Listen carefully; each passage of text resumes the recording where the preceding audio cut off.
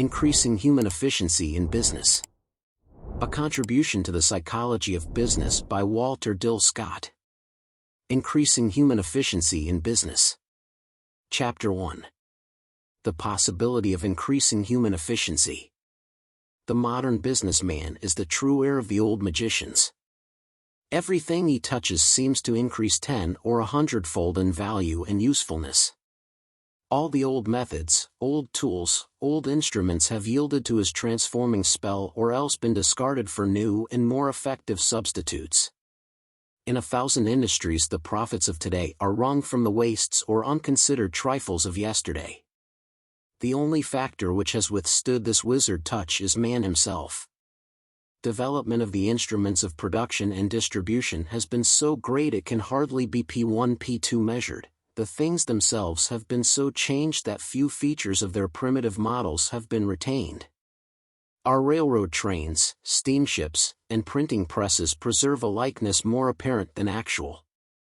Our telephones, electric lights, gas engines, and steam turbines, our lofty office buildings and huge factories crowded with wonderful automatic machinery are creations of the generation of businessmen and scientists still in control of them.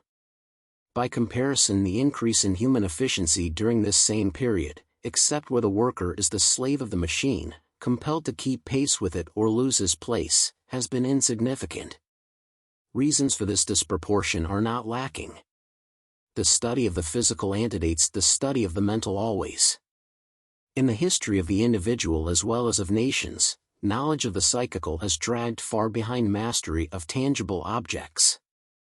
We come in contact with our physical environment and adjust ourselves to it long before we begin to P7 study the asterisk acts by which we have been able to control objects around us. It was inevitable, therefore, that attention should have been concentrated upon the material and mechanical side of production and distribution. Results there were so tangible, so easily figured.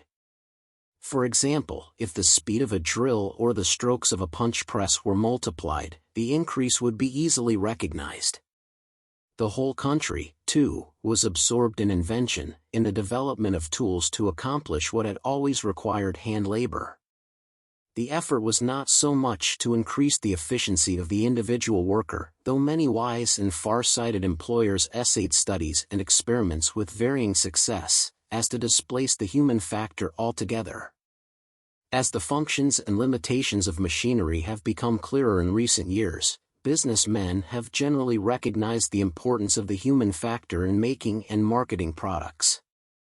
Selecting and handling men is of much more significance today P4 than ever before in the history of the world, the more so as organizations have increased in size and scope and the individual employee is farther removed from the head and assigned greater responsibilities. It is not a difficult task to build and equip a factory, to choose and stock a store. The problems of power and its transmission come nearer solution every day. Physics and chemistry have revealed the secrets of raw materials.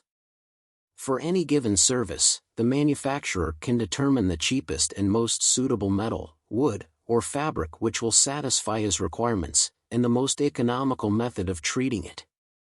Of the elements involved in production or distribution, the human factor is today the most serious problem confronting the businessman. The individual remains to be studied, trained, and developed, to be brought up to the standard of maximum results already reached by materials and processes. Few employers can gather a force of FEP5 scient workers and keep them at their best. Not only is it difficult to select the right men, but it is even harder to secure top efficiency after they are hired. Touching this, there will be no dispute. Experts in shop management go even farther. F. W. Taylor, who has made the closest and most scientific study, perhaps, of actual and potential efficiency among workers, declares that a first-class man can, in most cases, do from 2 to 4 times as much as is done on the average. This enormous difference, Mr. Taylor goes on to say, exists in all the trades and branches of labor investigated, from pick and shovel men all the way up the scale to machinists and other skilled workmen. The multiplied output was not the product of a spurt or a period of overexertion, it was simply what a good man could keep up for a long term of years without injury to his health, become happier, and thrive under. Ask the head of any important business what is the first qualification of a foreman P6 or manager, and he will tell you ability to handle men. Men who know how to get maximum results out of machines are common. The power to get the maximum of work out of subordinates or out of yourself is a much rarer possession. Yet this power is not necessarily a sixth sense or a fixed attribute of personality. It is based on knowledge of the workings of the other man's mind, either intuitive or acquired. It is the purpose of this and succeeding chapters to consider some of the aspects of human nature that can be turned to advantage in the cultivation of individual efficiency and the elimination of lost motion and wasted effort. In 1,000 instances, in factory and marketplace, unrecognized use has been made of the principles of psychology by businessmen to influence other men and to attain their ends. For the science of psychology is in respect to certain data merely common sense, the wisdom of experience, analyzed, formulated, and codified. P7 it has taken its place, alongside physics and chemistry, as the ally and employee of trade and industry. The time has come when a man's knowledge of his business, if the larger success is to be won, must embrace an understanding of the laws which govern the thinking and acting of the men who make and sell his products as well as those others who buy and consume them. The achievements of the human mind and the human body seem to many to be out of the range of possible improvement through application of any science which deals with these human activities. Muscular strength and mental efficiency seem to be fixed quantities not subject to increase or improvement. The contention here supported, however, is that human efficiency is a variable quantity which increases and decreases according to law. By the application of known physical laws, the telephone and the telegraph have supplanted the messenger boy. By the laws of psychology applied to business, equally astounding improvements are being and will be secured. P8. Employers sometimes find that their men are not working well, that they loaf and kill time on every possible occasion. The men are not trying and are indifferent to results. Under such circumstances, a new foreman, the dismissal of the poorer workman, modification of the wage scale or method of payment, or some other device may correct the evil and induce the men to exert themselves. Again, the men are working industriously and may feel that an increase in output would be injurious to health or even impossible. They think they are doing their best, while the employer himself may feel that he is achieving but little, although he assumes that he is doing as much as it is wise to attempt. For instance, Mr. Taylor, in his studies, found that both employers and men had only a vague conception of what constituted a full day's work for a first-class man. The good workmen knew they could do more than the average, but refused to believe when, after close observation and careful timing of the ELEP9 ments of each operation, they were shown that they could accomplish twice or three times as much as their customary tasks. Actual instances prove that great increase of work and results can be secured by outside stimulus and by conscious effort. If there is one place where the limit of exertion can be counted upon, it is in an intercollegiate athletic contest. While taking part in football games, I frequently observed that my team would be able to push the opposing team halfway across the field. Then the tables would be turned and my team would give ground. At one moment one team would seem to possess much superior physical strength to the other, the next moment the equilibrium would be changed apparently without cause. Often, however, the weaker team would rally in response to the captain's coaching. On the field, a player frequently finds himself unable to exert himself. His greatest effort is necessary to force himself to work. In such a mental condition, a vigorous and enthusiastic appeal from the coach may P10 supply the needed stimulus and stir him to sudden display of all his strength. I recently conducted a series of experiments on college athletes to determine whether coaching could actually increase a man's strength when he was already trying his best, and whether he could continue to work after he was completely exhausted. I put each man at work on machines which allowed him to exert himself to his utmost and measured his accomplishment. While he was thus employed, the coach began urging him to increase his exertion. Ordinarily the increase was marked, sometimes as much as 50%. Again, when the man had exhausted himself without coaching, the extra demand would be made on him. Usually he was able to continue, even though without the coaching he had been unable to do any more. There was, of course, a point of exhaustion at which the coaching ceased to be effective. The tests proved conclusively that when a man is doing what he believes to be his best, he is still P11 able to do better. When he is completely exhausted, he is, under proper stimulus, able to continue. Before a horse is started in a race it is vigorously exercised, warmed up. To the uninitiated this process seems so strenuous as to defeat its purpose by wearing out the strength of the horse. Every horseman knows, however, that the animal cannot attain top speed till after it has undergone this severe discipline. In training for a contest an athlete usually takes long runs. Soon after the start he feels weary and exhausted, but, by disregarding this feeling and continuing to run, a sudden change comes over him commonly known as getting his second wind.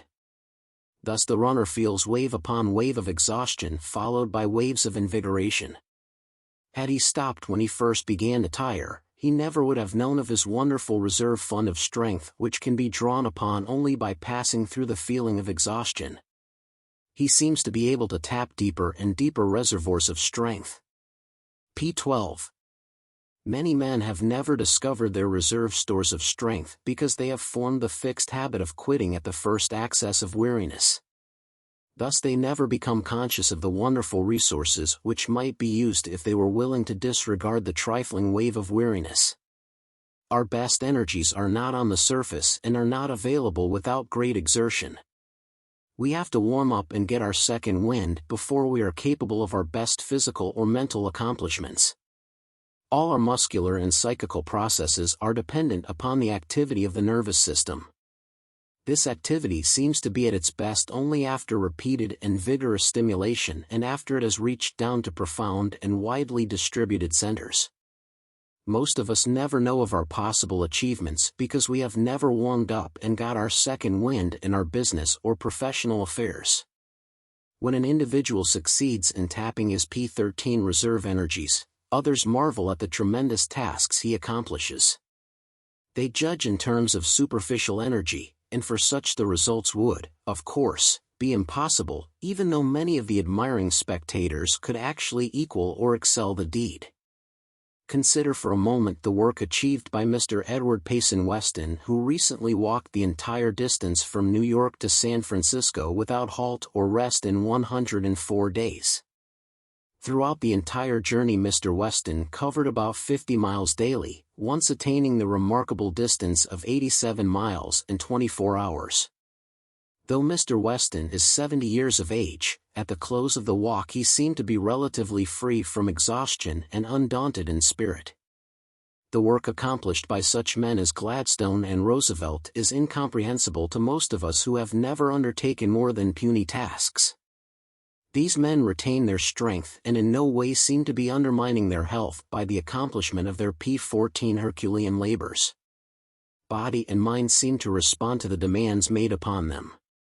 Their periods of sleep and their vacations seem to be no more than the hours and days of rest required by those of us who accomplish infinitely less.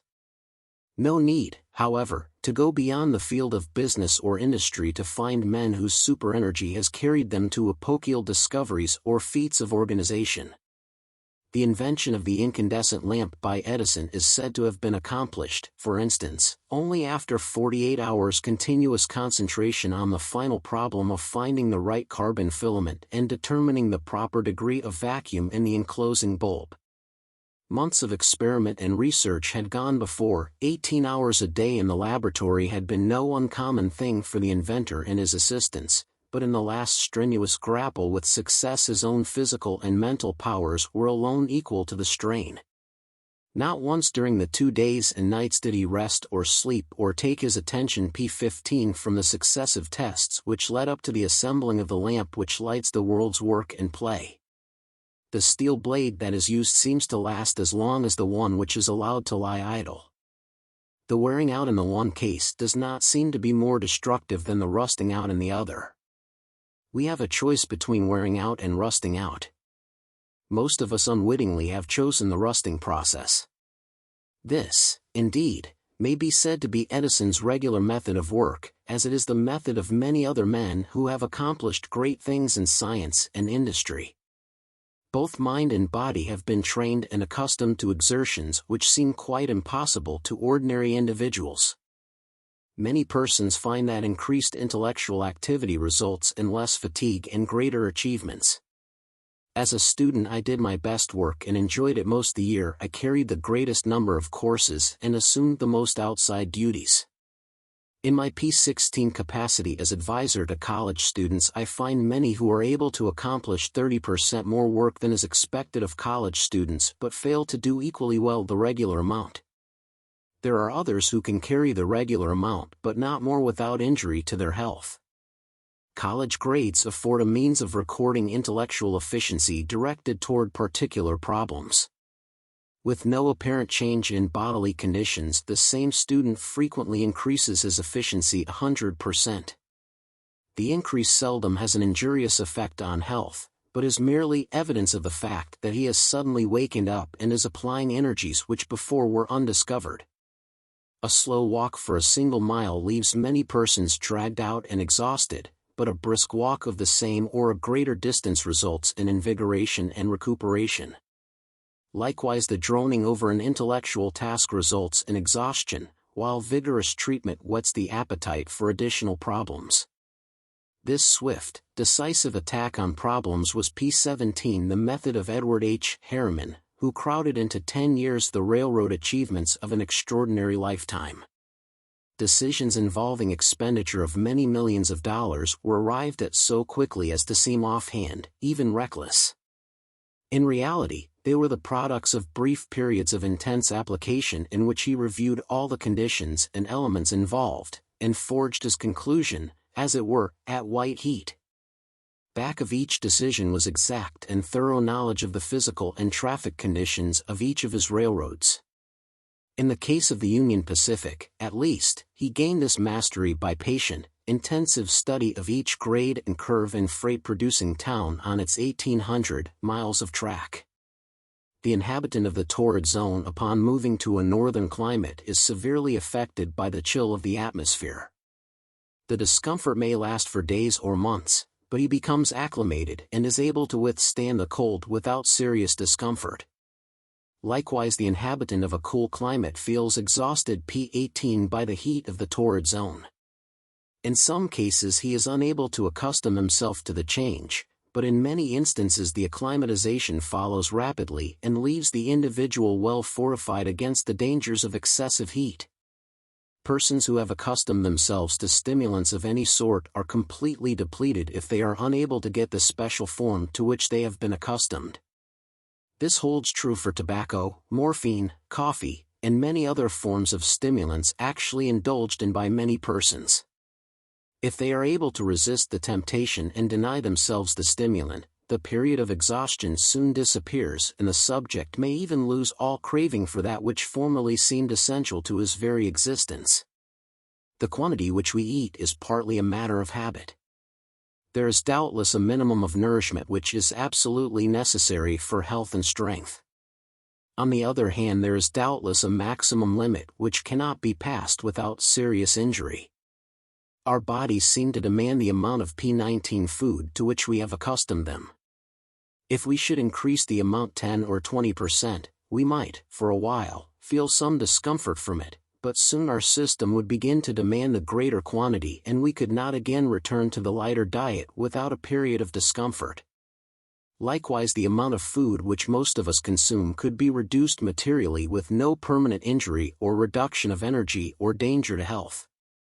Following the reduction would be a period of discomfort and probable reduction of weight. This period would last for but a relatively short time, after which we would again strike a physiological equilibrium such that an increase of food would not be craved nor be of any benefit. Any great increase in the amount of physical or mental work results in a feeling of weariness which is usually sufficient to cause us to return to our habitual amount of expenditure of energy. Our system is, however, wonderful in its capacity to adjust itself to changed demands which come upon it, whether these P20 demands be in the nature of changes in temperature, in stimulants, in nourishment, or in the expenditure of physical or mental energy. There is, of course, a limit to possible human achievements. There are resources which may not be exhausted without serious injury to health. Those who accomplish most, however, compare favorably with others in length of days and retention of health. While overwork has its place among the things which reduce energy and shorten life, it is my opinion that overwork is not so dangerous or so common as is ordinarily supposed. In not a few industries, the dominant house or firm has for its head a man past 70 who still keeps a firm and vigorous grip on the business. Men like Richard T. Crane of Chicago, E.C. Simmons of St. Louis, and James J. Hill, whose careers are records of intense industry and absorbed devotion to the work in hand. Many persons confuse overwork with what is really underwork accompanied with worry or unhygienic practices. P21. A recent writer on sociology calls attention to the fact that nervous prostrations and general breakdowns are most common among those members of society who achieve the least and who may be regarded as parasites. Exercise both of brain and of muscle is necessary for growth and for health. Those nations which expend the most energy are probably the ones among whom longevity is greatest and the mortality rate the lowest. In the city of Chicago there are many conditions adverse to health of body and mind, yet the city is famous for its relatively low mortality as a parallel fact. It is also affirmed that the average Chicago man works longer hours and actually accomplishes more than the average man elsewhere. This excess in the expenditure of energy, insofar as it is wisely spent, may be one of the reasons for the excellent health record of the city. In every walk of life we see that the race is not to the swift nor the battle to the strong. We all know men clearly of secondary ability who nevertheless occupy high positions in P22 business and state. We are acquainted also with men of excellent native endowment who still have never risen above the ranks of mediocrity.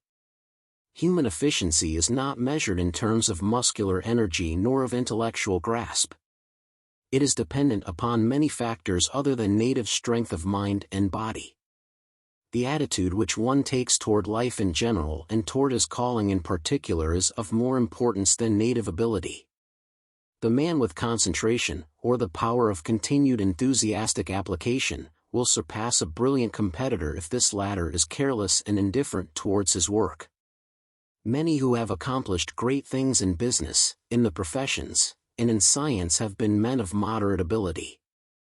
For testimony of this fact, take this striking quotation from Charles Darwin. "I have no great quickness of apprehension or wit, which is so remarkable in some clever men," he writes.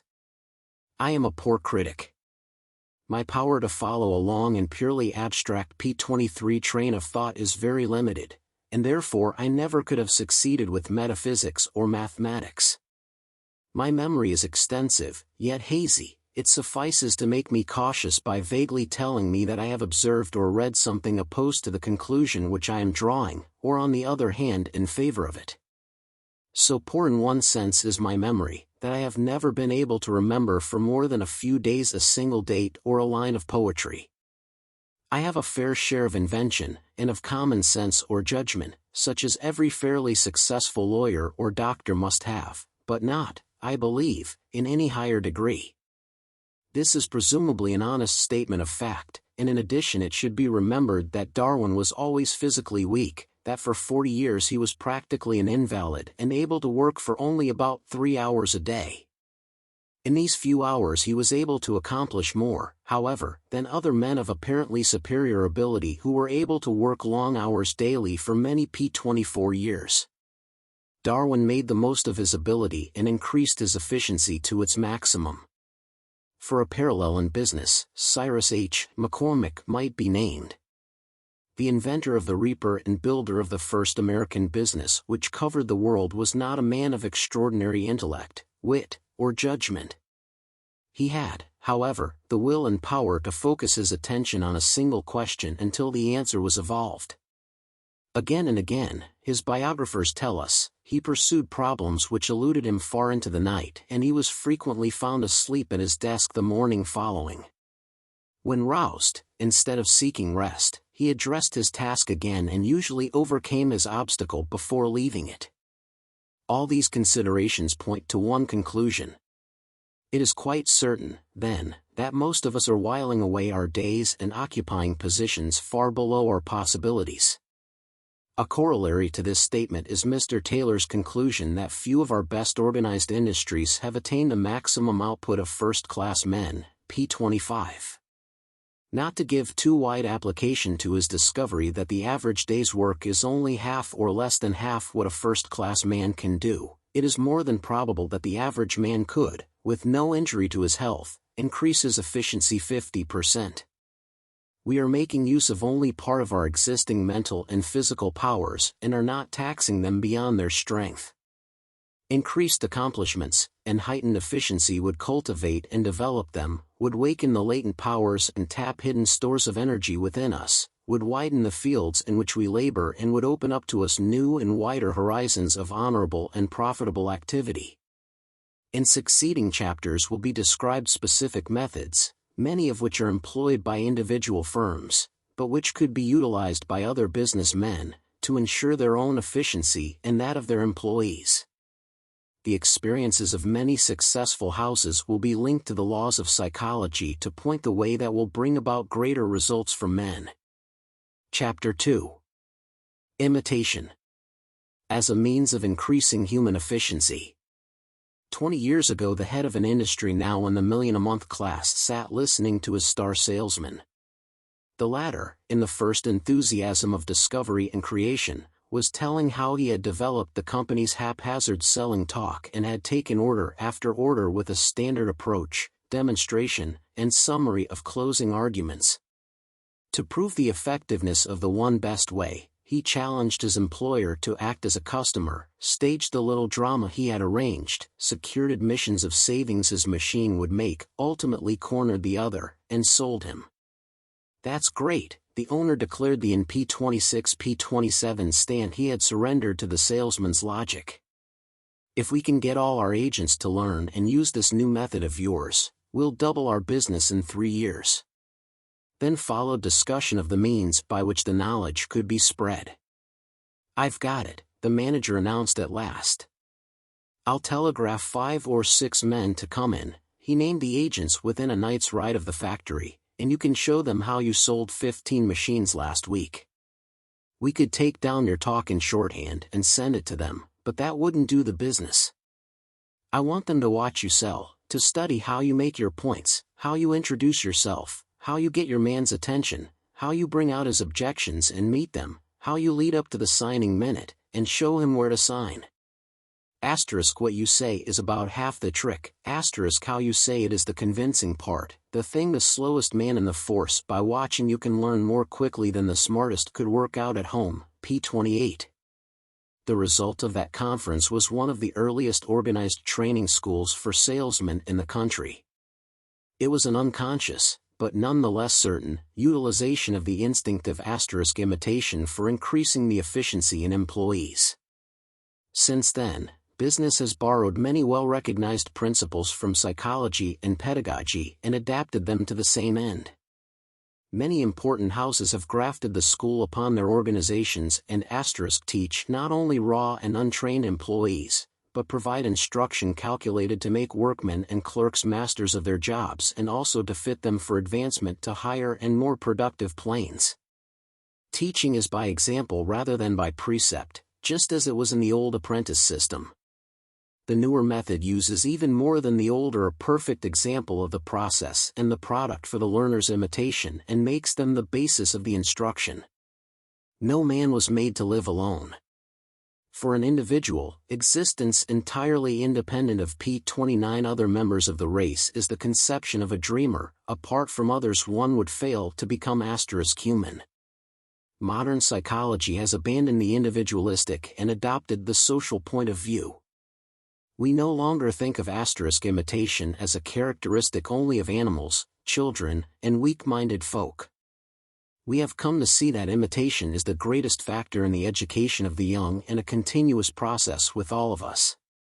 The part of wisdom, then, is to utilize this power from which we cannot escape, by setting up a perfect copy for imitation.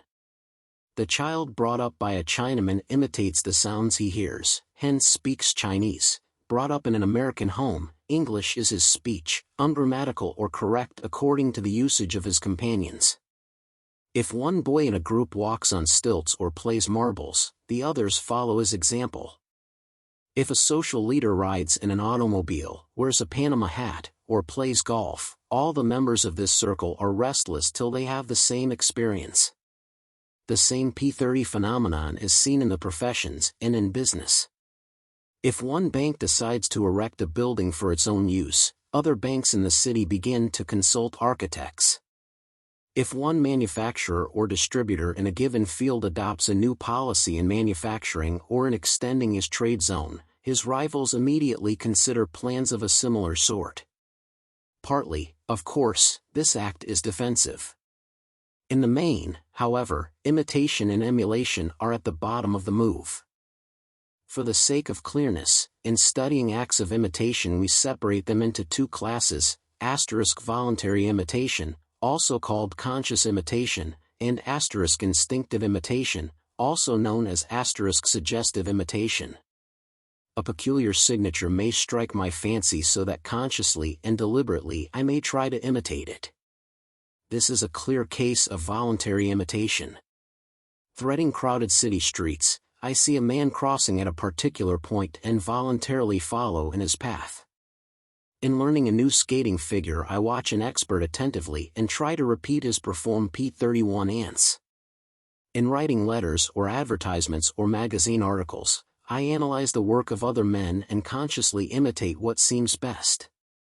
Or I observe a fellow laborer working faster than I, and forthwith try to catch and hold his pace. The contagion of yawning, on the other hand, is instinctive imitation. Also when in a crowd during the homeward evening rush, we instinctively quicken our pace though there may be no reason for hurry. For precisely similar reasons, a loafer or a careless or inefficient workman will lower the efficiency or slow up the production of the men about him, no matter how earnest or industrious their natural habits. Night work by clerks, also, is taken by some office managers to indicate a slump in industry during the day. To correct this, the individuals who are drags on the organization are discovered, and either are revitalized or discharged. I have seen more than one machine shop where production could have been materially raised P32 by the simple expedient of weeding out the workmen who were satisfied with a mere living wage earned by piecework, thereby setting a dilatory example to the rest, and replacing them with fresh men ambitious to earn all they could, who would have been imitated by the others.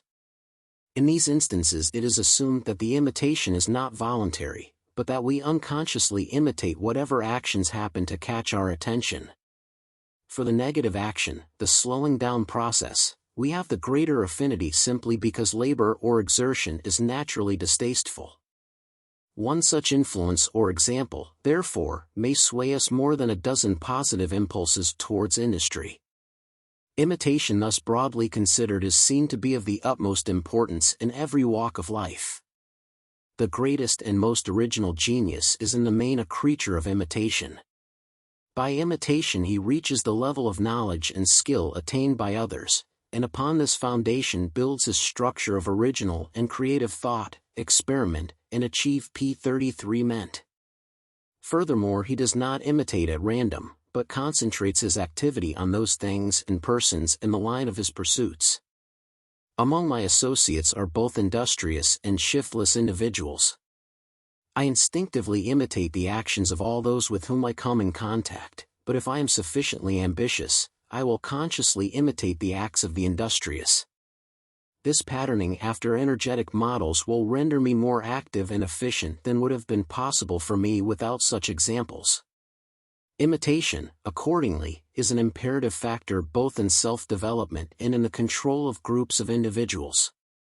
Knowing that I instinctively imitate all sorts of acts, I must take care that only the right sort shall catch my attention. And since imitation is a most effective aid in development, I must provide myself with the best models. To reduce my tendency to idleness or procrastination, I must avoid the companionship of the shiftless. To acquire P34 ease and accuracy in the use of French, I must consort with masters of that tongue. In handling others, the same rule holds.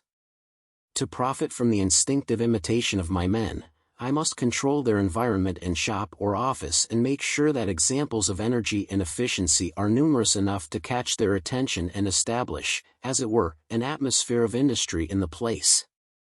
There are instances in which it would be to the mutual interest of employer and employee to increase the speed of work, but conditions may limit or forbid the use of pacemakers. In construction work and in some of the industries where there are minute subdivision of operations and continuity of processes, this method of increasing efficiency is very commonly applied.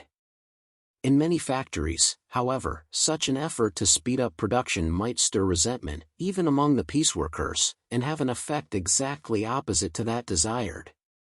The alternative, of course, is for the employer to secure unconscious pacemakers by providing incentives P35 for the naturally ambitious men in the way of a premium or bonus system or other reward for unusual efficiency. To take advantage of their conscious or voluntary imitation, work people must be provided with examples which appeal to them as admirable and inspire the wish to emulate them. A common application of this principle is seen in the choice of department heads, foremen, and other bosses. Invariably these win promotion by industry, skill, and efficiency greater than that displayed by their fellows, or by all-round mastery of their trades which enable them to show their less efficient mates how any and all operations should be conducted. This focusing of attention upon individuals worthy of imitation has been carried much farther by various companies. Through their house organs, weekly or monthly papers published primarily for circulation within the organization, they make record of every incident reflecting unusual skill, initiative, or personal power in an individual member of the organization. P36.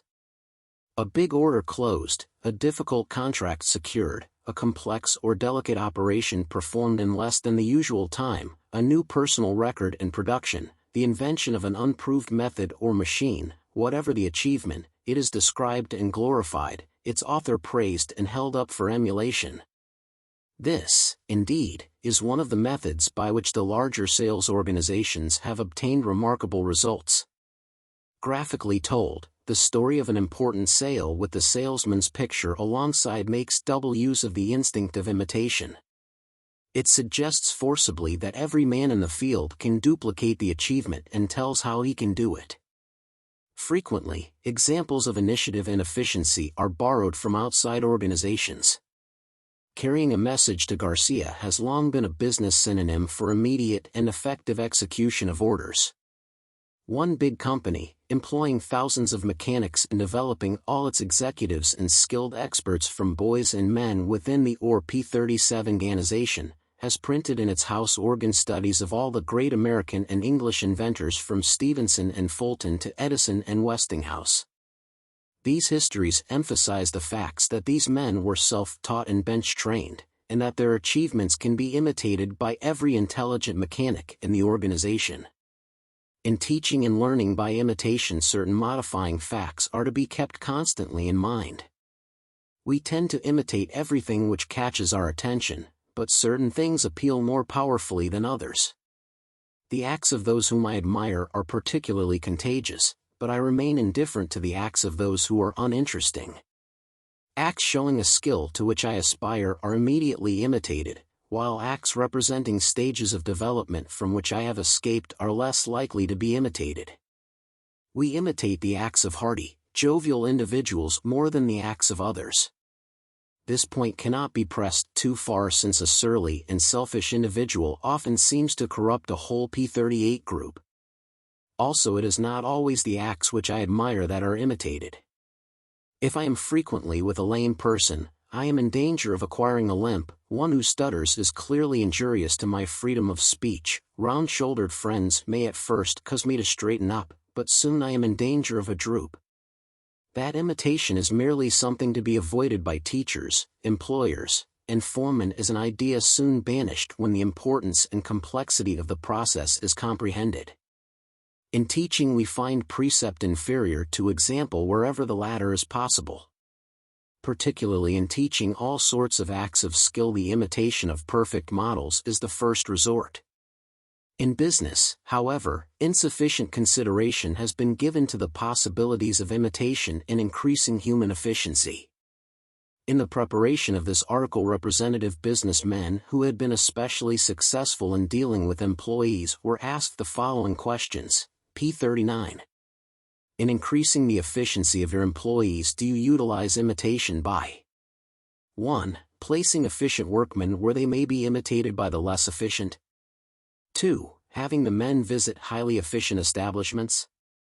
3. Bringing to the attention of your men the lives of successful men and the work of successful houses? 4. Bringing frequently to the attention of the men model methods of work? 5. Have you observed any pronounced instance of increase or decrease in the work of a department due to imitation? The men interviewed took a decided interest in the subject, and their answers contained much of general value.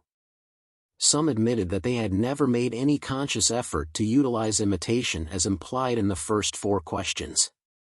Many others had made particular use of one or more of the methods.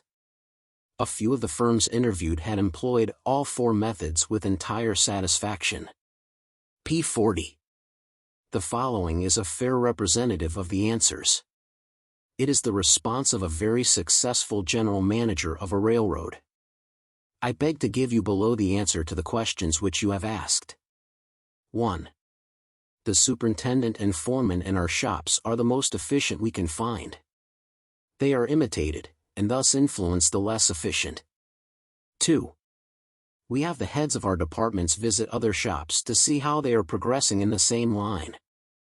If they notice anything that is better than what we have as to the output of work, we imitate it by following their methods. 3. We have not made a practice of bringing to the attention of our employees the lives of successful men or the work of successful houses. 4. We keep standard models of the different kinds of work in plain view of the men. If there is any doubt in their minds, they can study these models. 5. We have observed a pronounced in P41 increase in the work of our shops, due to imitation, since in lining up our organization we put the most competent men we have at the head. Their influence over the men in their charge increases the work, as there is no question that a good leader is imitated by the men, and the company is benefited by this imitation. Judged by the results of the investigation, the most common use of imitation is in the training or breaking in of new employees.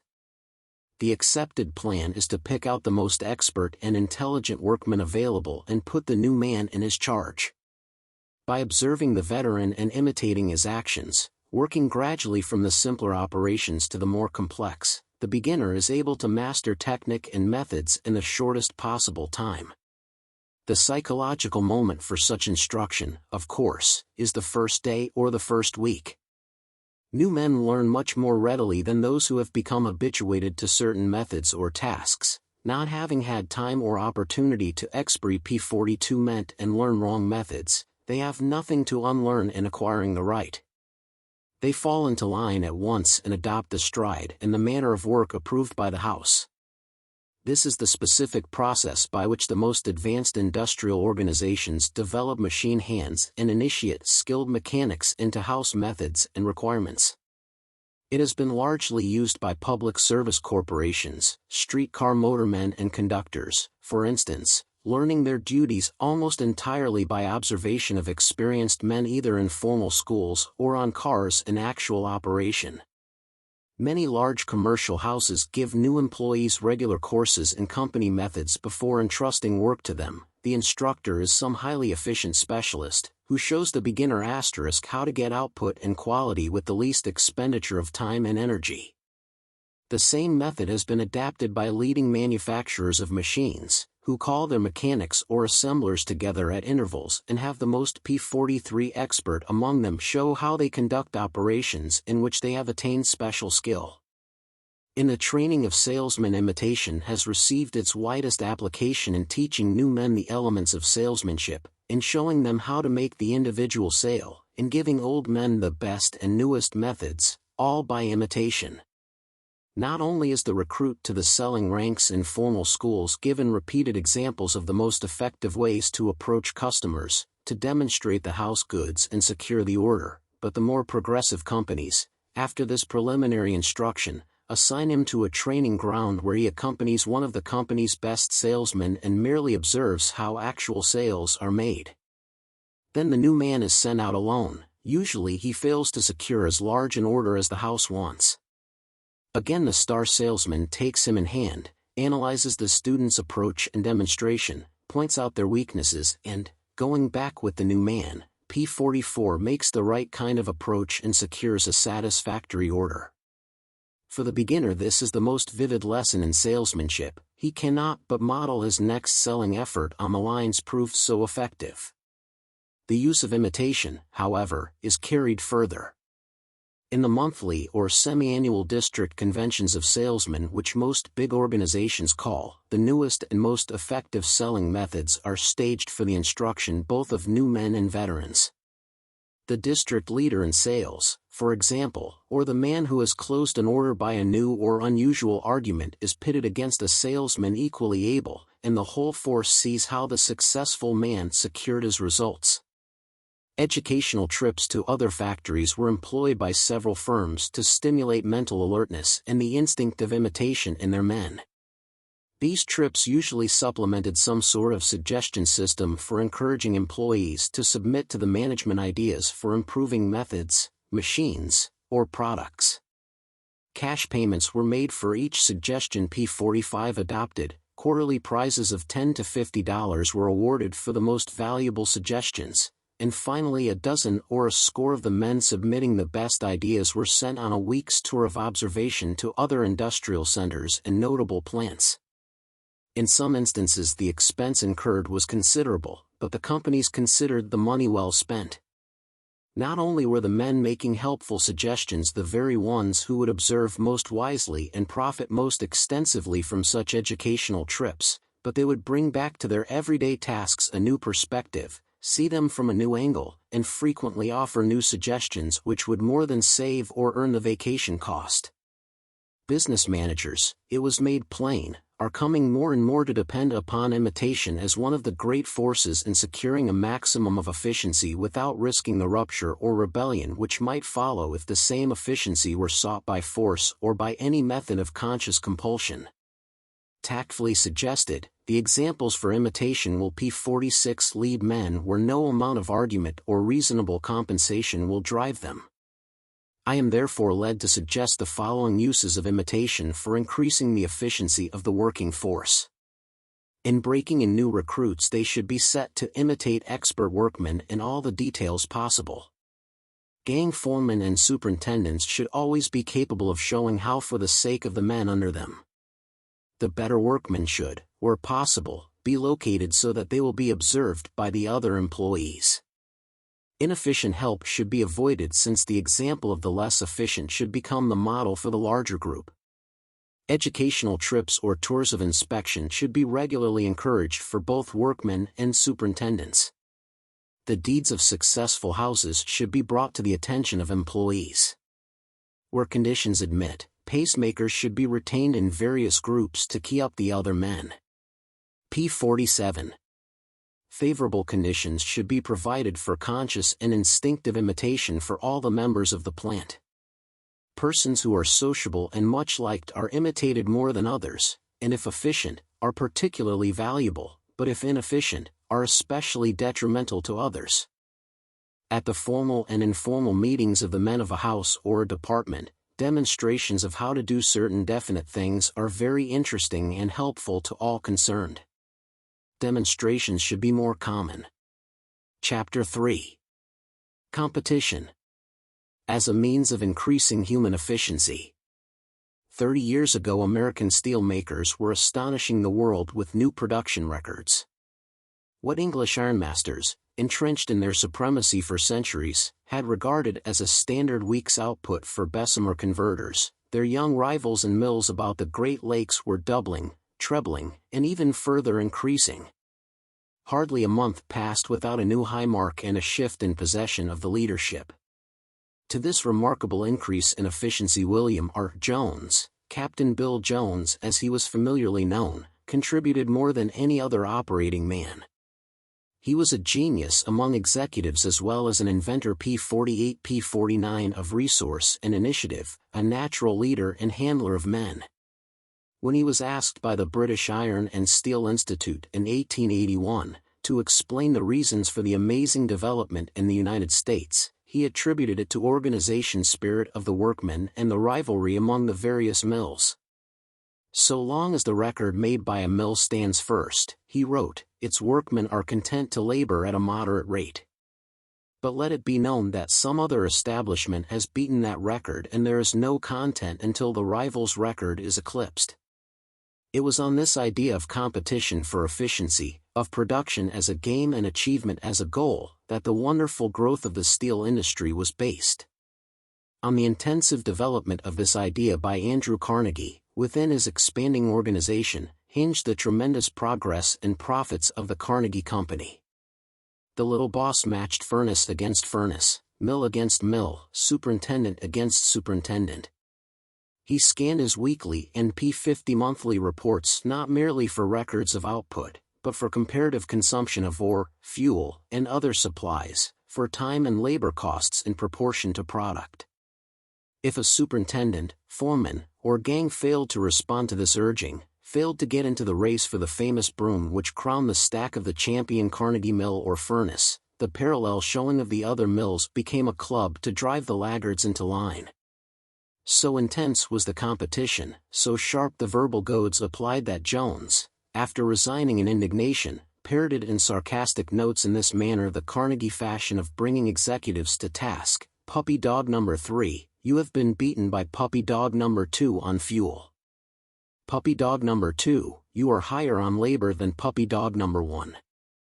How effective was this system of pitting man against man, plant against plant, was shown by the dominant position of the Carnegie Company in the trade when the Steel Corporation was launched, and by the Stag P51 gearing value put upon its business.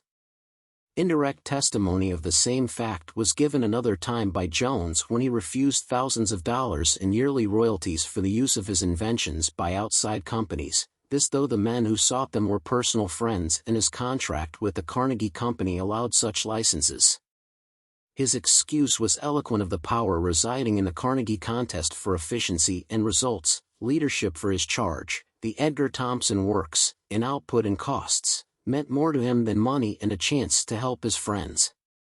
The Carnegie system was one of the most comprehensive applications in business of man's instinct of competition to the work of increasing individual and organization efficiency.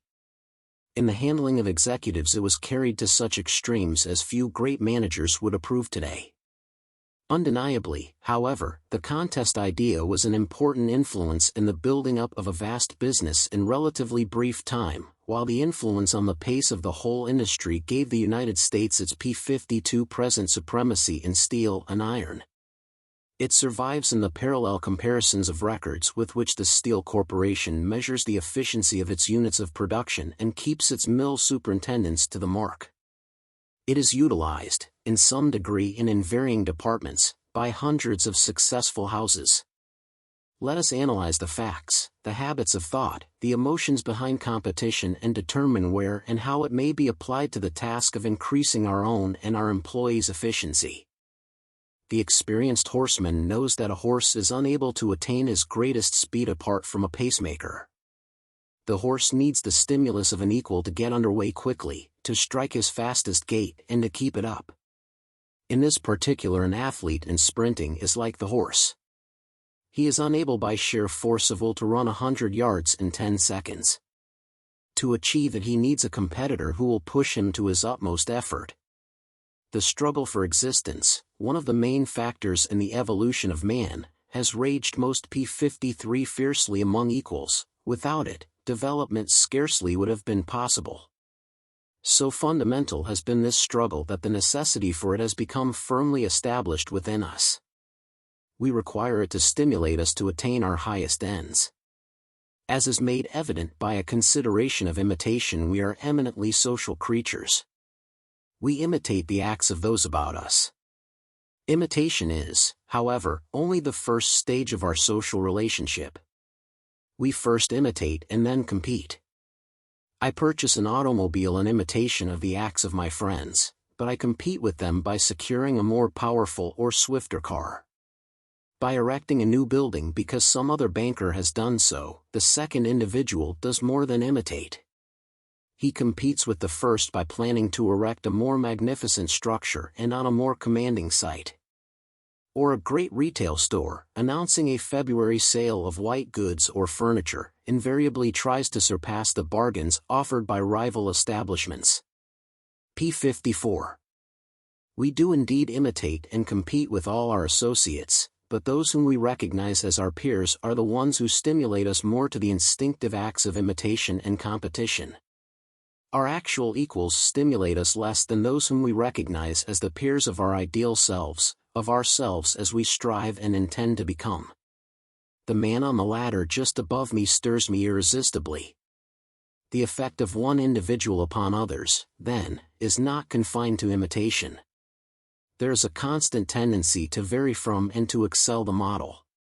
My devotion to golf is mainly due to the example of some of my friends. My ambition is to outplay these same friends. Imitation and competition, apparently antagonistic, are in reality the two expressions for our social relationships. We first imitate and then attempt to differentiate ourselves from our companions. The manufacturer or merchant imitates his competitor, but tries also to surpass him. Indeed, it is a truism that competition is the p55 life of trade. In the shop and in the office, on the road and behind the counter, in all buying and selling, competition is essential to the greatest success. Competition, the desire to excel, is universal and instinctive. It gives a zest to our work that would otherwise be lacking. In every sphere of human activity, competition seems essential for securing the best results. We assume ordinarily that competition exists only between individuals. As a matter of fact, a slight degree of competition may be aroused between a man's present efforts and his previous records. While not so tense or so compelling as is competition between individuals, it has the advantage of avoiding the creation of jealousies. In all the more exciting and stimulating games, rivalry between individuals is a prominent feature. In golf, the game is frequently played without this factor, the only competition being with previous records or with the mythical bogey. Such competition adds considerable zest p56 to the game, and the same principle is applicable to business. The most compelling rivalry is between peers. Without this, however, it is possible to pit the possibilities of the present month against the achievements of the previous 4 weeks or the past year, or even against a hypothetical individual bogey. This bogey may be fixed by the executive, and the man induced to compete with it. Thus the dangers of competition may be minimized and the advantages of the human instinctive desire for competition be gained. In the average well-organized business, the carrying out of such a plan would not be difficult. Studying the previous records of his men, a manager or foreman could determine what each individual bogey should be. The employee should know just what the asterisk record is that he is competing with, and that his success or failure would be recorded to his credit or otherwise. Above all, the bogey must be fair and within the power of the man to accomplish. Competition need not be confined to individuals. p57 Frequently one city finds a stimulus in competing with another. Nations compete with one another. In any organization, one section may compete with another. In an army there may be competition between regiments. Within the regiment there may be the keenest rivalry between the different companies. We are such social creatures that we easily identify ourselves with our block, our street, our town, our social set, our party, our firm, or our department in the firm. Like teams in any game or sport, these groups may be rendered self-conscious and thus made units for competition. It is possible to create such units for competition in business organizations. In some instances, individual employees of one firm are pitted against those of a competing firm, the contest proving stimulating to the men in both. In other instances, the competition is restricted to the house, and similar departments or sections are the units.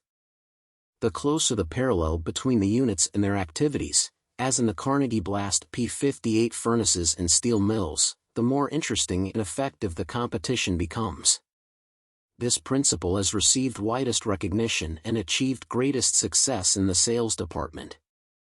Here individuals are on a footing of approximate equality or may be given equality by a system of handicaps based on conditions in their territories. Success has also attended the pitting of selling districts against each other. These larger competing units work against bogies of the same character as do the individual ones. The whole house may be keyed up to surpass previous records or to attain some fixed standard. To ascertain to what extent the principle of competition was consciously employed by business firms and what methods were used to apply it in increasing the efficiency of the men, a number of successful business firms were asked the following questions. How do you utilize competition in increasing efficiency among your employees? 1. Do you regard it as unwise to stimulate competition in any form? P59. 2. Do you encourage men to excel their own records of previous years? 3. Do you encourage competition between men in the same department? 4. Do you encourage competition between your own departments? 5. Do you encourage competition with departments of competing establishments? 6. In competition, do you make it fair by handicapping your men? What reward does the winner receive, e.g.? 1. Monetary reward. 2. Promotion. 3. Public commendation. In answers by equally successful managers, great diversity of opinion prevailed. Some men were afraid of all forms of competition. They believed that cooperation was essential to success and that any form of competition among the men tended to lessen such cooperation. Most of the men interviewed believed that competition, when wisely handled, is very effective in stimulating the men. Of course, most firms try in some way to P60 encourage their men to excel their record of previous years. The inquiry developed, however, that a few are unwilling to employ competition even in this mild form as a means to increased efficiency. Most of the firms made conscious use of this principle and were convinced of its potency. Competition between men in the same department was approved by a majority of the firms, and its adaptability to the selling department was especially emphasized. But some of the best houses will permit no such competition. The diversity in opinion was very pronounced in answering this question. As to encouraging competition between departments in the same firm, no general answer is satisfactory. Organizations differ widely. In many houses such competition is not practicable, in others it certainly is not to be encouraged. In many organizations which would admit of such competition, the experiment had not been tried. In others it has become a regular practice and is looked upon with favor. In competition between members of the P61 same department or between departments, the danger of jealousy and enmity seems to be so real that the greatest caution has to be observed in managing the contests. When such caution is exercised, the results are ordinarily reported upon favorably. As to encouraging competition with departments of rival establishments, the diversity of business makes general statements unilluminating. Even where such a course is possible, some managers reject the practice as unwise. They believe that it is not best to recognize other houses or to consider them in this particular. A few firms report that they are able to stimulate their men successfully in this way, even though the conditions for such a contest are difficult to handle. Of those who utilize competition, a few houses employ no handicaps to put their men on the same level and make success equally possible to all. The principle of handicaps is so manifestly fair that organizers of contests can hardly afford to neglect this essential to the widest interest and participation in the competition. P62. If the little man in a country territory doesn't feel that he has a fighting chance to equal or surpass the man in the big agency, he makes no attempt to qualify. And the purpose of every contest, of course, is to get every man into the game. Touching monetary rewards for the winners, there is practical unanimity of opinion. The winner should receive a prize in cash or its equivalent. Usually the effort is to distribute the prizes so that all who excel their average records receive compensation and recognition for the additional work. In many instances, unusual increases in sales or output are rewarded by a higher rate of compensation. That success in contests should influence promotion was generally agreed. The knowledge and energy shown are indications of capacity to occupy a better position. The contest merely reveals such capacity. The promotion might well follow as part of the prize for the winner or winners. Public commendation of winners in COM P63 petitions is held by many firms to be bad policy. There is fear that such commendation might render the participant conceited and unfit for further usefulness. A majority of firms, however, give the widest possible publicity to such commendation. This, indeed, is the reward most generally used and apparently most keenly desired by employees. Reproduction of photographs of the winners in the house organ with an account of their achievements is the commonest acknowledgement of their success, though posting the names of the winners in various parts of the establishment is the method employed by smaller houses. Many important houses use competition as part of their regular equipment for handling and energizing men. Particularly is this true of manufacturers and distributors of specialties, patented machines, trademarked goods and lines, and wholesalers whose travelers are selling in territories where conditions are generally the same. Several firms of this sort make CON P64 science an elaborate use of the instinct of competition in their ordinary scheme of management. A concrete and typical illustration of its application to selling is afforded by the experience and the undoubted success of one of the largest specialty houses which distributes its products direct to the consumer. The sales force numbers about 500 men, and executives of wide experience declare that the organization is, of its size, the most efficient in the United States. Analysis of this company's methods is most illuminating and suggestive because every phase of the instinct of competition has been exploited to the advantage of both the house and its employees. The medium of competition is a series of contests, monthly, quarterly, even yearly, which bring into play all the motives urging individuals to maximum effort and industry, desire to beat bogey, ambition to win an individual contest with immediate neighbors and against the whole organization, team spirit in P63, the matching of one group of agencies against another group, and finally organization spirit in the battle of the whole force to equal or surpass the mark which has been set for it. The first and basic contest here is that of the individual salesman against his bogey or sales quota. This quota, the monthly amount of business which each agency should produce, has been worked out with great care and has a scientific foundation. Since the great bulk of sales are made to retail merchants, the possibilities of each territory are determined by reckoning the total population of all towns containing 3 retailers rated by commercial agencies. For normal months there is a standard quota, a little above the monthly average of all agencies the previous year, reckoned against their total urban populations. In rush months, this quota is advanced from 15 to 40%, as the judgment of the sales manager dictates. If general and trade conditions lead him to believe, for instance, that the month of May should produce P66 greater than $1 million in orders, while the sum of the usual quotas is $800,000, he calls for an overplus of 20%.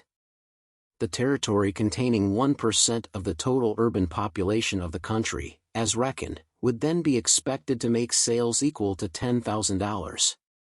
This would be the agency quota for the month, and the first and most important task of the agent would be to secure it. Because all quotas, both normal and special, are figured on the productive population of the territories and standings may be calculated by percentages, it follows that all agents are on terms of equality. This is essential in a contest for individual leadership as well as in team or organization matches. For at least 8 months of the year, there is such a competition for the best-selling record in the entire force. Variety is given to these contests and the interest of the men sustained by changing the terms of the competition. 1 month the chief prize will be given to the salesman who secures his quota at the earliest date. Next month the P67 award will be for the individual who first obtains a fixed sum in orders, usually $2,500. Leadership the third month will go to the man who gets the highest percent of his quota during the entire period. Again, the honor will fall to the agent whose net sales total the greatest for the month. Further changes are rung and the inspirational effect of the contest immensely increased by enlarging the conditions so that every third or fourth agent is able to qualify for the month's honors and a prize. Here, for instance, besides the prize for the first agent selling $2,500, there will be prizes, like hats, umbrellas, and so on, for every man who closes $2,500 in orders before the 20th of the month, with the attendant publicity of having his portrait and his record printed in the house organ, which goes to every agent in the field and every department and executive at the factory. Before leaving the individual contests, mention should be made of the star club of agents who sell $30,000 or more during the year, the pre-CP 68 Denki going to the agent who first secures that total, the other official positions falling to his nearest rivals in the order in which they finish. The team and organization contests are usually carried on simultaneously with the individual competitions. These range from matches between the forces of the big city offices, like New York, Chicago, and St. Louis, upward to district contests in which each team represents from 30 to 50 salesmen, and finally to international wars where the American organization is pitted against all the agents abroad. Challenges from one district to another usually precipitate the district competitions. Once a year there is a 3 months general contest in which all the districts take part for the championship of the whole selling force. To announce contests is a simple matter, to organize and execute them so that they are of benefit is much more difficult. Unless the interest of the men is focused on the contests, they are not worthwhile. To P69 make them successful, the firm under consideration utilized the following devices. During the contest the house organ appeared often and was devoted almost exclusively to the contest. In it the record of each salesman was printed, his quota, his sales to date, and other pertinent information. The sheet was edited by a sporting editor, and great tact and skill were displayed in giving the contest the atmosphere of an actual race or game. In addition, the sales manager, the district managers, and the house executives wrote letters and telegrams of encouragement, and even made trips to the agencies that got underway too slowly. The unique feature of the contest was the manner in which the sporting editor gave actuality to the contests by pictorial representations. One competition took the form of a shooting match. The house organ contained an enormous target with 2 rings and a bull's eye. When a salesman qualified with orders for $625, he was credited with a shot inside the outer ring and his name was P70 printed there.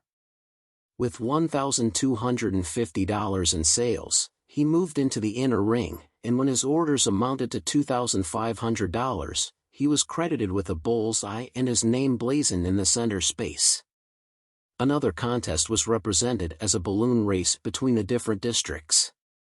Each district was given a balloon, and as sales increased, the airship mounted higher. On the balloon the name of the district leader in sales was printed, while cartoons enlivened the race by showing the expedients, in terms of orders, by which the district managers and their crews sought to drive their airships higher. Each issue of the house organ showed the current standing of the districts by the heights of their balloons. This conception of the selling contest was very successful. Going up, how far are you up now, was used as a call, and it seemed to strike the men and inspire them. It became the greeting of the salesmen when they met, and irresistibly produced a feeling of competition and a desire to have the district balloon go higher. P71. Other ingenious fancies by which the contests were given the appeal and interest of popular sports was their conception as a baseball game, a football game, an automobile race, a marathon run, and so on. In providing prizes, the firm was rather generous, though the expense was never great. While the contest was in progress, all those who were really in the running had the satisfaction of honorable mention, with their photographs reproduced in the house bulletin. This honor and publicity was the chief reward received by the great majority of contestants, and was adequate. Minor prizes were offered on conditions, allowing a large number to qualify, and tempting virtually everybody to make an effort to win one.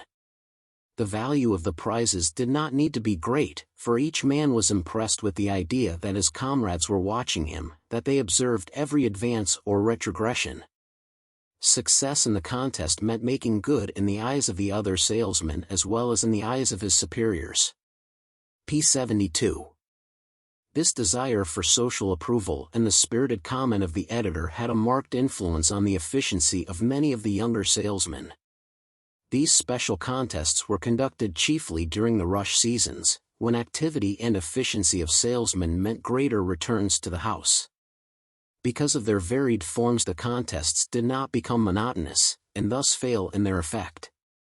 During the 3 or 4 big selling months when special quotas were announced, an individual pocket schedule was mailed to each man, showing how much business he must close each day to keep pace with Mr. Quota, the constant competitor. The most industrious and ambitious men are stimulated by competition, with the less industrious such a stimulation is often wonder-working in its effects. For many positions in the business world, a hypothetical bogey should be created after the style of the quota referred to above. To increase the feeling of comradeship and P73 promote cooperation between the men, the entire organization or single sections of it occasionally should be made the unit of competition.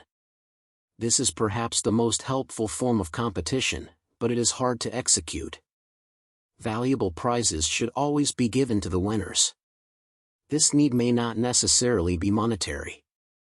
Promotion should not depend upon success in contests, but such success may be well reckoned in awarding promotions.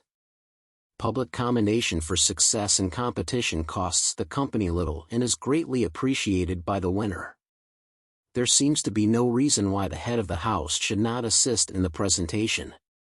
The most essential factor in creating interest in a contest is the skill of the sporting editor in injecting the real spirit of the game into each contest, thus securing wide publicity, and enlisting the cooperation of large numbers of participants. Prizes should be widely distributed, so that the greatest number may be encouraged. P74. A fair system of handicapping should be adopted in every case where equal opportunity to win is not possessed by all. Previous records often make successful bogeys, and should be more extensively employed. It is possible to carry on contests between individuals in the same department without jealousies, but skill is required to conduct them. There is the danger that individuals will seek to win by hindering others as well as by exerting themselves. Where it is not possible to carry on a contest and retain a feeling of comradeship between the men, no competition should be encouraged. Chapter 4. Loyalty. As a means of increasing human efficiency. Delayed by a train of accidents, a big contractor faced forfeiture of his bond on a city tunnel costing millions of dollars. He had exhausted his ingenuity and his resources to comply with the terms of his contract, but had failed. Because public opinion had been condemning concessions on other jobs on flimsy grounds, the authorities refused to extend the time allowed for completing the work. By canceling the contract, collecting the penalty, and reletting the task, the city would profit without exceeding its legal rights. In his dilemma, he called his foremen together and explained the situation to them. "Tell the men," he said. Many of these P75, P76 had been members of his organization for years, moving with him from one undertaking to the next, looking to him for employment, for help in dull seasons or in times of misfortune, repaying him with interest in their tasks and a certain rough attachment. He had been unusually considerate, adopting every possible safeguard for their protection, recognizing their union, employing 3 shifts of men, paying more than the required scale when conditions were hard or dangerous. A score of unions were represented in the organization: miners, masons, carpenters, plasterers, engineers, electricians, and many grades of helpers. Learning his plight, they rallied promptly to his aid. They appealed to their trades and to the central body of unions to intervene in his behalf with the city officials. How one considerate employer was protected by his men. As taxpayers, voters, and members of an organization potentially effective in politics, P77 they approached the mayor and the department heads concerned. They pointed out, what was true, that the city's negligence in prospecting and charting the course of the tunnel was partly responsible for the contractor's failure. They pleaded that the city should make allowances rather than interrupt their employment, and that the delay in the work would counterbalance any advantage contingent on forfeiture. They promised also that if 3 additional months were given the contractor, they would do all in their power to push construction. The mayor yielded, the extension was granted. And the men made their promise good literally, waiving jealously guarded rights and sparing no effort to forward the undertaking. The miners, masons, carpenters, and specialists in other lines in which additional skilled men could not be secured labored frequently in 12-hour shifts and accepted only the regular hourly rate for the overtime. With such zeal animating them, only one conclusion was possible. The tunnel was entirely P78 completed before the 90 days of grace had expired. Here was loyalty as stanch and effective as that which wins battlefields and creates nations. It increased the efficiency of the individual workers, it greatly augmented the effectiveness of the organization as a whole. It was developed, without appeal to sentiment, under conditions which make for division rather than cooperation between employer and employee. The men were unionists, wages, hours, and so on, were contract matters with the boss. Yet in an emergency, the tie between the tunnel builder and his men was strong enough to stand the strain of the fatiguing and long-continued effort necessary to complete the job and save the former from ruin. Like incidents, on perhaps a smaller and less dramatic scale, are not uncommon, but the historian of business has not yet risen to make them known. P79 loyalty, to nation or organization, shows itself in an emergency.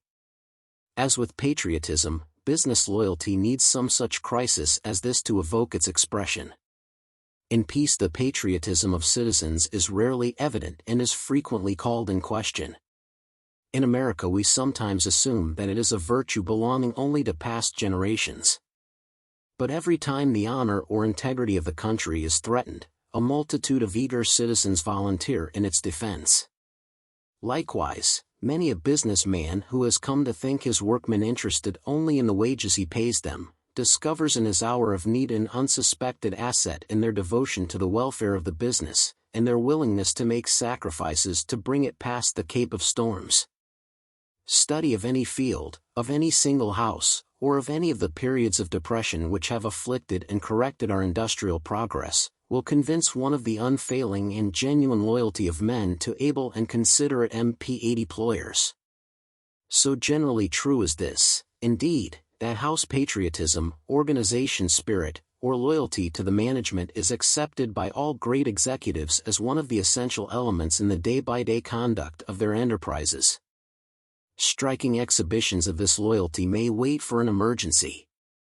Unless it exists, however, unless it is apparent in the daily routine, there is immediate and relentless search for the antagonistic condition or method, which is robbing the force of present efficiency and future power.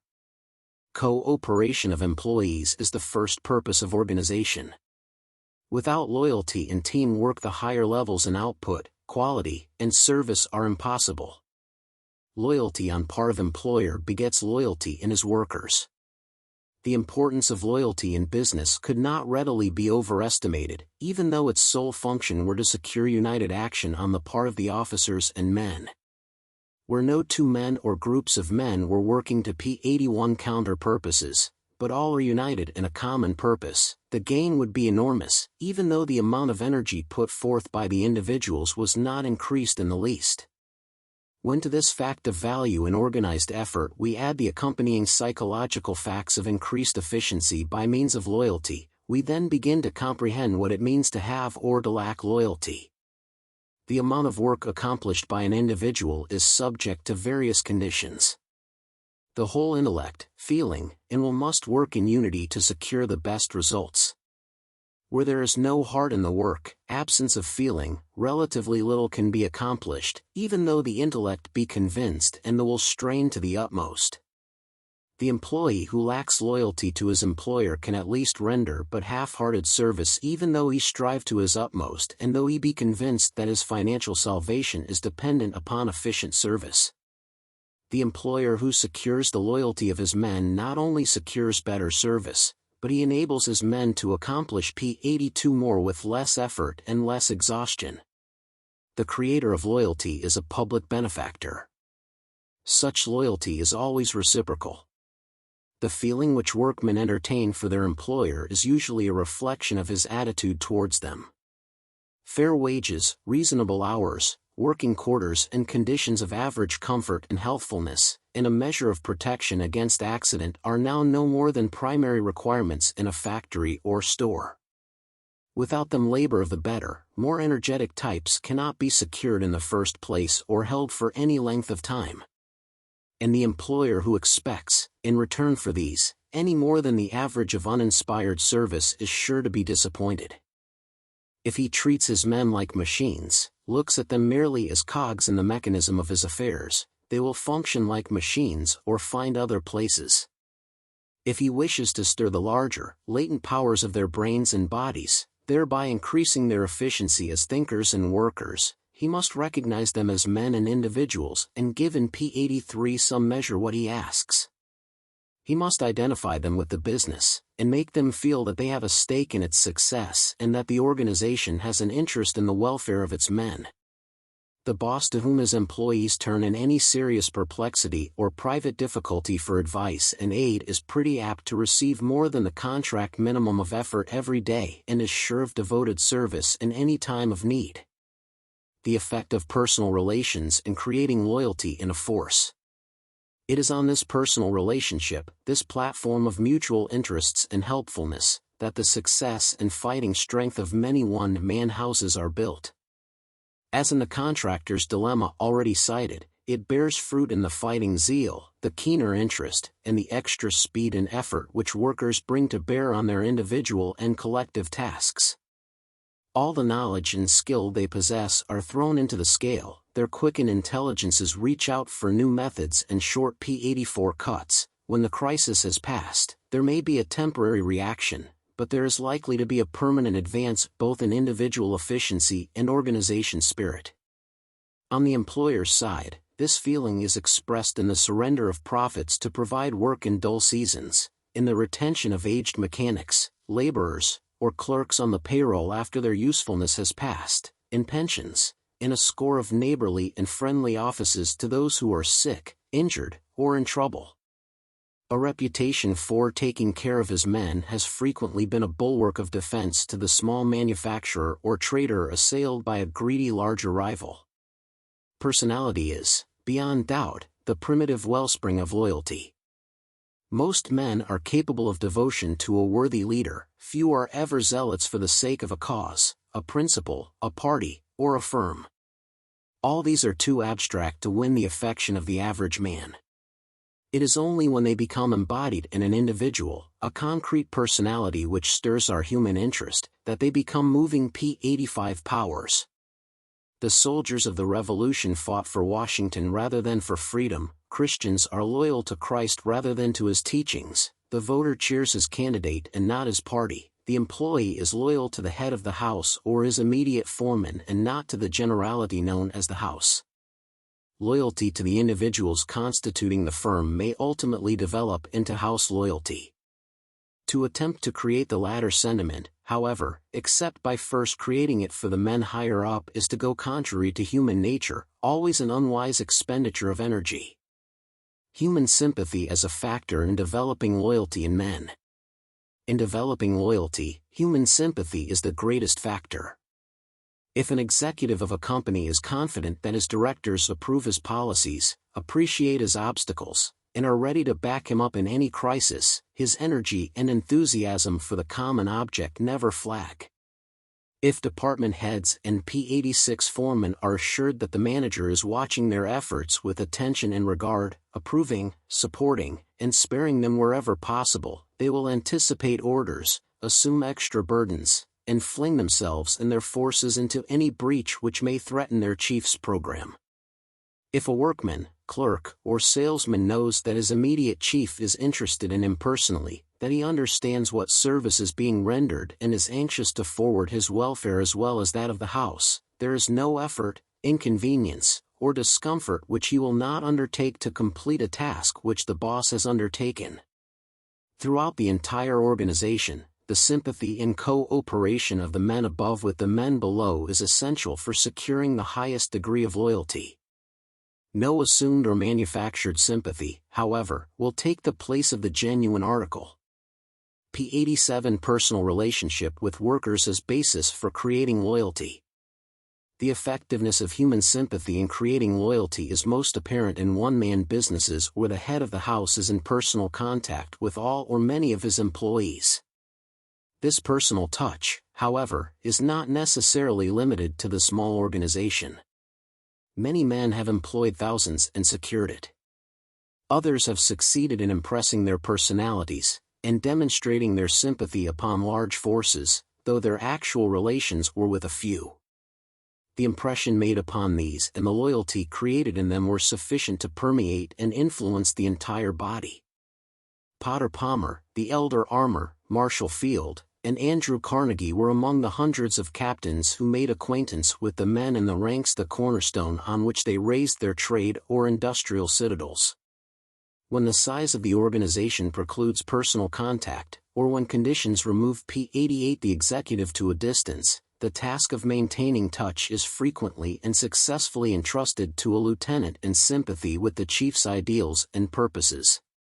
He may be the head of a department variously styled, adjustments, promotion and discharge, employment, labor, but his express function is to restore to an organization the simple but powerful human relation without which higher efficiency cannot be maintained. In factories and stores employing many women, this understudy to the manager is usually a woman, who is given plenary authority in the handling of her charges, in reviewing disputes with foremen, and in finding the right position for the misplaced worker. Whether man or woman, this representative of the manager hears all grievances, reviews all discharges, reductions, and the like, and makes sure that the employee receives a little more than absolute justice. Many successful merchants and manufacturers, however, disdain agents and intermediaries in this relation and are always ACP-89 cessible to every man in their organizations, holding that, since the cooperation of employees is the most important single element in business, the time given to securing it is time well spent. Even though human sympathy may well be regarded as the most important consideration in increasing loyalty, it is not sufficient in and of itself. The most patriotic citizens are those who have served the state. They are made loyal by the very act of service. They have assumed the responsibility of promoting the welfare of the state, and their patriotism is thereby stimulated and given concrete outlet. A paternalistic government in which the citizens had every right but no responsibility would develop beggars rather than patriots. Similarly, in a business house ideally organized to create loyalty, each employee not only feels that his rights are protected, but also feels a degree of responsibility for the success and for the good name of the house. He feels that his task or process is an S&P 90 tile part of the firm's activity, and hence is important and worthy of his best efforts. To cement this bond and make closer the identification of the employee with the house, many firms encourage their employees to purchase stock in the company. Others have worked out profit-sharing plans by which their men share in the dividends of the good years and are given a powerful incentive to promote teamwork and the practice of the economies from which the overplus of profit is produced. Loyalty may be developed by education in house history and policies. The stability of a nation depends on the patriotism of its citizens. Among methods for developing this patriotism, education ranks as the most effective. In the public schools, history is taught for the purpose of awakening the love and loyalty of the rising generations. The founders, builders, and saviors of the country, the great men of peace and war who have contributed to its advancement, are held up for admiration. From the recital of what P91 country and patriotism meant to Washington, Jefferson, Lincoln, Grant, and a host of lesser heroes, the pupils come to realize what country should, and does, mean to them. They become patriotic citizens, grounding the new employee in company traditions and ideals. In like manner, the history of any house can be used to inspire loyalty and enthusiasm among its employees. Business has not been slow to borrow the methods and ideals of education, but the writer has been unable to discover any company which makes adequate use of this principle. That this loyalty may be directed to the house as a whole, and not merely to immediate superiors, every employee should be acquainted with the purposes and policies of the company and should understand that the sympathy which he discovers in his foreman is a common characteristic of the whole organization, clear up to the president. The best way to teach this is by example, by incidents drawn from the past, or by a less than P92 review of the development of the company's policy. To identify oneself with a winning cause, party, or leader, also, is infinitely easier than to be loyal to a loser. For this reason, the study of the history of the firm may well include its trade triumphs, past and present, the remarkable or interesting uses to which its products have been put, the honor or prestige which its executives or members of the organization have attained, and the 100 other items of human interest which can be marshaled to give it house personality. All this would arouse admiration and appreciation in employees, would stir enthusiasm and a desire to contribute to future achievements, and would foster an unwillingness to leave the organization. Some companies have begun in this direction. New employees, by way of introduction, listen to lectures, either with or without the accompaniment of pictures, which review what the house has accomplished, define its standing in the trade, analyze its products and P93 their qualities or functions, sketch the plan and purpose of its organization, and touch upon the other points of chief human interest. Other companies put this information in booklets. Still others employ their house organs to recall and do honor to the interesting traditions of the company as well as to exploit the successful deeds and men of the moment.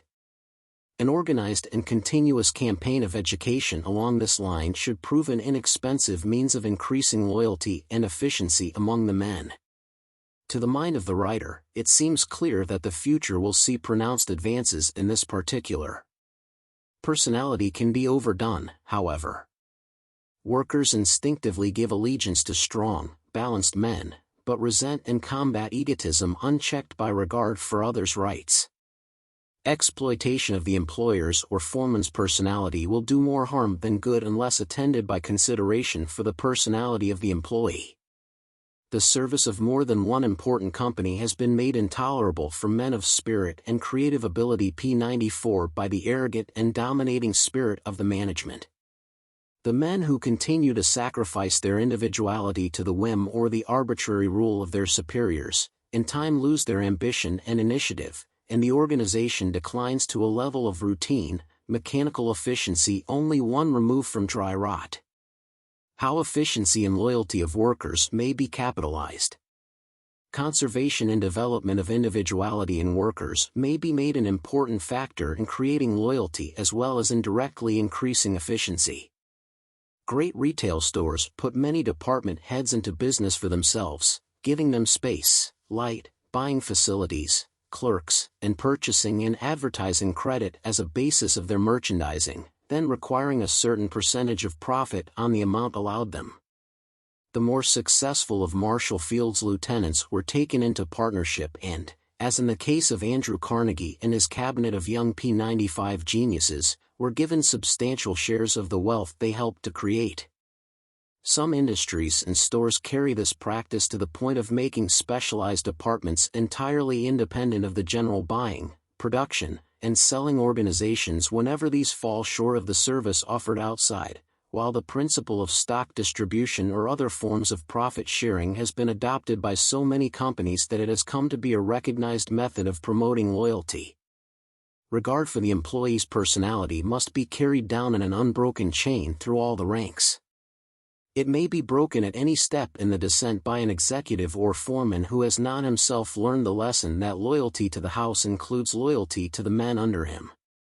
It is not uncommon, in some American houses, to find 3 generations of workers, grandfather, father, and apprentice son, rendering faithful and friendly service, or to discover a score of bosses and men who have P96 spent 30 or 40 years, their entire productive lives, in the one organization. Where such a bond exists between employer and employees, it becomes an active, unfailing force in the development of loyalty, not only among the veterans, but also among the newest recruits for whom it realizes an illustration of what true cooperation means. Many examples of the loyalty of executives for their men in danger. This double loyalty, to the chief and to the organization, is not a plan of slow growth. Few mine accidents or industrial disasters occur without bringing to merited, but fleeting, fame some heroic superintendent or lesser boss who has risked his own life to save his men or preserve the company's property. The same sense of responsibility extends to every grade.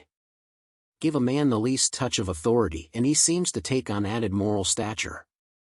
The engineer who clings to his throttle with collision imminent has his counterparts in the handyman P97 who braves injury to slip a belt and save another workman or a costly machine, and in the elevator conductor who drives his car up and down through flames and smoke to rescue his fellows.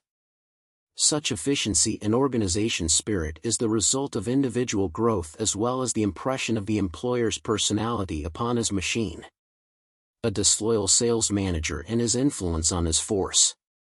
On the other hand, lack of loyalty on the part of employers towards their men is almost as common as failing devotion on the part of workers. Too many assume that the mere providing of work and the payment of wages give them the right to absolute fidelity, even when they take advantage of their men. The sales manager concerned in the following incident refused to believe that his attitude towards his men had anything to do with the lack of enthusiasm and low efficiency in his force. An experienced salesman who had lost his P98 position because of the San Francisco fire applied to the sales manager for a position. He was informed that there were 15 applicants for the Ohio territory, but that the place would be given to him because of his better record.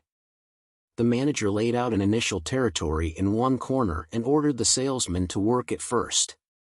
Working this territory, the salesman secured substantial orders, but refrained from overselling any customer, gave considerable time to missionary work and to cultivating the acquaintance of buyers. His campaign was planned less for immediate results than for the future and for the effect on the larger field of the state. Having no instructions as to pushing his wider campaign, in about 60 days he asked for instructions. In answer he was ordered home and discharged on the ground that business was dull and that he had been a loss to the house. During the 60 days he had been working on a losing commission basis with the expectation of taking his profits later. Investigation Dis P99 closed that he was but one of 5 salesmen to whom the Ohio territory had been assigned simultaneously. Of the 5, one other also had made good and had been retained because he could be secured for less money. This multiple tryout policy is entirely fair when the applicants know the conditions. But to lead each applicant to believe that he has been engaged subject only to his ability to make good is manifestly unjust. The facts are bound to come out sooner or later and create distrust among all employees of the house. Loyalty is strictly reciprocal. If an employee feels that he has no assurance of fair treatment, his attitude towards the firm is sure to be negative. Even the man who secures the position will recognize the firm's lack of candor and will never give his employers the full measure of cooperation which produces maximum efficiency. The square deal, indeed, is the indispensable basis of loyalty and efficiency in an organization. The spirit as well as the letter of the bargain must be observed, else the work P100 men will contrive to even up matters by loafing, by sliding the work, or by a minimum production. This means a loss of possible daily earnings. On the other hand, employees never fail to recognize and in time respect the executive who holds the balance of loyalty and justice level between them and the business. Fair wages, reasonable hours, working quarters and conditions of average comfort and healthfulness, ordinary precautions against accidents, and continuous employment are all now regarded as primary requirements and are not sufficient to create loyalty in the men. More than this must be done. The chief executive should create such a spirit that his officers shall turn to him for help when in perplexity or difficulty. The superintendent and officers or bosses should sustain this same sympathetic relationship toward their men that the executive has toward his officers. A reputation for taking care of his men is a thing to be sought in a chief executive as well as in all under officers. Personal relationships should be cultivated. P101 In some large organizations, the chief executive may secure this personal touch with individuals through an agent or through a department known as the Department of Promotion and Discharge, Employment, or Labor. In others, occasional meetings on a level of equality may be brought about through house picnics, entertainments, vacation camps, and so on, where employer and employee meet each other outside their usual business environment. It is not worthwhile to attempt to develop loyalty to the house until there has been developed a loyalty to the personalities representing the house. Loyalty in business is in the main a reciprocal relationship. The way to begin it is for the chief to be loyal to his subordinates and to see to it that all officers are loyal to their inferiors. When loyalty from above has been secured, loyalty from the ranks may readily be developed. The personality of the worker must be respected by the employer. Giving a man a chance to develop himself, allowing him P102 to express his individuality, is the surest way of enlisting the interest and loyalty of a creative man. To identify the interests of employees with the interests of the house, various plans of profit sharing, sale of stock to employees, pensions, insurance against sickness and accident, and so on, have been successfully applied by many companies. So far as possible, responsibility for the success of the house should be assumed by all employees. In some way the workmen should feel that they are in partnership with the executives. We easily develop loyalty for the cause for which we have taken responsibility or rendered a service. Creating loyalty to firm itself by educational campaign. A perpetual campaign of publicity should be maintained for the benefit of every man in the employ of the house. In this there should be a truthful but emphatic presentation of acts of loyalty on the part of either employers or P103 workmen. Everything connected with the firm which has human interest should be included in this history. This educational campaign should change the loyalty to the * men in the firm into loyalty to the * firm itself. It should be an attempt to give the firm a personality, and of such a noble character that it would win the loyalty of the men. This could be accomplished at little expense and with great profit. Chapter 5. Concentration. As a means of increasing human efficiency. The owner of one of the largest and most complex businesses in America handles his day's work on a schedule as exacting as a railway timetable. In no other way could he keep in touch with and administer the manifold activities of his industry and a score of allied interests, buying of the day's raw materials for a dozen plants in half as many markets, direction of an organization exceeding 20,000 men, selling and delivering a multitude of products in a field as wide as 3 continents, financing the whole tremendous fabric. Every department of his business, therefore, has its hour or quarter hour in the daily program when its big problems are considered P104 P105 and settled on the tick of the clock. This schedule is flexible, since no 2 days bring from any division of production, distribution, or financing the same demands upon the owner's attention. Yet each keeps its place and comes invariably under his eye, through reports and his own mastery of conditions affecting the department. To secure the high personal efficiency required for this oversight and methodical dispatch of affairs, the owner-executive is not only protected from outside interruptions and distractions, but is also guarded against intrusion of the vital elements of his business, both men and matters, except at the moment most advantageous for dealing with them. Analysis and organization have determined these moments, just as they have eliminated every non-essential in the things presented for consideration and decision. Except when emergencies arise, there is no departure from the rule, one thing at a time, the big thing, at the right time. The task in hand is never cheated, or allowed to cheat the next P106 in line. Management is as much a continuous process, organized and waste-proof, as the journey of raw materials through his plants. This is an illustration of remarkable individual efficiency attained by concentration, the power of the human mind which seems inseparable from any great achievement in business, in politics, in the arts, in education. Through it, men of moderate capacities have secured results apparently beyond the reach of genius. And in no field has this power of concentration been displayed more vividly by leaders or been more generally lacking in the rank and file than in business. Analysis of the conditions may suggest the reason and the remedy. The modern businessman is exhausted no more by his actual achievements than by the things which he is compelled to resist doing. Appeals for his attention are ceaseless. The roar of the street, the ring of telephone bells, the din of typewriting machines, the sight of a row of men waiting for an interview, the muffled voices from neighboring offices or P107 workers, the plan for the day's work which is being delayed, the anxiety for the results for certain endeavors, suspicion as to the loyalty of employees, these and a score of other distractions are constantly bombarding him.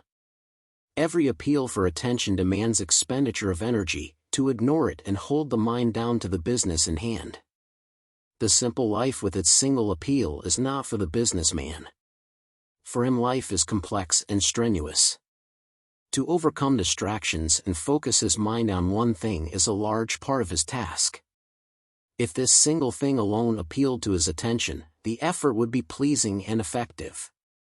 It is not the work that is hard, the strain comes in keeping other things at bay while completing the pressing duty. He is exhausted, not because of his achievements, but because of the expenditure of energy in resisting distractions. He is inefficient, not through lack of industry, but from lack of opportunity or of ability to concentrate his energy upon the single task at hand. P108. All sources of illumination, from the candle to the sun, send out rays of light equally in all directions.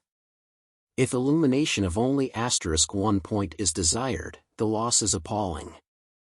The rays may be assembled, however, by reflectors and lenses and so brought to bear in great force at a single point. This brilliancy is not secured by greater expenditure of energy, but by utilizing the rays which, except for the reflectors and lenses, would be dissipated in other directions. As any source gives off equally in all directions, so the human intellect seems designed to respond to all forms and sorts of appeal for attention. To keep light from going off in useless directions we use reflectors. To keep human energy from being expended in useless directions we must remove distractions. To focus the light at any point we use lenses, to focus our minds at any point we use concentration. Concentration is a state secured by the mental activity called attention. To understand concentration we must first consider the more fundamental facts of attention. P109. In the evolution of the human race certain things have been so important for the individual and the race that responses towards them have become instinctive. They appeal to every individual and attract his attention without fail. Thus moving objects, loud sounds, sudden contrasts, and the like, were ordinarily portents of evil to primitive man, and his attention was drawn to them irresistibly. Even for us to pay attention to such objects requires no intention and no effort. Hence it is spoken of as *passive or *involuntary attention. The attention of animals and of children is practically confined to this passive form, while adults are by no means free from it. For instance, ideas and things to which I have no intention of turning my mind attract me. Ripe fruit, gesticulating men, beautiful women, approaching holidays, and scores of other things simply pop up in my mind and enthrall my attention. My mind may be so concentrated upon these things that I become oblivious to pressing responsibilities. In some P110 instances the concentration may be but momentary, in others there may result a daydream, a building of air castles, which lasts for a long time and recurs with distressing frequency. Such attention is action in the line of least resistance. Though it may suffice for the acts of animals and children, it is sadly deficient for our complex business life. Even here, however, it is easy to relapse to the lower plane of activity and to respond to the appeal of the crier in the street, the inconvenience of the heat, the news of the ball game, or a pleasing reverie, or even to fall into a state of mental apathy. The warfare against these distractions is never wholly won. Banishing these allurements results in the concentration so essential for successfully handling business problems. The strain is not so much in solving the problems as in retaining the concentration of the mind. When an effort of will enables us to overcome these distractions and apply our minds to the subject in hand, the strain soon repeats itself. P. 111 It frequently happens that this struggle is continuous, particularly when the distractions are unusual or our physical condition is below the normal. No effort of the will is able to hold our minds down to work for any length of time unless the task develops interest in itself. This attention with effort is known as *voluntary attention. It is the most exhausting act which any individual can perform. Strength of will consists in the power to resist distractions and to hold the mind down to even the most uninteresting occupations. Fortunately for human achievement, acts which in the beginning require voluntary effort may later result without effort. The schoolboy must struggle to keep his mind on such uninteresting things as the alphabet. Later he may become a literary man and find that nothing attracts his attention so quickly as printed symbols. In commercial arithmetic, the boy labors to fix his attention on dollar signs and problems involving profit and loss. Launched in business, P. 112 However, these things may attract him more than a football game. It is the outcome of previous application that we now attend without effort to many things in our civilization which differ from those of more primitive life. Such attention without effort is known as secondary passive attention. Examples are furnished by the geologist's attention to the strata of the earth, the historians to original manuscripts, the manufacturers to byproducts, the merchants to distant customers, and the attention which we all give to printed symbols and scores of other things unnoticed by our distant ancestors. Here our attention is similar to passive attention, though the latter was the result of inheritance, while our secondary passive attention results from our individual efforts and is the product of our training. Through passive attention my concentration upon a castle in Spain may be perfect until destroyed by a fly on my nose.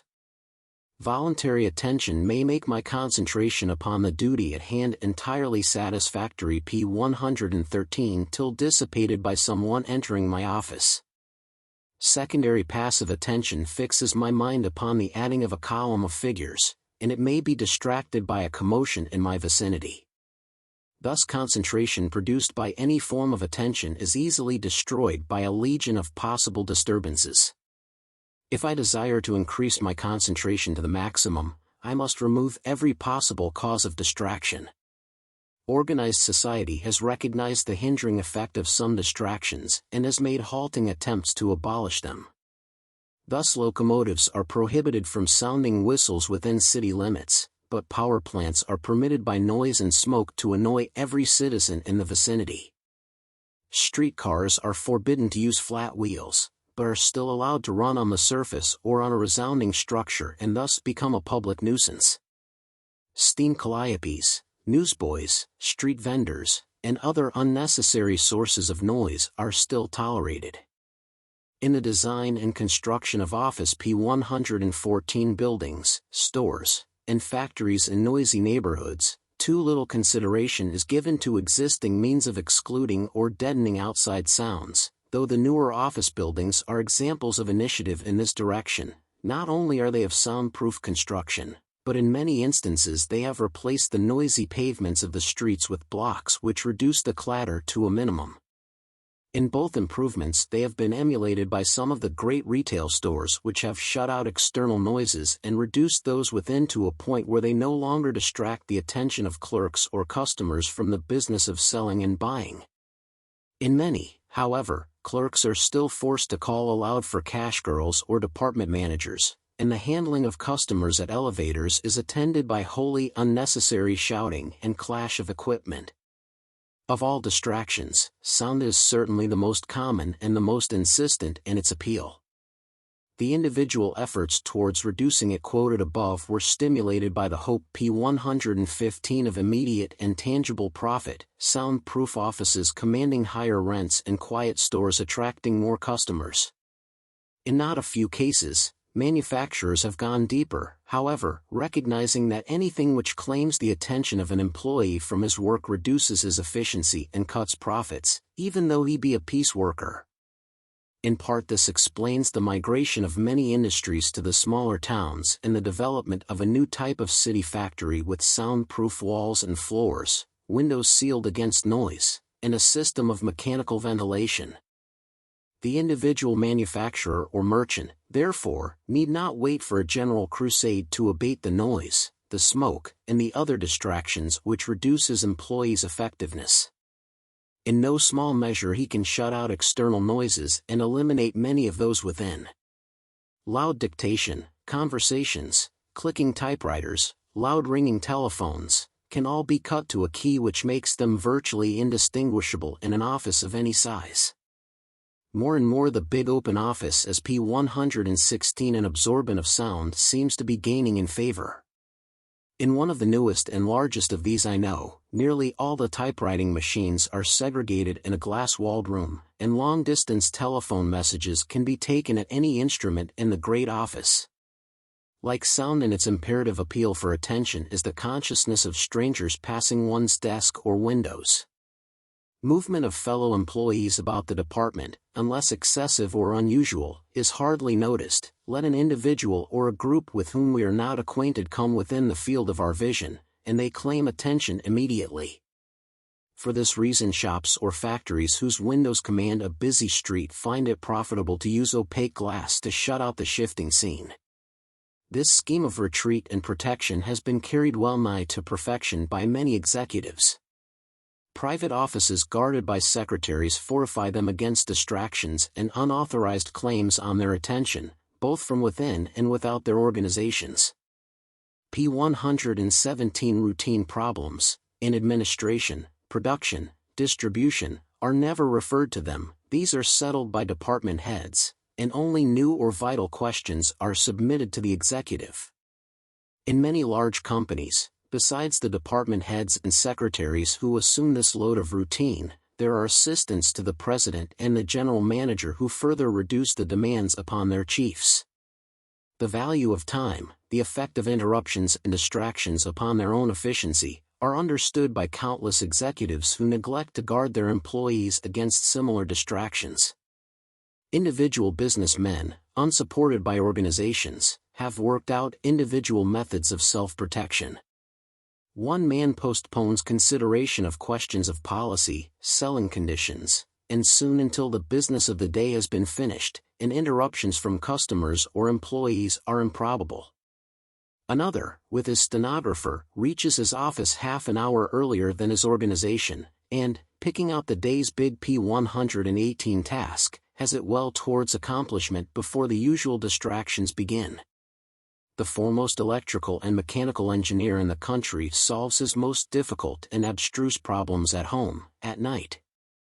His organization provides a perfect defense against interruptions, but only in the silence, the isolation of his home at night, does he find the complete absence of distraction permitting the absolute concentration which produces great results. This chapter was prefaced by an instance where protection from distractions through organization was joined with methodical attack on the elements of the day's work. This combination approaches the ideal. It is the system followed by nearly all the great executives of America. Time and attention are equably allotted to the various interests, the various departments of effort which must have the big man's consideration during the day. Analysis has determined how much of each is required, appointments are made with the men who must cooperate, all other matters are pushed aside until a decision is reached, P119, and upon the completion of each attention is concentrated on the next task. A striking instance of this organization of work and concentration upon a single problem is afforded by the cabinet meetings of some large corporations and the luncheons of groups of powerful financiers in New York. There are certain questions to be settled, a definite length of time in which to settle them. In the order of their importance they are allotted so many minutes. At the expiration of that time a vote is taken, the president or chairman announces his decision, and the next matter is attacked. There is no royal method of training in concentration. It is in the main developed by repeated acts of attention upon the subject in hand. If I am anxious or need to develop the power of concentration upon what people say, either in conversation or in public discourse, I may be helped by persistently and continuously forcing myself to attend. The habit of concentration may to a degree be thus acquired. P. 120. Pursuing it, I should never allow myself to listen indifferently, but I must force myself to strict attention. Such practice would result ultimately in a habit of concentration upon what I hear, but would not necessarily increase my power of concentration upon writing, adding, or other activities. Specific training in each is essential, and even then the results will be far short of what might be desired. Persistent effort in any direction is not without result, however, and any increase in concentration is so valuable that it is worth the effort it costs. If a man lacks power of concentration in any particular direction, he should force concentration in that line and continue till a habit results. Our control over our muscles and movements far exceeds our direct control over our attention. An attitude of concentration is possible even when the desired mental process is not present. Thus, by fixing my eyes on a page and keeping them adjusted for reading, even when my mind is on a subject far removed, I can help my will to secure concentration. I less than P. 121 can likewise restrain myself from picking up a newspaper or from chatting with a friend when it is the time for concentrated action on my work. By continuously resisting movements which tend to distract and by holding myself in the position of attention, the strain upon my will and forcing concentration becomes less. Concentration is practically impossible when the brain is fagged or the bodily condition is far below the normal in any respect. The connection between the body and the mind is most intimate, and the perfect working of the body is necessary to the highest efficiency of the mind. The power of concentration is accordingly affected by surroundings and the hours of labor, by sleep and recreation, by the quality and quantity of food, and by every condition which affects the bodily processes favorably. Recognition of this truth is behind the very general movement, both here and abroad, to provide the best possible conditions both in the factories and the home environment of workers. Employers are coming more and more to P. 122 understand that conservation of physical forces means maximum output. The foundation, of course, is a clean, spacious, well-lighted, and perfectly ventilated factory in a situation which affords pure air and accessibility to the homes of employees. In England and Germany the advance towards this ideal has taken form in the garden cities of which the plant is the nucleus and the support. In America there is no lack of industrial towns planned and built as carefully as the works to which they are tributary. Some have added various welfare features, ranging from hot luncheons served at cost, free baths, and medical attendance to night schools for employees to teach them how to live and work to better advantage. The profit comes back in the increased efficiency of the employees. Even though the health be perfect and the attitude of attention be sustained, the will is unable to retain concentration by an effort for more than a few seconds at a time. When the mind is concentrated upon an P. 123 object, this object must develop and prove interesting, otherwise there will be required every few seconds the same tug of the will. This concentration by voluntary attention is essential, but cannot be permanent. To secure enduring concentration we may have to pull ourselves together occasionally, but the necessity for such efforts should be reduced. This is accomplished by developing interest in the task before us, through application of the fundamental motives such as self-preservation, imitation, competition, loyalty, and the love of the game. If the task before me is essential for my self-preservation, I shall find my mind riveted upon it. If I hope to secure more from speculation than from the completion of my present tasks, then my self-preservation is not dependent upon my work, and my mind will irresistibly be drawn to the stock market and the racetrack. If I wish my work to be interesting and to compel my undivided attention, I should then try to make it appeal to me as of more importance than anything P124 else in the world. I must be dependent upon it for my income. I must see that others are working and so imitate their action.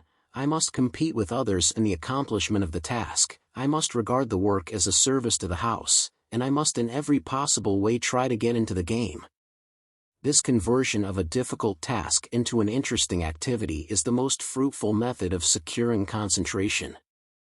Efforts of will can never be dispensed with, but the necessity for such efforts should be reduced to the minimum.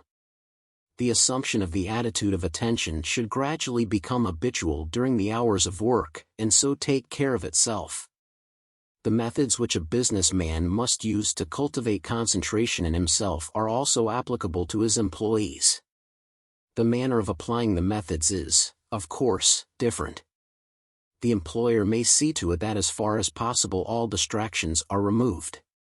He cannot directly cause his men to put forth voluntary effort, but he can see to it that they read P125 the attitude of concentration.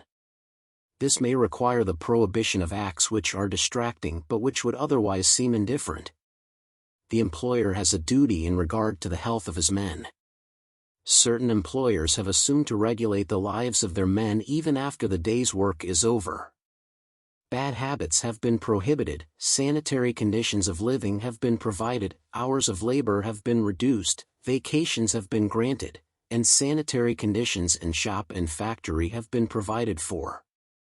Employers are finding it to their interest to make concentration easy for their men by rendering their work interesting. This they have done by making the work seem worthwhile. The men are given living wages, the hope of promotion is not too long deferred, attractive and efficient models for imitation are provided, friendly competition is encouraged, loyalty to the house is engendered, and love of the work inculcated. In addition, everything which hinders the development of interest in the work has been resisted. P126. How will a salesman, for instance, develop interest in his work if he makes more from his sidelines than from the service he renders to the house which pays his expenses? How can the laborer be interested in his work if he believes that by gambling he can make more in an hour than he could by a month's steady work? The successful shoemaker sticks to his last, the successful professional man keeps out of business, and the wise businessman resists the temptation to speculate. Occasionally a man may be capable of carrying on diverse lines of business for himself, but the man is certainly a very great exception who can hold his attention to the interests of his employer when he expects to receive greater rewards from other sources. The power of concentration depends in part upon inheritance and in part upon training. Some individuals, like an Edison or a Roosevelt, seem to be constructed after the manner of a searchlight. All their energy may be turned in one direction and all the rest of the world disregarded. Others are what we call scatter P127 brained. They are unable to attend completely to any one thing. They respond constantly to stimulation in the environment and to ideas which seem to pop up in their minds. Some people can read a book or paper with perfect satisfaction, even though companions around them are talking and laughing. For others, such attempts are farcical. Many great men are reputed to have had marvelous powers of concentration. When engaged in their work, they became so absorbed in it that distracting thoughts had no access to their minds, and even hunger, sleep, and salutations of friends have frequently been unable to divert the attention from the absorbing topic. There are persons who cannot really work except in the midst of excitement. When surrounded by numerous appeals to attention, they get wakened up by resisting these attractions and find superfluous energy adequate to attend to the subject in hand. This is on the same principle that governs the effects of poisonous stimulants. Taken P128 into the system, the whole bodily activity is aroused in an attempt to expel the poison. Some of this abnormally awakened energy may be applied to uses other than those intended by nature. Hence, some individuals are actually helped in their work at least temporarily by the use of stimulants. Most of the energy is of course required to expel the poison, and hence the method of generating the energy is uneconomical. The men who find that they can accomplish the most work and concentrate themselves upon it the most perfectly when in the midst of noise and confusion are paying a great price for the increase of energy available for profitable work. To be dependent on confusion for the necessary stimulation is abnormal and expensive. Rapid exhaustion and a shortened life result. It is a bad habit and nothing more. Many persons seem able to disregard the common and necessary distractions of office, store, or factory. Other persons are so constituted that these distractions can never be overcome. Such P129 persons cannot hear a message through a telephone when others in the room are talking, they cannot dictate a letter if a third person is within hearing, they cannot add a column of figures when others are talking. Habit and effort may reduce such disability, but in some instances it will never even approximately eliminate it. Such persons may be very efficient employees, and their inability to concentrate in the presence of distractions should be respected. Every businessman is careful to locate every piece of machinery where it will work best, but equal care has not been given to locating men where they may work to the greatest advantage. By inheritance, the power of concentration differs greatly among intelligent persons. By training, those with defective power may improve, but will never perfect the power to concentrate amidst distractions. To subject such persons to distractions is an unwise expenditure of energy. Concentration by voluntary attention should be avoided, but concentration by secondary passive P130 attention cultivated. Organized business interests should eliminate such public nuisances as surface streetcars, elevated trains, vendors of wares, screeching newsboys, smoking chimneys, and the like. In individual establishments, walls may be deadened to sounds, telephones may be muffled, call bells may be replaced by buzzers with indicators, clerks may have other methods than that of calling aloud for cash or for floor walkers, typewriters may be masked with a view to reducing the general commotion, the illumination at the desks may be increased, discomforts should be reduced to a minimum. Work may be so systematized that only one task at a time demands attention. At least the attitude of concentration should be habitual. The bodily condition favorable to the best concentration may make profitable such devices as firm lunchrooms, the building of industrial villages, and so on. Concentration is secured positively by bringing into activity the various motives which affect most powerfully the different individu P131 ALS. There should be a universal taboo on horse racing and all forms of gambling. Even sidelines should be completely discouraged. Some individuals are so hindered by the ordinary and necessary distractions of business that special protection should be granted to them. Chapter 6. Wages. As a means of increasing human efficiency. 50 years ago, works on psychology were devoted largely to discussion of ideas and of concepts. Today the point of emphasis has changed, and we are now paying much attention to a study of attitudes. It is doubtless important to analyze my ideas or concepts, but it is of much more importance to know my attitudes. It is vital to know how to influence the ideas of others, but to be able to influence their attitudes is of still greater significance. We all know in a general way what we mean by an attitude, but it is difficult to define or to comprehend it exactly. I have one attitude towards a snake and a totally different one towards my students. If when hunting P132 P133 quail I happen upon a little harmless snake, I find that I respond to the sight in a most absurd manner. Dread and repulsion overcome me. I can hardly restrain myself from killing the snake, even though doing so will frighten the birds I am hunting. I am predisposed to react in a particular way towards a snake. I sustain a particular attitude towards it. In the presence of my students, I find that a spirit of unselfish devotion and a desire to be of assistance are likely to be uppermost. That is to say, I sustain towards my students an attitude of helpfulness, a predisposition to react towards them in such a way that their interests may be furthered. In fact, I find that we all take particular attitudes towards the people we know and towards every task of our lives. These attitudes are very significant, and yet they are often developed by circumstances which made but little apparent impression at the time, or may have been altogether forgotten. I cannot recall, for instance, the experience of my boyhood which developed p. 134 my present absurd attitude toward harmless snakes. When witnessing a play, my attitude of suspicion towards a particular character may have been promoted by means of music and color, by means of the total setting of the play, or by some other means which never seemed to catch my attention. These concealed agencies threw me into an attitude of suspicion, even while I was not aware that such a result was being attempted. This modern conception of psychology teaches us that in influencing others we are not successful until we have influenced their attitudes. Children in school do not draw patriotism from mere information about their country. Patriotism comes with the cultivation of the proper attitude towards one's native land. Success or failure in business is caused more by mental attitude even than by mental capacities.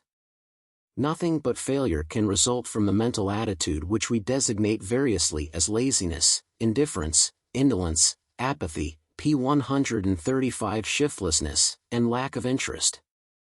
All business successes are due in part to the attitudes which we call industry, perseverance, interest, application, enthusiasm, and diligence.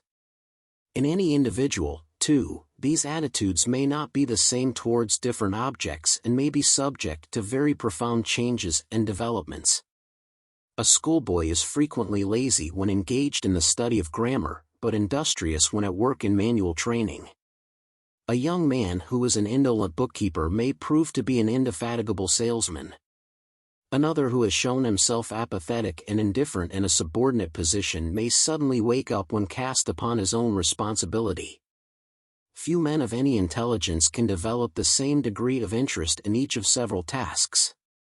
Personally, I find that my shiftlessness in regard to some of my work is appalling. Touching my main activities, however, I judge that my industry is above reproach.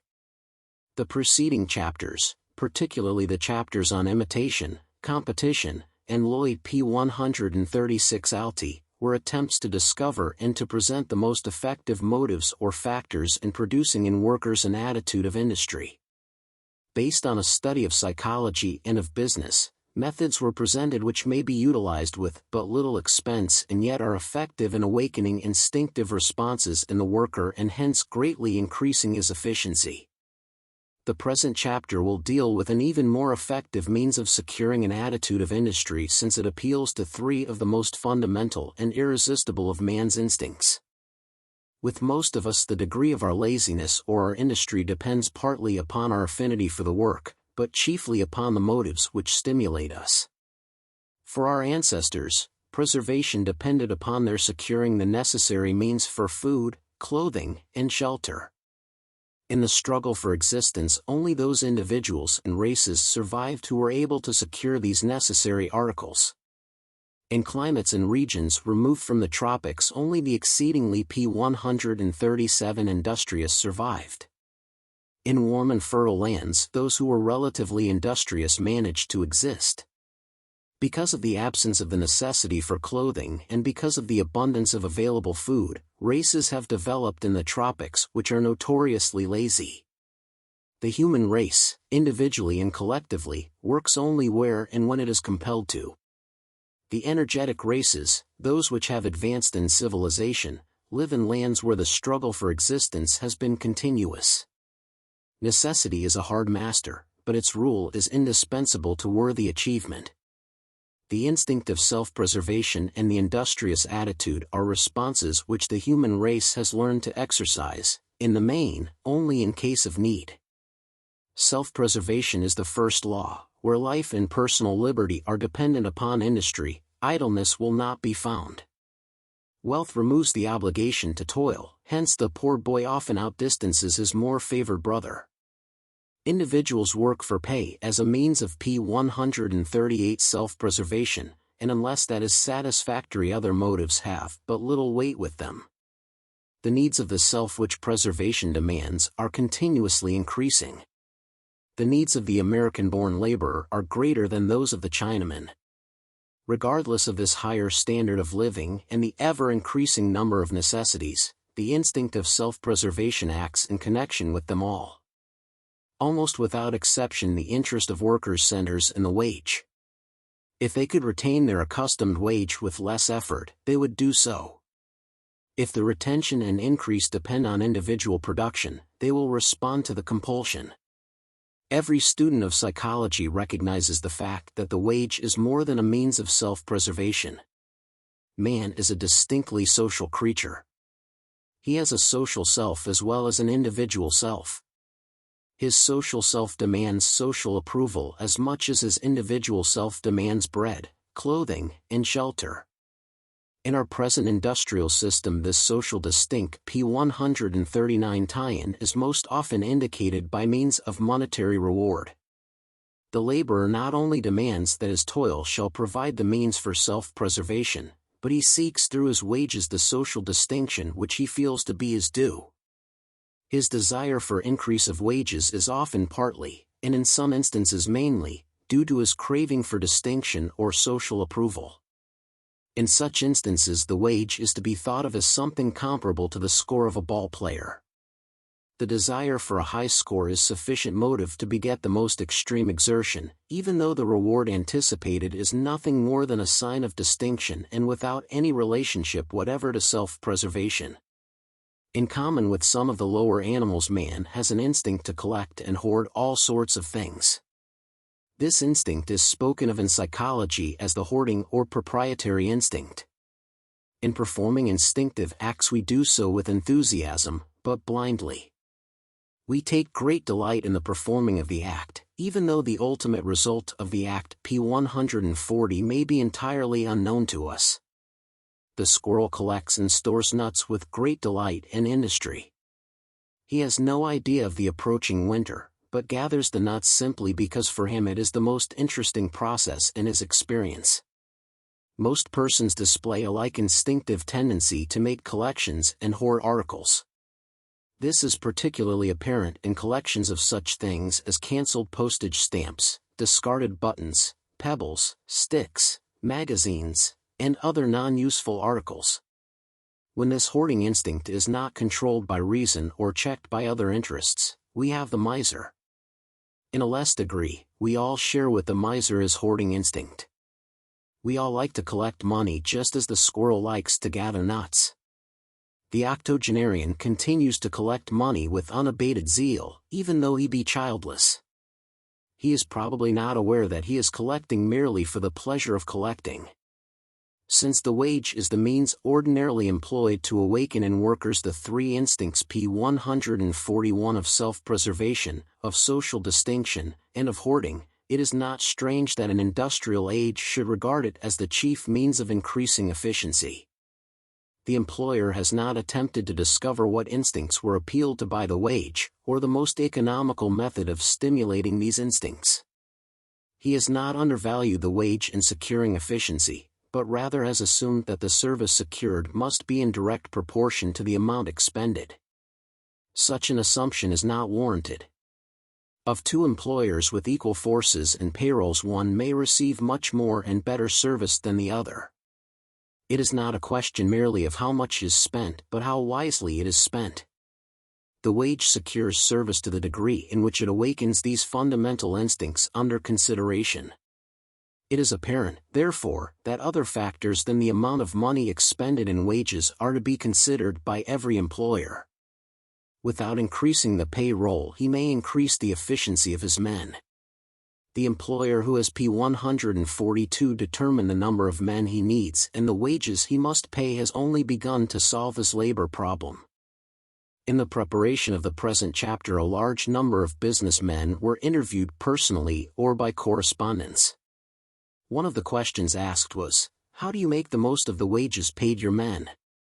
As subsidiary to this general question, three other questions were asked. In paying them, do you base the amount to be received by each man upon a fixed salary?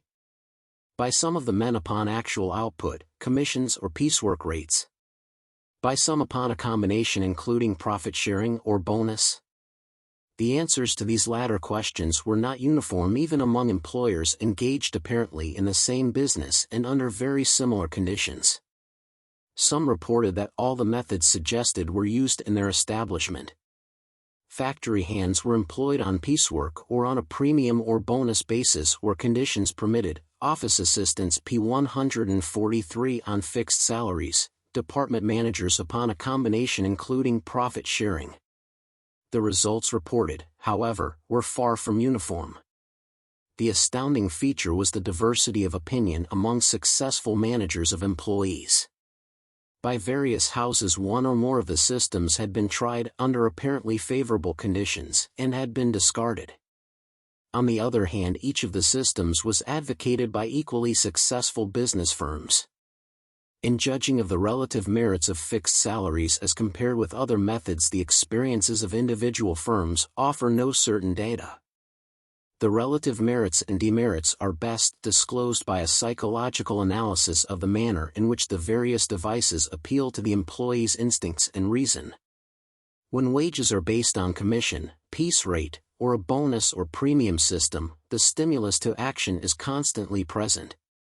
Every stroke of the hammer, every sale made, every figure added, increases the wage. The wage thus continuously beckons the worker to greater accomplishment. P144.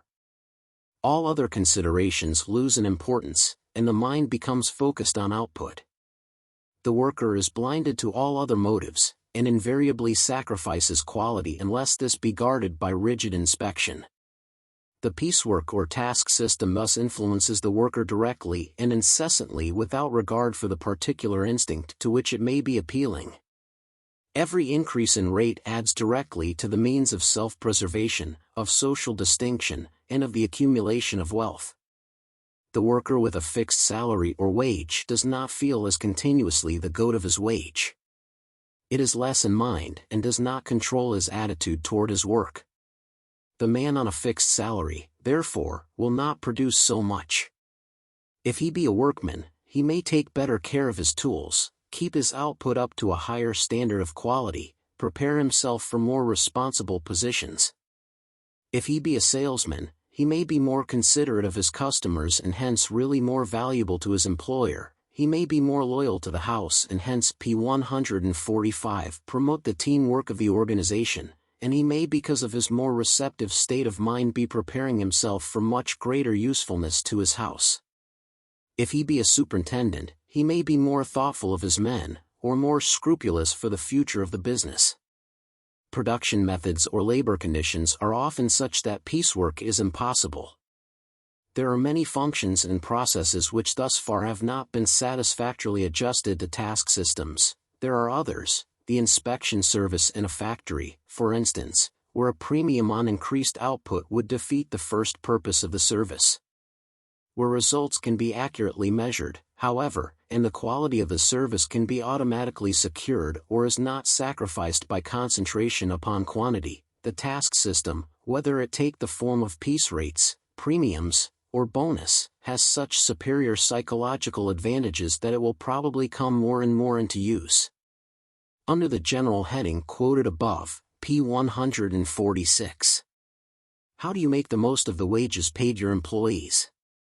The following question was asked: what special method do you employ to make men satisfied or pleased with their wages? The answers were most interesting and instructive. One manager having many thousand men in his organization narrated various methods by which he kept in personal touch with his men, and turned this personal relationship to the advantage of the house. One illustration will make clear the line he pursued. In the card catalog of the employees, the birthday of each is noted, the executive recognizing that for the average man this is an anniversary even more important than New Year's. If for any reason a member of the organization deserves or requires the executive's personal attention, his birthday may be chosen as the date of the interview. Then whether the man merits an advance for extra good work or needs help to correct a temporary slump in efficiency, the reward or the appeal takes on added meaning. P147 because it coincides with a turning point in his life. To facilitate the plan, the manager's file of employment cards is arranged, not by initials or departments, but by birthdays. Each workman's name falls under his eye a few days in advance, long enough to secure a report from his foreman, if knowledge is lacking of his progress. As I entered this manager's office, I met a young man coming out. He had been in the company's employ only a few months and his relations with the organization had not yet been established. Asked for a report, his foreman gave him a good record and recommended a small advance. Imagine the surprise, the instant access of pride and loyalty, the impulse towards greater effort and efficiency, when the young man was called into the manager's office on his birthday, congratulated on his record, and informed that he would start his new year with an advance in wages. Double the advance, if allowed in the usual way, would not have so impressed and satisfied P148 him. The increased wage made its appeal direct to the instinct for social recognition, and hence was very effective. Such a method does not admit of general application. Practiced in cold blood, it might even be harmful. But in this case, it struck me not as an act of selfish cleverness, but as the expression of a real sympathy and interest which the manager felt for his men. The cleverness lay in the recognition that no man is ever so susceptible to counsel, to appreciation, or to rebuke as on his birthday, when the social self is especially alert. In other organizations, the effort to extend this factor of human sympathy to each worker and to see that full justice is rendered to him takes the form of a department of promotion and discharge. The head is the direct representative of the front office and is independent of superintendents and foremen. No man can be paid off until the facts have been submitted to the consideration of this department. Here also the man may present his case to an unprejudiced and sympathetic arbiter. P149. In actual practice the man paid off is sometimes retained and the foreman, on the evidence of prejudice, bad temper, or other incompetency, is discharged.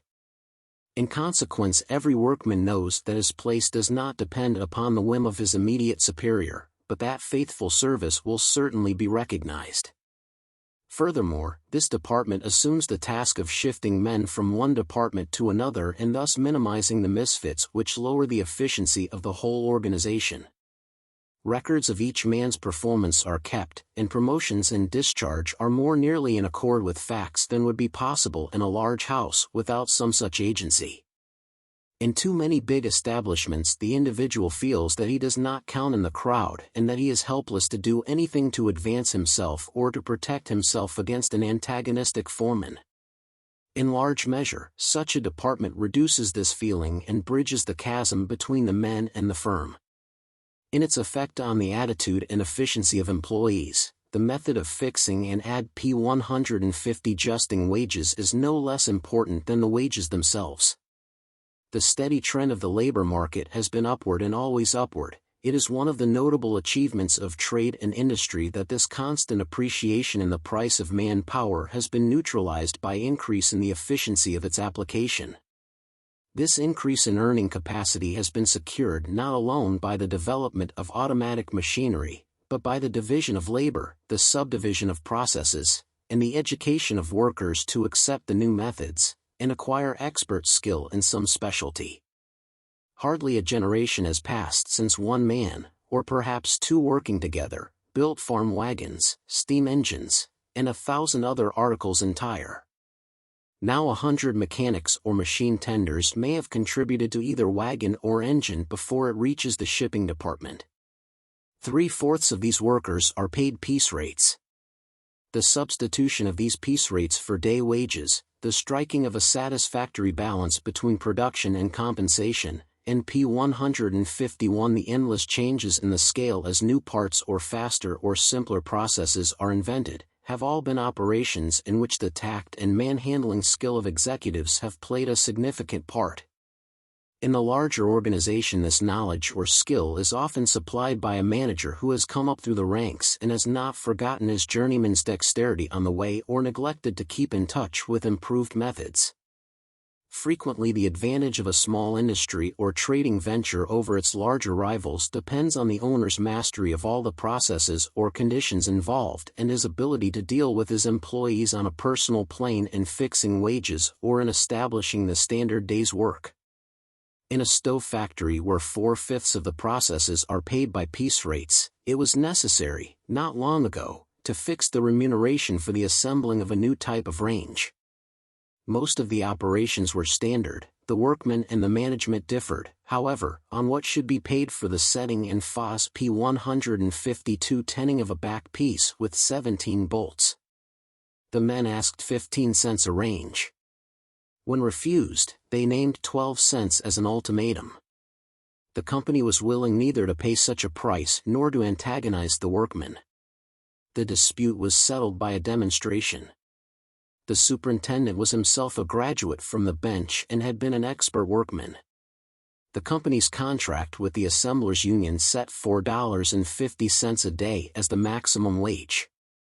To prove his contention that even 12 cents was too great a price, he set the back pieces on 10 ranges himself, under the eyes of a committee, and proved that at 6 cents a range he could easily earn the maximum day wage. The price agreed upon was 8 cents, little more than half the original demand.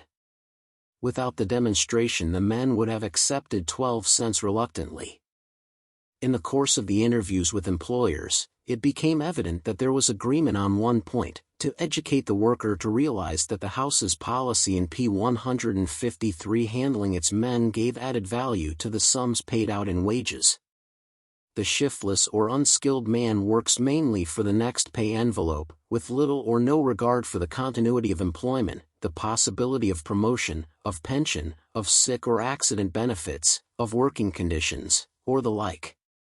The skilled worker, on the contrary, and the more desirable class of laborers, nearly always rate their wages above or below par, according to the presence or the absence of these contingent benefits or emoluments. To the average man with a family, the steady job at fair wages is the first consideration. It appeals more strongly to him than intermittent employment at a much higher rate, while the younger, restless, and less dependable man, both skilled and unskilled, gravitates to the shop where he can command a premium for a little while. Just as managers are always looking for the steady worker, nearly all agree in assuring their employees that faithful and efficient service will be rewarded with continuous employment. P154. To carry out this policy is sometimes difficult in businesses where demand is seasonal and where a large part of the product must be made to order. Nevertheless, the manager who adjusts his production program to cover the entire year has the choice of the best workers even when other factories offer higher rates. Likewise, the employer who sacrifices his profit in bad years to take care of his men and hold his organization together recovers his losses when the revival comes. So deeply rooted is this desire for a steady job and so generally recognized as an essential of the labor problem that several large industries have developed sidelines to which they can turn their organization during their slack seasons, while others in periods of depression pile up huge stocks of standard products, making heavy investments of capital, for the primary purpose of keeping their men employed. How such a policy reacts on the wage question, and hence on the efficiency of employees, is shown by an instance which lately fell under P155 my notice. By a long and persistent campaign of education and demonstration, a small quality house forced a rival 10 times as large to adopt the careful processes on which this quality depended. Adopting the small man's methods, the competitor, instead of training its own operatives to the new standards, sought to hire the other man's skilled workers. The premium offered was a 30% advance. It was refused, however. The tempted mechanics, analyzing the rival's proposal, hit on the disloyalty contemplated towards its own employees. They were to be discharged or transferred to other departments to make room for the new men. Measuring this cold-blooded policy against the consideration, the unfailing effort of their old employer to take care of them in bad seasons, the workers decided to stick to the smaller company and refuse the advance. Next to continuous employment, among methods of increasing the value of wages, is the policy of making promotions from the ranks. This practice seems to be commonly ACP 156 cept as fruitful, although many firms believe it impossible of application in filling some of the higher as well as some of the more technical positions. Where the system is applicable, it acts as a powerful stimulus to the men by adding to their present wages the promise or possibility of better positions and higher pay in the future. It gives assurance of promotion for faithful service much greater than in houses which fill the upper positions from outside sources on the assumption that they thus get new blood into the business. The men secured from outside may be more skilled or more productive of immediate results than any available in the house organization. By their importation, however, the wages of all the men aspiring to the position have been cheapened. Nor does the evil stop there. The assumption is naturally drawn that the same practice is likely to be followed in filling other vacancies. The stimulus to initiative and activity is thus weakened for men in every grade and their wages are shrunk below par. P 157.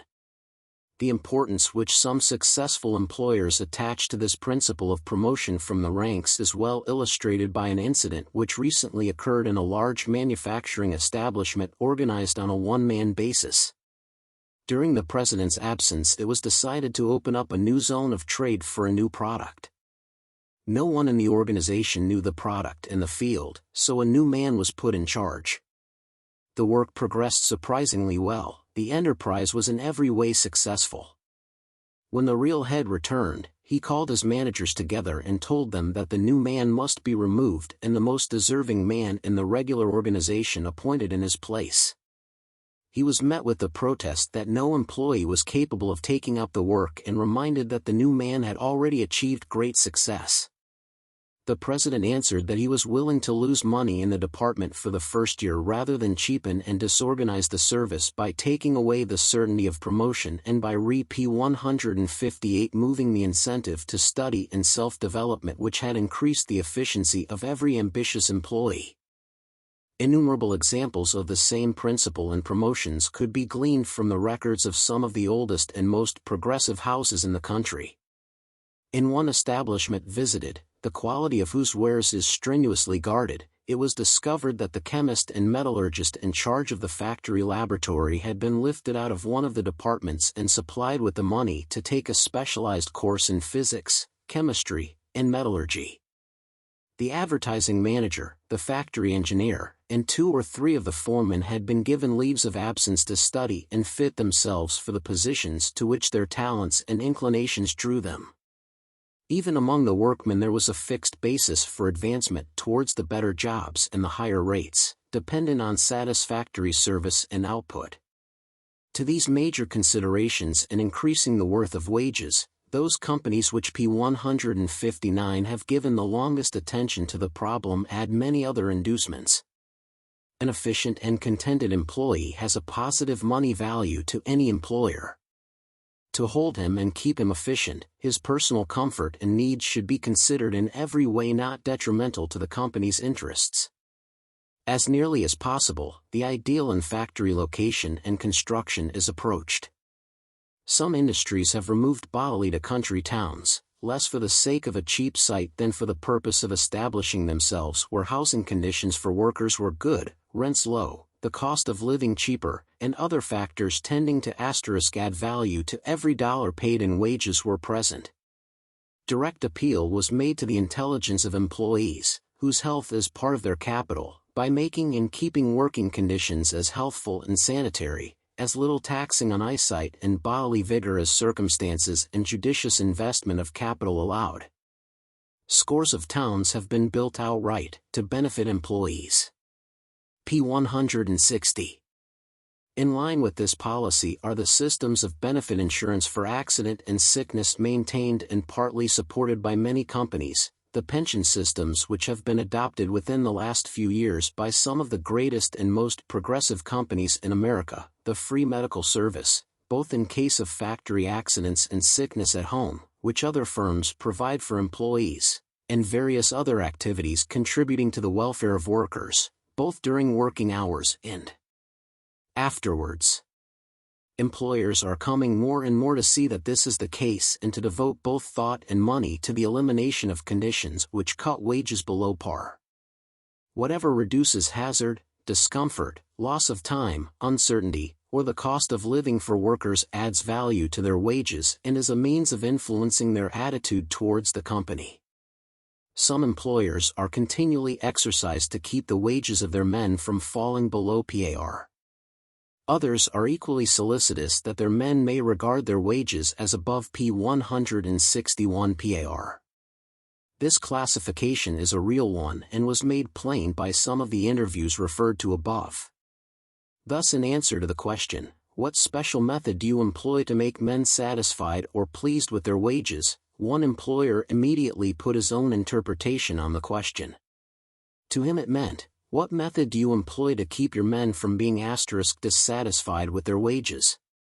His answer was, by paying them somewhere near what they ask or expect. If we don't, he added, they go out on strike and we have to compromise. The majority of successful employers have advanced beyond this negative, defensive attitude and take a positive and aggressive position in dealing with the problem. Instead of assuming their work accomplished when the men are not dissatisfied or rebellious, they do not rest until every dollar paid out in wages is above par in its influence upon efficiency. Thus, in innumerable ways, the progressive employer increases the value of all wages he P162 pays by making them appeal to the reason and to the instincts of workers in a way undreamed of by less enlightened men. The purpose of wages is to produce a certain psychological effect and to promote the most favorable attitude on the part of the worker. The methods of increasing the purchasing power of money thus spent is one of the most interesting and yet complex problems which the businessman has to face. This chapter shows the psychological ground for the following statements. Employees differ in their response to piecework rates and to salaries. Some respond more satisfactorily to one and some to the other. When the development of men for better positions is of prime importance, the piecework system is not to be adopted. If the quantity of work per unit of wage is of greatest importance, then some form of wage other than fixed salary should be used. An employee should not be dismissed as hopelessly lazy till he has shown this attitude P163 in more than one department or has failed to respond to different forms of stimulation. Changes in wages may often be placed under the authority of some person or committee other than the immediate superiors of the employees involved. This authority may be vested in the direct representatives of the executives or in such a committee as would be formed by representatives of the executives and also employees from the different departments of the establishment. Payment of wages, so far as possible, should be made to appeal to the instincts for social distinction and for acquisition as well as to the instinct for self-preservation. Wages should never be reduced without a tactful and sincere attempt to convince the men of the necessity of such an act. Increase in wages may well be made a personal matter. Some firms, however, are most successful with a mechanical wage system in which employees know exactly the conditions necessary for an increase in wages. All work should be thoroughly supervised P164 and inspected so that employees know that good service will be recognized and rewarded. The policy of filling all positions from the ranks seems growing in favor, since it gives certain hope for advancement and hence greater satisfaction with the present wage. The wage may well include a tacit insurance for the future. Employees should be assured that so long as they remain faithful to the firm, their work and pay will continue, and that in accident or old age they will be provided for. Accepted thus, the wage secures increased service. Chapter 7. Pleasure. As a means of increasing human efficiency.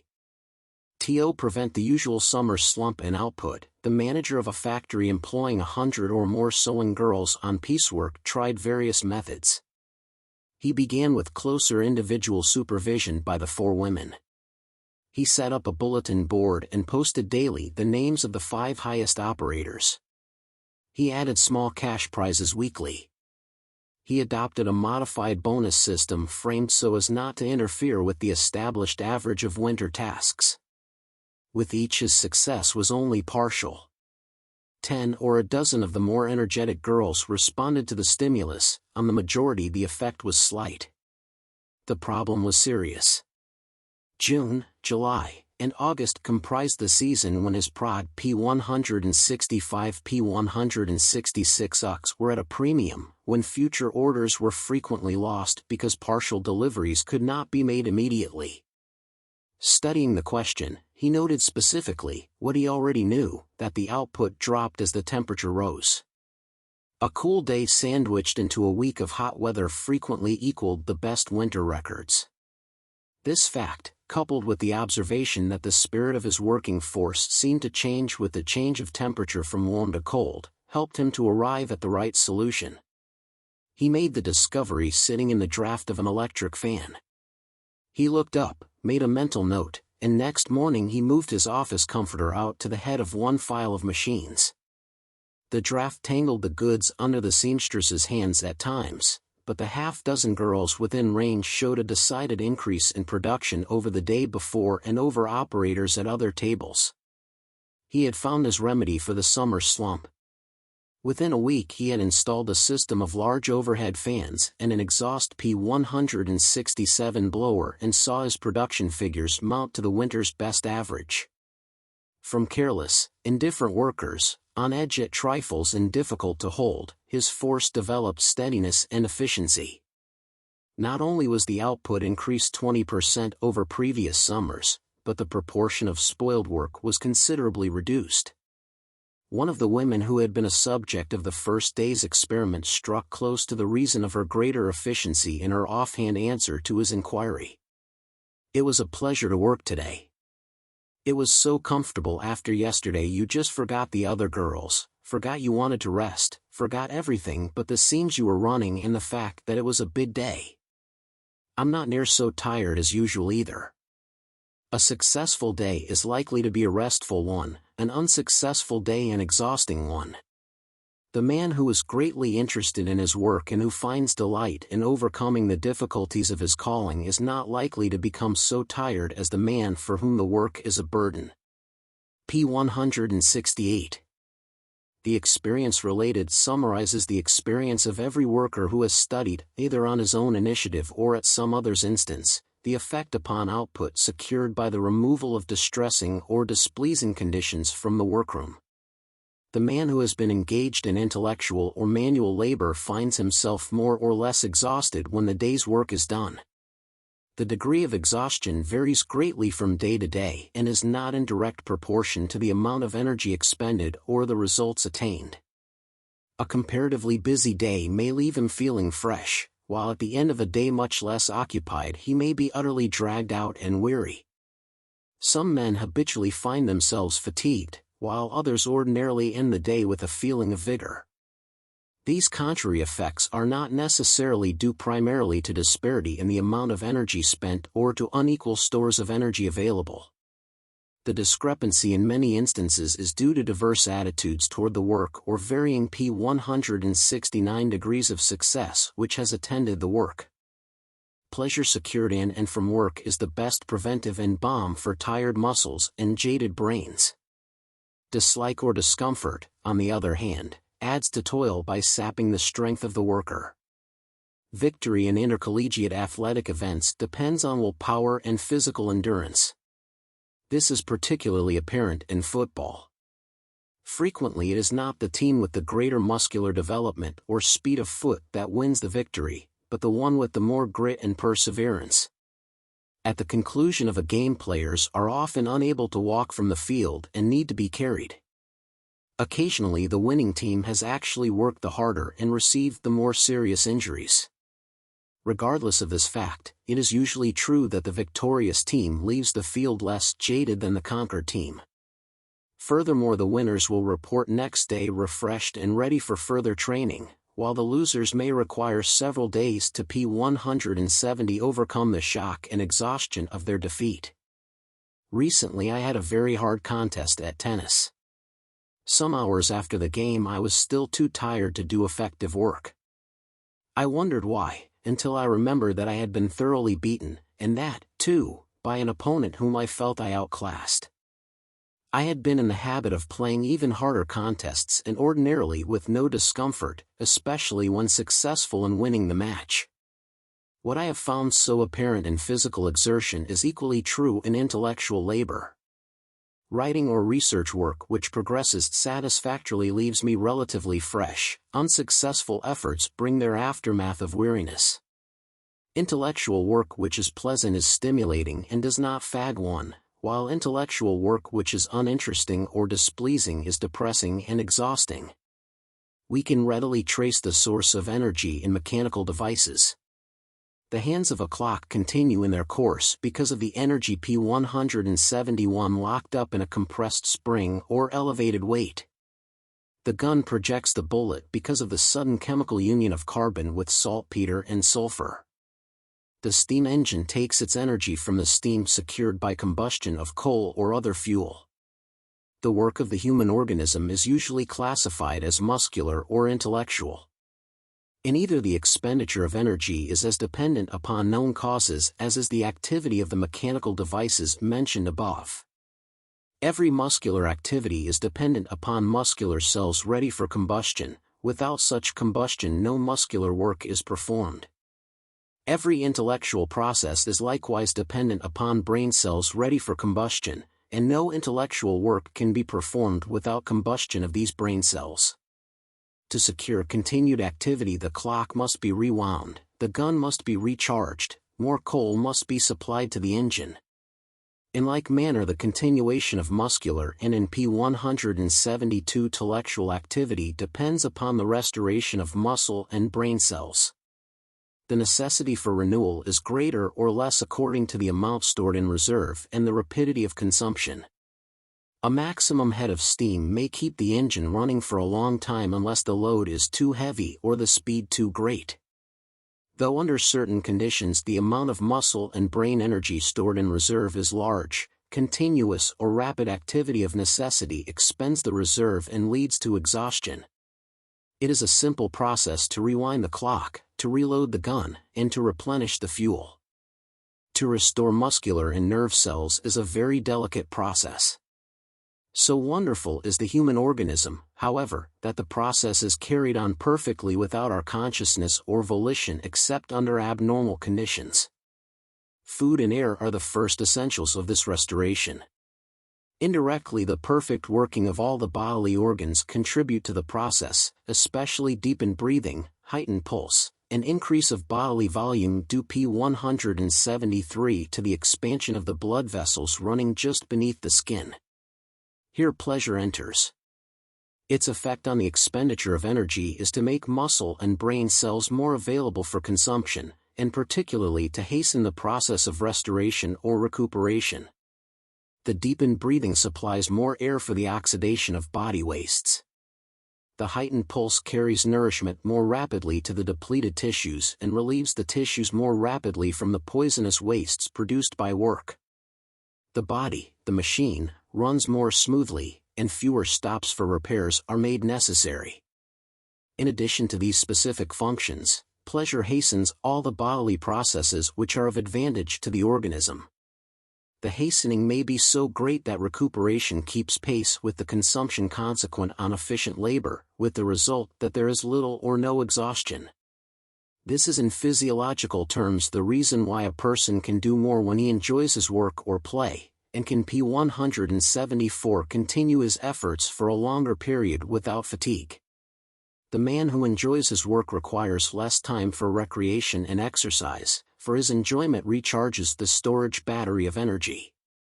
Not only can I endure more and achieve more when I take pleasure in the task, but I can also secure better results from others by providing for their interest and for their pleasure in what they are doing.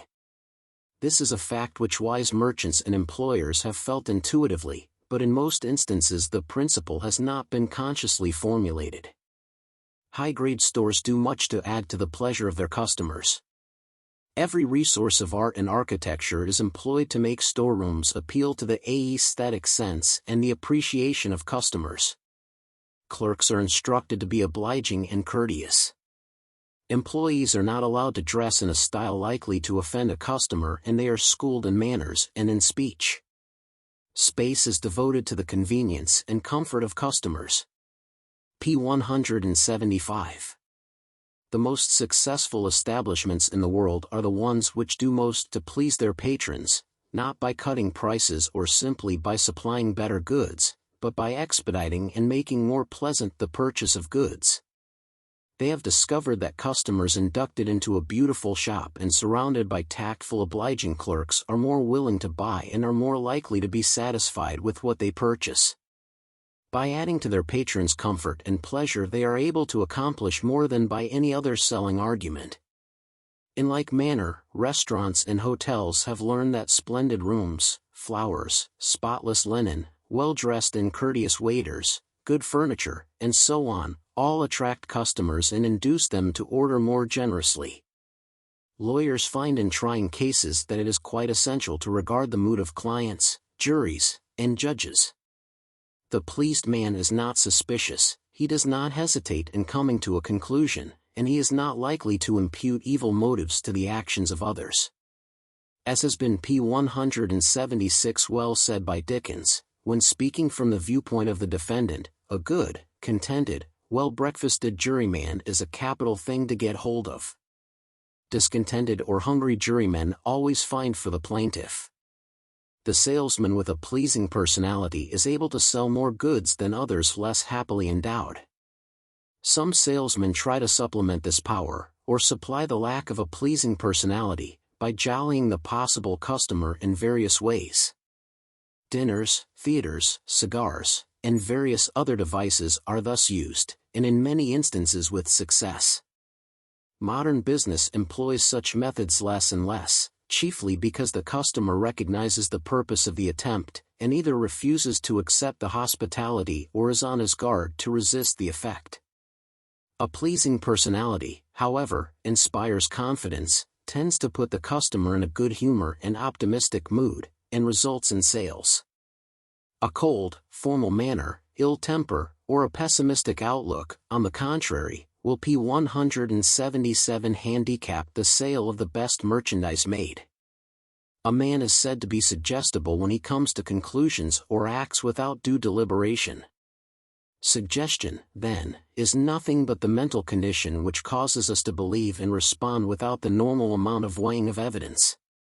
While in a suggestible condition we are credulous, responsive, and impulsive. Such a mental condition is favored and induced by pleasure. Discomfort or dissatisfaction with the conditions or surroundings prompts the opposing attitude, we become suspicious and slow to act or believe. While in a suggestible condition, we place our orders freely and promptly. The merchant who can please his customers and bring them to a suggestible mood before he displays his wares, therefore, has done much to secure generous sales. Advantageous results from suggestion are not limited to the relationship between buyer and seller. The pleased and satisfied employee is open p. 178 to the suggestions of foreman and manager and responds with an enthusiasm impossible of generation in one dissatisfied from any cause.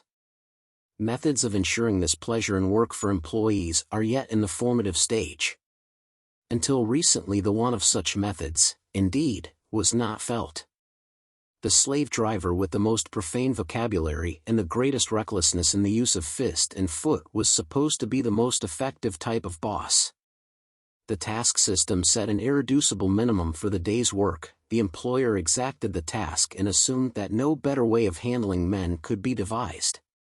Piecework rates provided a better and more reasonable basis for securing something like a maximum day's work. Bonus and premium systems have carried the incentive of the wage and increasing efficiency to the last point short of cooperative organization. But all of these systems fall short in assuming that men are machines, that their powers and capacities are fixed quantities, that the efficiency of a well-disposed and industrious employee ought to be proof against p. 179 varying conditions or environment, that a man can achieve the desired standard, if only he has the will to achieve it. Discipline has become less brutal if not less strict. The laborer works, not alone to avoid poverty and hunger, but to secure the means of pleasure.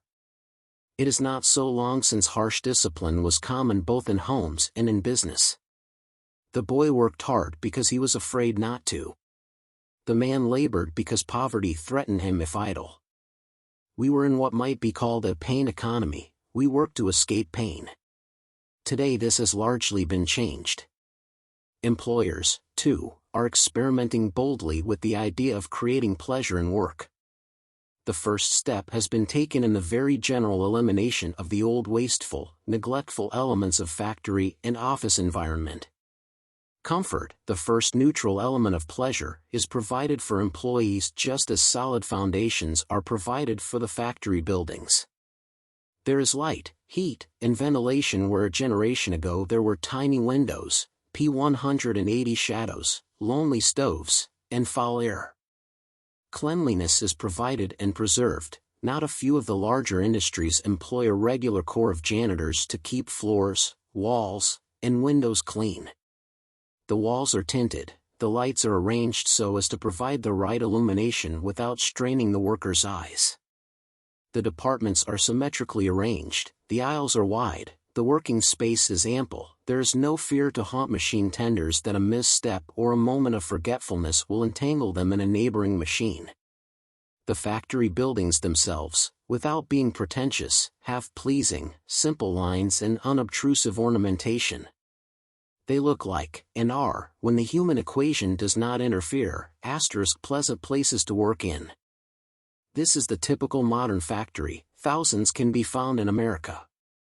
On this foundation of good working conditions and pleasant environment, many companies have built more or less elaborate systems of welfare work, whose effectiveness in creating pleasure and efficiency seem to depend on the P181 purpose and spirit of the men behind them.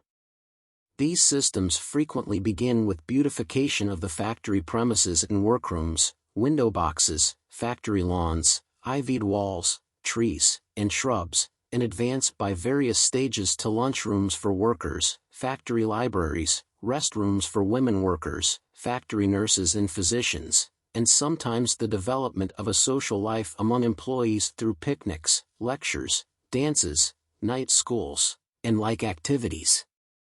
The methods employed are too diverse and too recent to permit an accurate estimate of their work or a true analysis of the elements of their success.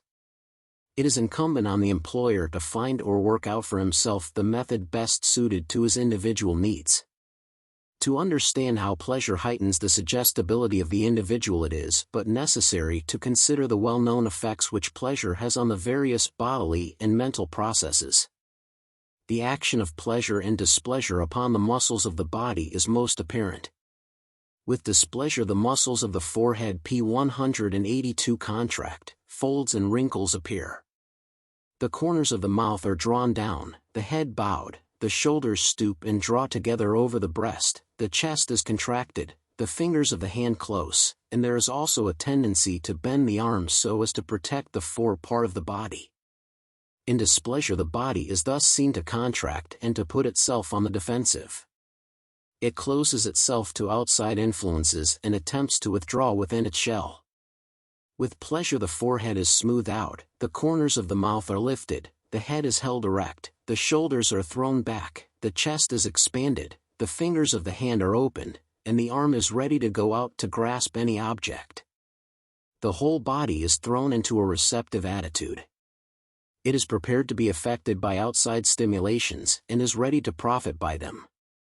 That these characteristic bodily attitudes of pleasure and displeasure have an effect on the mind is evident. Bodily and mental attitudes have developed together in the history P183 of the race. The conditions which cause a receptive attitude of body cause also a suggestible state of mind. The conditions which call for bodily protection also demand a suspicious and non-responsive attitude of mind. The bodily and the mental attitudes have become so intimately associated that the presence of one assures the presence of the other. Pleasure and a particular attitude of body are indissolubly united, and when these two are present, a suggestible condition of mind seems of necessity to follow. Thus by the subtle working of pleasant impressions the customer is disarmed of his suspicion and made ready to respond to the suggestions of the merchant. The effect of the suggestible attitude of the body, as produced by pleasure, is increased by certain other effects which pleasure produces on the body. Muscular strength is frequently measured by finding the maximum grip on a recording instrument. The amount of the grip varies from time to time and is affected by various P184 conditions. One of the phenomena which has been thoroughly investigated is the effect of pleasure and of pain on the intensity of the grip. It is well established that pleasure increases the grip or the available amount of energy. Displeasure reduces the strength. The total volume of the body would seem to be constant for any particular short interval of time. Such, however, is not the case.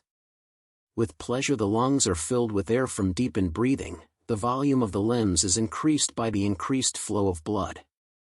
Pleasure thus actually makes us larger and displeasure smaller. This increase in muscular strength and bodily volume due to pleasure has a very decided effect upon the mind. The increase of muscular strength gives us a feeling of power and assurance. The increase in volume gives us a feeling of expansion and importance. These conditions produced by increase of muscular strength and bodily volume contribute to the general suggestible condition described above. If I am in a suggestible condition and if I less than P185 also feel an unusual degree of assurance in my own powers and importance, I shall have such confidence in the wisdom of my intended acts that there will seem to be no ground for delay. Furthermore, the increased action of the heart, due to the effect of pleasure, gives me a feeling of buoyancy and invigoration which adds appreciably to the tendency to action. We thus see why pleasure renders us more suggestible and hence makes us more apt to purchase proffered merchandise or to respond to the suggestions of our foreman or our executive. We also see why it is that a man may increase his efficiency by pleasing those with whom he has to work, whether they be customers or employees. Chapter 8. The love of the game. As a means of increasing human efficiency. The motives discussed in previous chapters are fairly adequate for developing efficiency in all except the owner or chief executive. The employee may imitate and compete with his equals and his superiors, he may work for his wage, and he may be loyal to the house. To increase the industry and enthusiasm of the head is a task of supreme importance. Interest and enthusiasm must be kindled at the top that the spark may be passed down to the lower levels.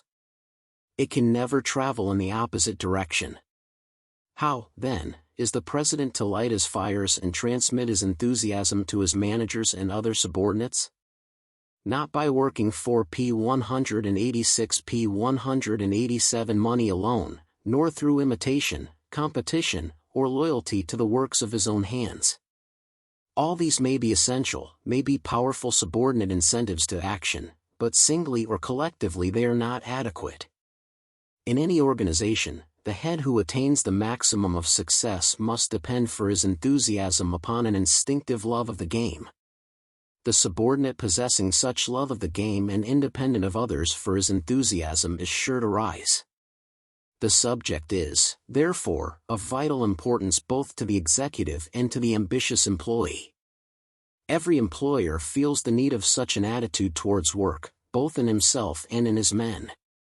An attempt will be made in this chapter to comprehend this instinctive love of the game, to discuss to what extent it is inherited and to what extent subject to cultivation, and to analyze the conditions most favorable for its development in respect to one's own work as well as that of his employees.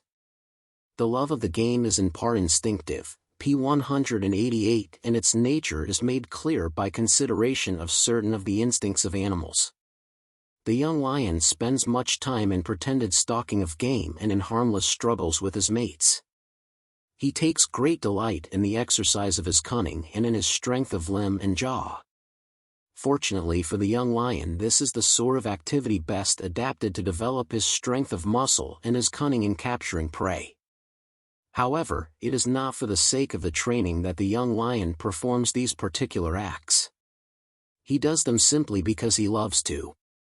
In like manner, the young greyhound chasing his mates and the young squirrel gathering and storing nuts have no thought beyond the instinctive pleasure they find in performing these functions. To each there is no other form of activity so satisfactory.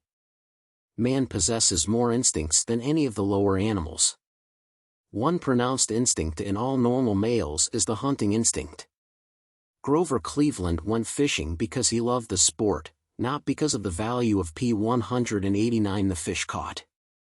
Theodore Roosevelt did not hunt big game in Africa because he was in need of luscious steaks or tawny hides. He was not working solely in the interest of the Smithsonian Institute nor to secure material for his book. Doubtless these were subsidiary motives, but the chief reason why he killed the game was that he instinctively loves the sport. He endured the hardships of Africa for the same reason that fishermen spend days in the icy water of a trout stream and hunters lie still for hours suffering intense cold for a chance to shoot at a bear. For some men, buying and selling is as great a delight as felling a deer. For others, the manufacture of goods is as great a joy as landing a trout. For such a man, enthusiasm for his work is unfailing and industry unremittent. He is suited to his task as is the cub to the fight, the puppy to the chase, the squirrel to the burying of nuts, or the hunter to the killing of game. His labor always appeals to him as the thing of supremest moment. His interest in it is such that it never fails to in P-190 inspire others by contagion. For such a man, laziness or indifference in business seems anomalous, while industry and enthusiasm are as natural as the air he breathes and as inexhaustible as the air itself. By classifying the love of the game as an instinct, we seem to admit that it is born and not developed, that some men possess it and others do not, that if a man possesses it, he does not need to cultivate it, and that if he does not possess, he cannot acquire it. There is doubtless much truth in this, but fortunately it is not the whole truth. Some instincts are specific, even stereotyped, and not subject to cultivation or change. Thus the bee's instinctive method of gathering and storing honey is very specific and definite. The bee is unable to modify its routine to any great extent. The bee which does not instinctively perform the different acts properly will never learn to. There are other instincts not so stereotyped in manner or constant in degree. The instincts of man are much more variable than P-191 those of the lower animals, and are much more subject to direction, inhibition, or development. If this love of the game were solely a matter of inheritance, if the business genius were born and not made, and if it could not be cultivated and developed, our hope for the improvement of the race would be small. Potential geniuses exist in large numbers but fail of discovery because they are not developed. Instincts manifest themselves only in the presence of certain stimulating conditions. They are developed by exercise and stimulated further by the success attending upon their exercise. Thus certain conditions, more or less definite, are effective in determining the line along which instincts shall manifest themselves, and the extent to which the instincts shall be developed and then ultimately supplemented by experience and reason. Fortunately, we have reason to believe that although the business genius must have a good inheritance, yet the inheritance does not determine what its possessor shall make of himself. P-192 Many persons are inclined to overestimate the influence of inheritance in determining success in business. The folly of this attitude is every day becoming more and more apparent. The conditions essential for developing the love of the game in business may be summarized under three heads. First, a man will develop a love of the game in any business in which he is led to assume a responsibility, to take personal initiative, to feel that he is creating something, and that he is expressing himself in his work. As organizations become larger and more complex in their methods, there is a corresponding increase in the difficulty of making the employees retain and develop this feeling of independent and creative responsibility. Business has become so specialized and the work of the individual seems so petty that he is not likely to feel that he is expressing himself through his work or to retain a feeling of independence. Properly conceived, there is no position in trade or industry which does not warrant such P-193 an attitude. To promote this attitude, various devices have been adopted by business firms. Some try to put a real responsibility on each employee and to make him feel it. Others have devised forms of partnership which give numerous employees shares in the business and so help to develop this attitude. In developing men for responsible positions, this attitude must be secured and retained even while they are occupying the lesser positions. Few things so stimulate a boy as the feeling that he is responsible for a certain task, that he is expressing himself in it, that he is creating something worthwhile. Many managers and more foremen are unable to develop this feeling in their subordinates because they assume all the responsibility and allow those under them no share of it. On the other hand, some executives have the happy faculty of inspiring this attitude in all their men.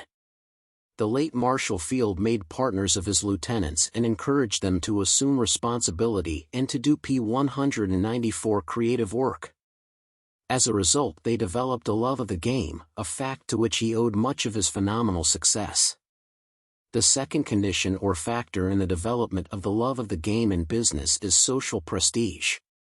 We have but partially expressed the nature of man when we have spoken of him as delighting in independent self-expression, as being self-centered and self-seeking. Man is inherently social in his nature and desires nothing more than the approval of his fellows. That which society approves we do with enthusiasm. We change our forms of amusements, our manner of life, and our daily occupations according to the whims of society.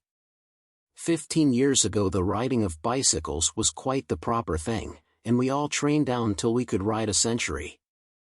Today we are equally enthusiastic in lowering bogey on the golf course. This change in our ambitions is not because it is inherently more fun to beat bogey than to ride a century. The change has come about simply because of the change of P-195 social prestige secured from the two forms of amusement. We may expect to find enthusiastic industry in the accomplishment of any task which society looks upon as particularly worthy. During the past few decades in America, society has given the capitalist unusual honor and has allowed him monetary rewards unprecedented in the history of the world. If the capitalist had been honored less than the poet, the preacher, or the soldier, and his material rewards fallen below theirs, our money captains would have been fewer in number. In spite of occasional muckrakings, society's esteem for the capitalist has been unbounded. He is in general the only man with a national reputation. Society bestows upon him unstinted praise and the most generous rewards for his toil. His rewards are so extravagant that the game seems worthy of every effort he can put forth. Love of the game has consequently been engendered within him, and his enthusiasm has been unbounded. P-196. This motive of social prestige is less easy of application to the humbler ranks of employees. Most men engaged in the industries are entirely deprived of the stimulus because their social group does not look with approval upon their daily tasks. It may even despise men for doing well work essential as preparatory to better positions. There are many young men engaged in perfectly worthy employment who prefer that their social set should not know of the exact nature of their work for fear it would be regarded as menial and not sufficiently swell. This disrespect for honest toil is due to various causes. One cause is that nearly all young men, and indeed most older men too, look upon their present positions merely as stepping stones. They look forward to promotion and more interesting work. They and their social group fail to accord dignity to the work which they are doing at any time. Another reason why the motive of social prestige has no effect in the more humble P-197 positions is that in business we have practically abandoned the standard of the artist and adopted that of the capitalist. The artist's standard is diametrically opposed to the capitalistic standard. We honor the capitalist not for what he does, but for the money he gets for what he does. We honor the artist for what he does and never because of the monetary considerations which follow his creation. To substitute the standard of the artist for the standard of the capitalist would be impossible in business, yet a harmonious working of the two is possible. Such a harmony was probably present in the old industrial guilds, which developed a class consciousness creating its own ideals. Within the guild, the most skillful workman had the highest honor. The work itself, independent of the money which might be received for it, was uppermost in the worker's mind. The executive seeking to stimulate love of the game among his workmen should in some way see that social approval attaches itself p. 198 to the work as such and not to the wage which is secured by means of the work. The workman must be given an interest in the work as well as in the wage. Executives everywhere find that getting together with others engaged in the same work is most stimulating. We are inspired by the presence of others engaged in the same sort of work and giving approval to success in our particular field. The third condition for securing a love of the game is that the work itself must appeal to the individual as something important and useful. Its useful function must be apparent, and the necessity and advantage of perfect performance must be emphasized. I play golf because the game permits me to assert myself and engage in independent and exhilarating activity. My devotion to my professional tasks, however, is dependent upon the fact that I regard psychology, whether the work be in research or instruction, as of the greatest importance to science and to mankind in general. The work as a whole and all the p. 199 details of it seem to me to be important. In performing my daily tasks, they seem to me to be worthy of the most persistent and enthusiastic effort. Doubtless there are classes of work incapable of appealing to individuals as does my work to me. But in many instances work seems menial and ignoble because it is not understood. It is not seen in its relationships and broader aspects. The single task as performed by the individual is so small and so specialized that it does not seem worthwhile. The dignity of labor demands that the workman should respect the work of his hands. He should look upon his accomplished tasks as of inherent dignity independent of the monetary recompense to be received. To keep the workman's efficiency keyed up, the employer should see to it that this broader aspect of labor is emphasized and that the day laborer finds some reason for his labor besides his wage. It is the only game he may ever have time to play. It is to the interest of p. 200 himself, his employer, and society at large that he should enter enthusiastically into it and be ennobled by it. Professional, technical, and vocational schools are serving a noble function in emphasizing the dignity of the work for which they are preparing young men. They are more and more presenting the broader aspects of the subjects taught. Even the altruistic and extremely technical aspects of the subject are found profitable.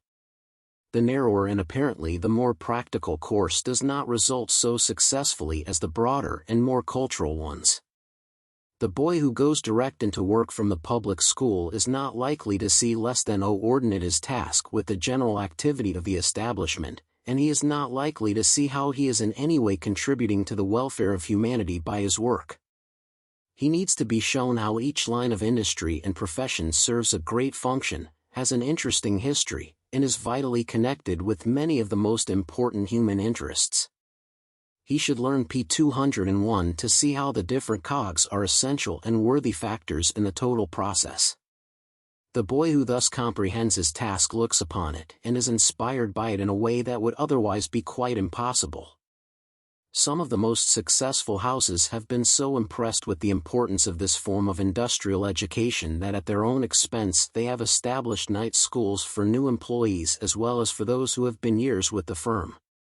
Not only are the students taught how to perform their respective tasks, but a broader program is attempted. Sometimes an attempt is made to lead the students to appreciate the dignity of the particular activity in which the firm is engaged. The history of the firm is then fully presented so that the employees will comprehend the part the house has actually taken in the world. Some firms try to show each man how his work is related to the work of the house as a whole and to other departments. In various ways schools and individual firms are successfully attempting to inject a nobler regard p. 202 and appreciation for labor. The result is most gratifying and manifests itself in increased enthusiasm and other expressions of the increased love of the game. The three conditions which we have been considering for developing the love of the game are quite different, appeal to the different sides of the individual, and are not all equally applicable to the young man who seeks to become a leader among his fellows or to the manager of men who seeks to develop leaders. The attitude of independent, creative responsibility appeals to our individualistic and self-centered self. It is an attitude that may be assumed by the ambitious young man and encouraged by the manager. It is absolutely indispensable for developing this much coveted love of the game in any form of useful endeavor. It is readily assumed or developed in the chief executive, but may be developed in subordinates with great difficulty. Social prestige appeals to our selfishly social natures, and yet the desire to secure this P203 social favor is in the main ennobling. It is of special value to the manager of large groups of men. The manager may create the social atmosphere which is most favorable to the development of the love of the game in his particular industry. The last condition discussed, regard for the work as important and as useful, makes its appeal to our nobler and what we might in some instances speak of as our altruistic selves. This condition is equally serviceable to the ambitious youth and to the successful superintendent of men.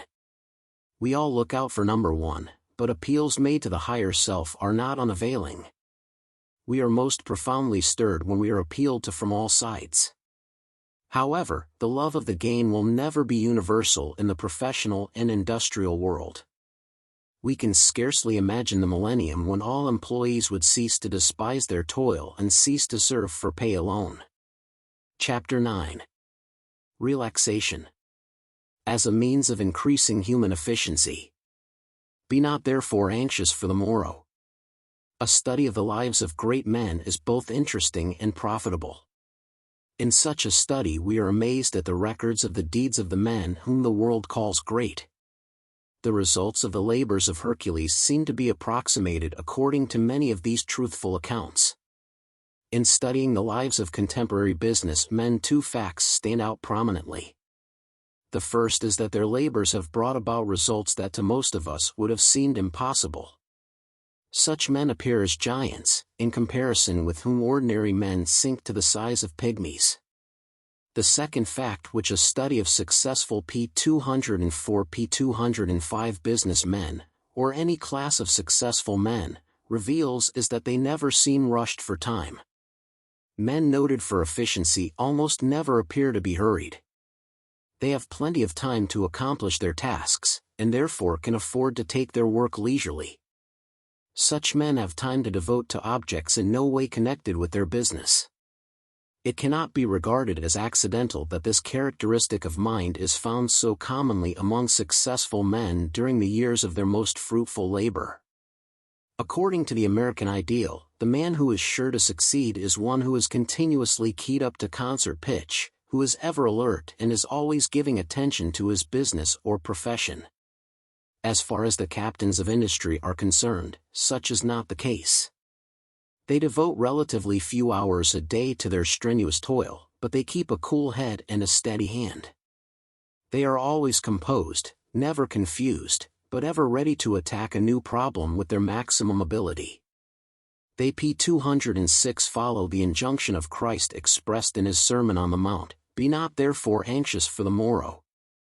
Of all the nations of the world, Americans are supposed to be the hardest working.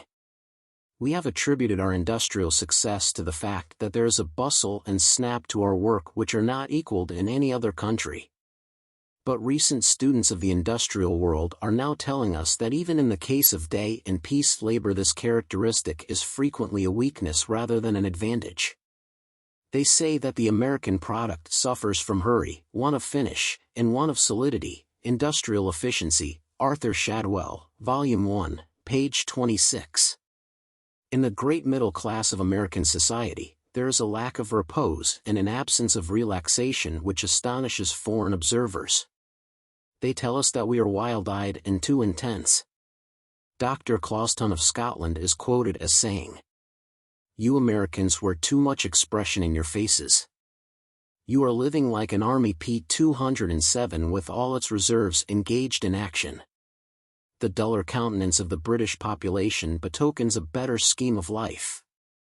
They suggest stores of reserve nervous force to fall back upon, if any occasion should arise that requires it. The inexcitability, this presence at all times of power not used, I regard as the great safeguard of our British people. The other thing in you gives me a sense of insecurity, and you ought somehow to tone yourselves down. You do really carry too much expression, you take too intensely the trivial moments of life. The late Professor William James of Harvard makes the following pertinent remark concerning the overtension of Americans. Your intense, convulsive worker breaks down and has bad moods so often that you never know where he may be when you most need his help. He may be having one of his bad days. We say that so many of our fellow countrymen collapse, and have to be sent abroad to rest their nerves, because they work so hard. I suspect that this is an MP 208 men's mistake. I suspect that neither the nature nor the amount of our work is accountable for the frequency and severity of our breakdowns, but that their cause lies rather in those absurd feelings of hurry and having no time, in that breathlessness and tension, that anxiety of feature and that solicitude of results, that lack of inner harmony and ease, in short, by which with us the work is apt to be accompanied, and from which a European who should do the same work would 9 times out of 10 be free.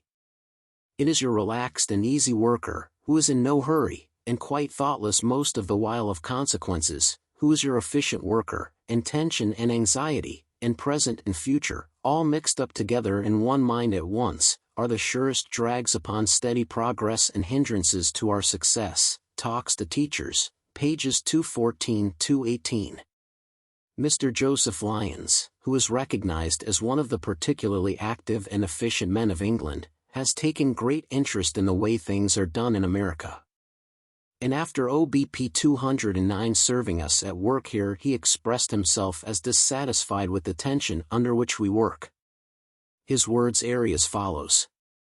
I do not believe in what Americans call hustling. The American hustler, in my opinion, does not represent the highest type of human efficiency.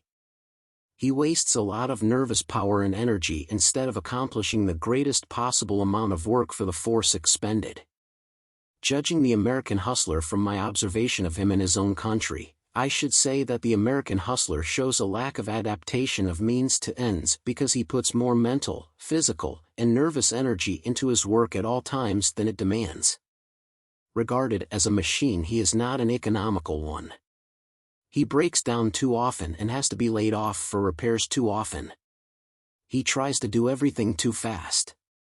When Mr. Lyons was asked to explain how he had been able to accomplish so much without hustling, he replied, by organizing myself to run smoothly as well as my business, by schooling myself to keep cool, and to do P210 what I have to do without expending more nervous energy on the task than is necessary, by avoiding all needless friction. In consequence, when I finish my day's work, I feel nearly as fresh as when I started. Quoted from New York Herald, August 30, 1910. Relaxation of physiological necessity. The necessity for relaxation is inherent in the human organism. Even those life processes which seem to be constant in their activity require frequent periods of complete rest. The heart beats regularly and at short intervals, but after each beat its muscles come into a state of complete relaxation and enjoy a refreshing rest, even though it be but for a moment. Likewise, the lungs seem to be unceasing in their activity, but a careful study of their action discloses the fact that every contraction is followed by a perfect relaxation, and that the rest secured between successive respirations is adequate for recuperations. In all bodily processes the same alternation is discovered. No bodily activity is at all P211 tenuous. Mental processes, too, can be continued for but a very short time. By attempting to eliminate these periods of rest for bodily and mental acts, we merely exhaust without a corresponding increase in efficiency. The laws of nature are firm and countenance no infringement. The periods between activity and rest, as well as the durations of the two processes, may be changed. Thus, up to a certain limit, the periods devoted to activity may follow more rapidly and endure longer. There is, however, a danger point which may not be passed with impunity. The danger signal may manifest itself in several ways. The overtrained athlete becomes stale, The overworked brain worker becomes nervous, the overworked laborer becomes indifferent and generally inefficient. In all these and in similar instances, the amount of energy expended is out of proportion to the results of the labor. The athletic trainer has learned to guard against overtraining and is severely condemned for making P212 such a mistake. The brain worker often regards overwork as a commendable thing.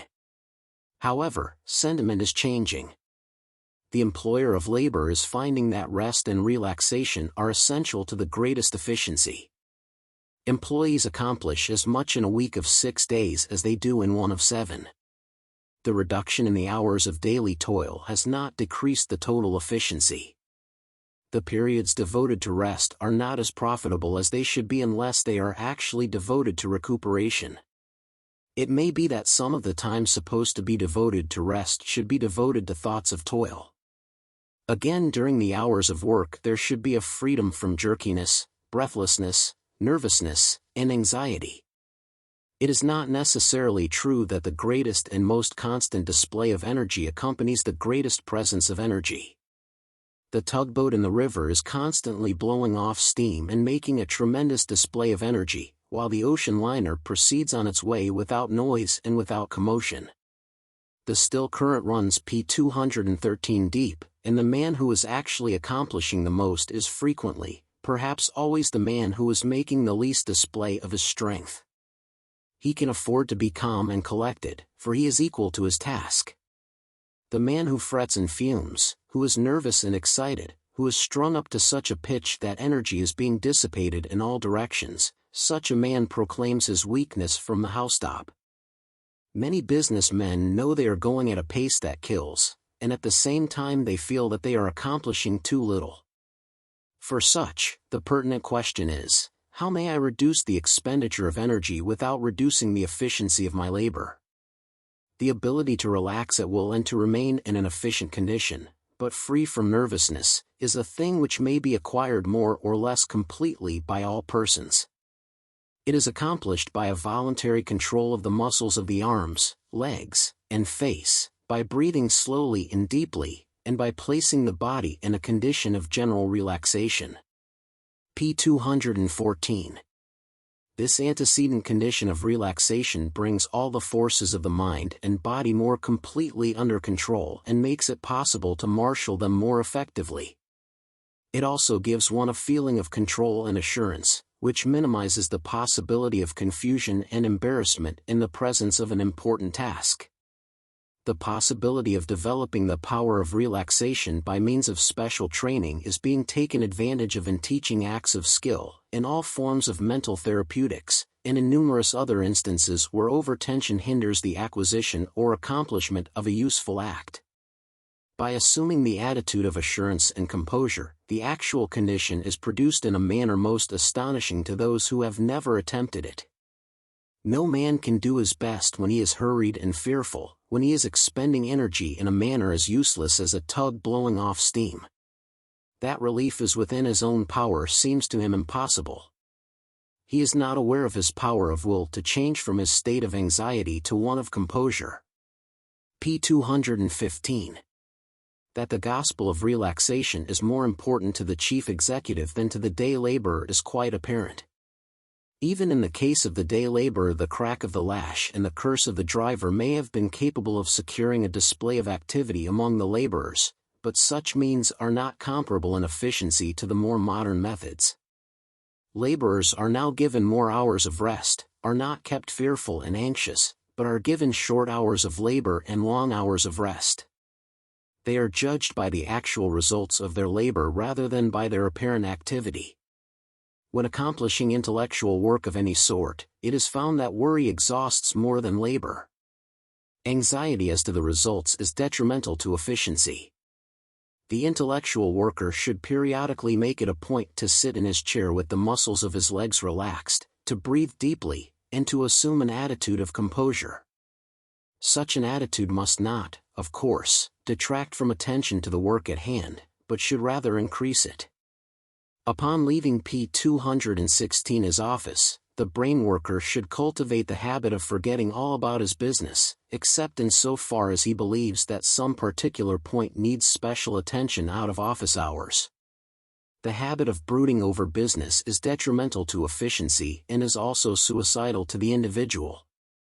It is, of course, apparent to all that relaxation may mean permanent indifference, and such a condition is infinitely worse than too great attention.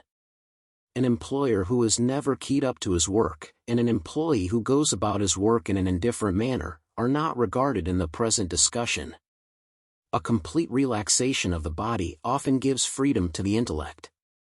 The inventor is often able, when lying in bed, to devise his apparatus with a perfection impossible when he attempts to study it out in the shop. The forgotten name will not come till we cease straining for it. Very many of the world's famous poems have been conceived while the poet was lying in an easy and relaxed condition. This fact is so well recognized by some 217 authors that they voluntarily go to bed in the daytime and get perfectly relaxed in order that their minds may do the most perfect work. Much constructive thinking is done in the quiet of the sanctuary, when the monotony of the liturgy or the voice of the speaker has soothed the quiet nerves, and secured a composed condition of mind. The preacher would be surprised if he knew how many costumes had been planned, how many business ventures had been outlined, all because of the soothing influence of his words. This relaxation of the body not only gives freedom to the intellect, but it is the necessary preliminary condition for the greatest physical exertion and for the most perfect execution of any series of skillful acts. Mr. H. L. Doherty not only held the world's championship in tennis, but he was the despair of his opponents, because of the apparent lack of exertion which he put forth to meet their volleys. So far as an observer could judge, Mr. Doherty kept only those muscles tense that were used in the game.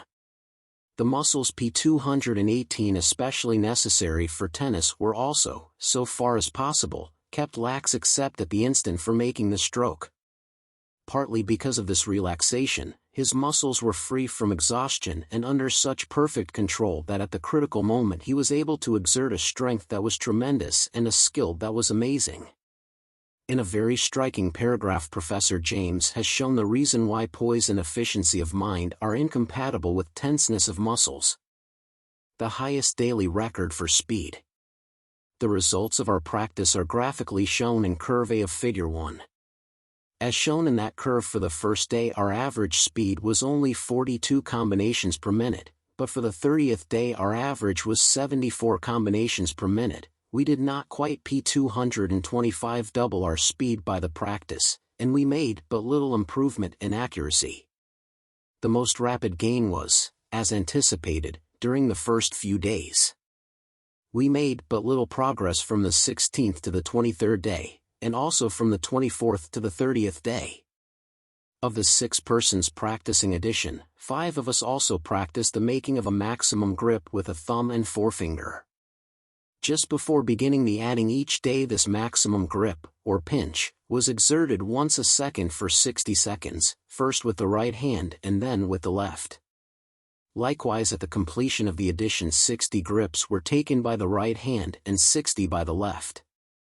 The total pressure exerted by each individual in the 240 trials, for minutes, was then recorded and expressed in kilograms.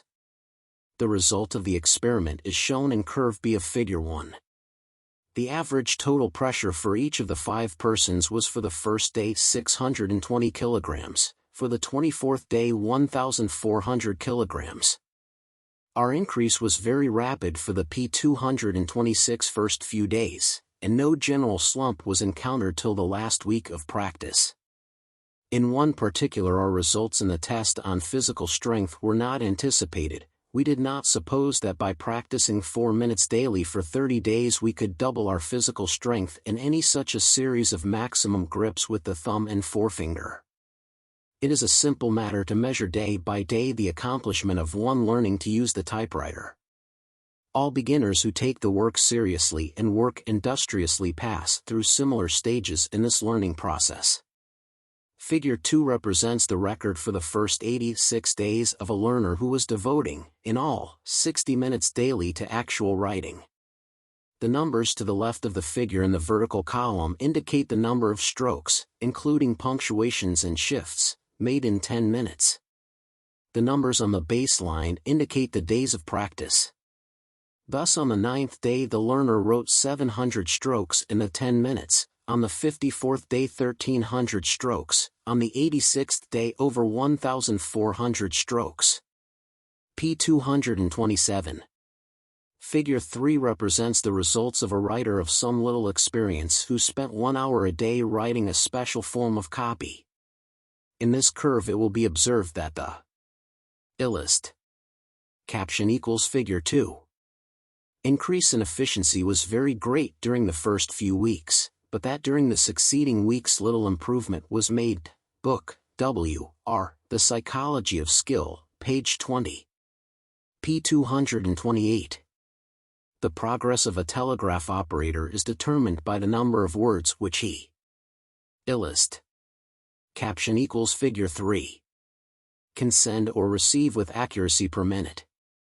In learning telegraphy, progress is rapid for a few weeks and then follow many weeks of less rapid improvement.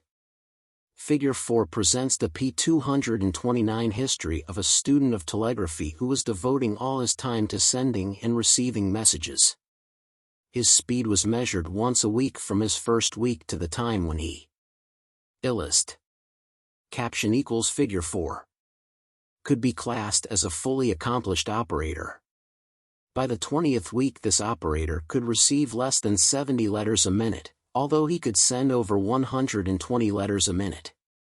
At the end of the 40th week he had P230 reached a speed of sending which he would probably never greatly excel even though his speed was far below that attained by many operators. The receiving rate might possibly rise either slowly or rapidly until it equaled or exceeded the sending rate. Bryan and Harder, Studies in the Physiology and Psychology of the Telegraphic Language, Psychological Review, Volume 4, page 49.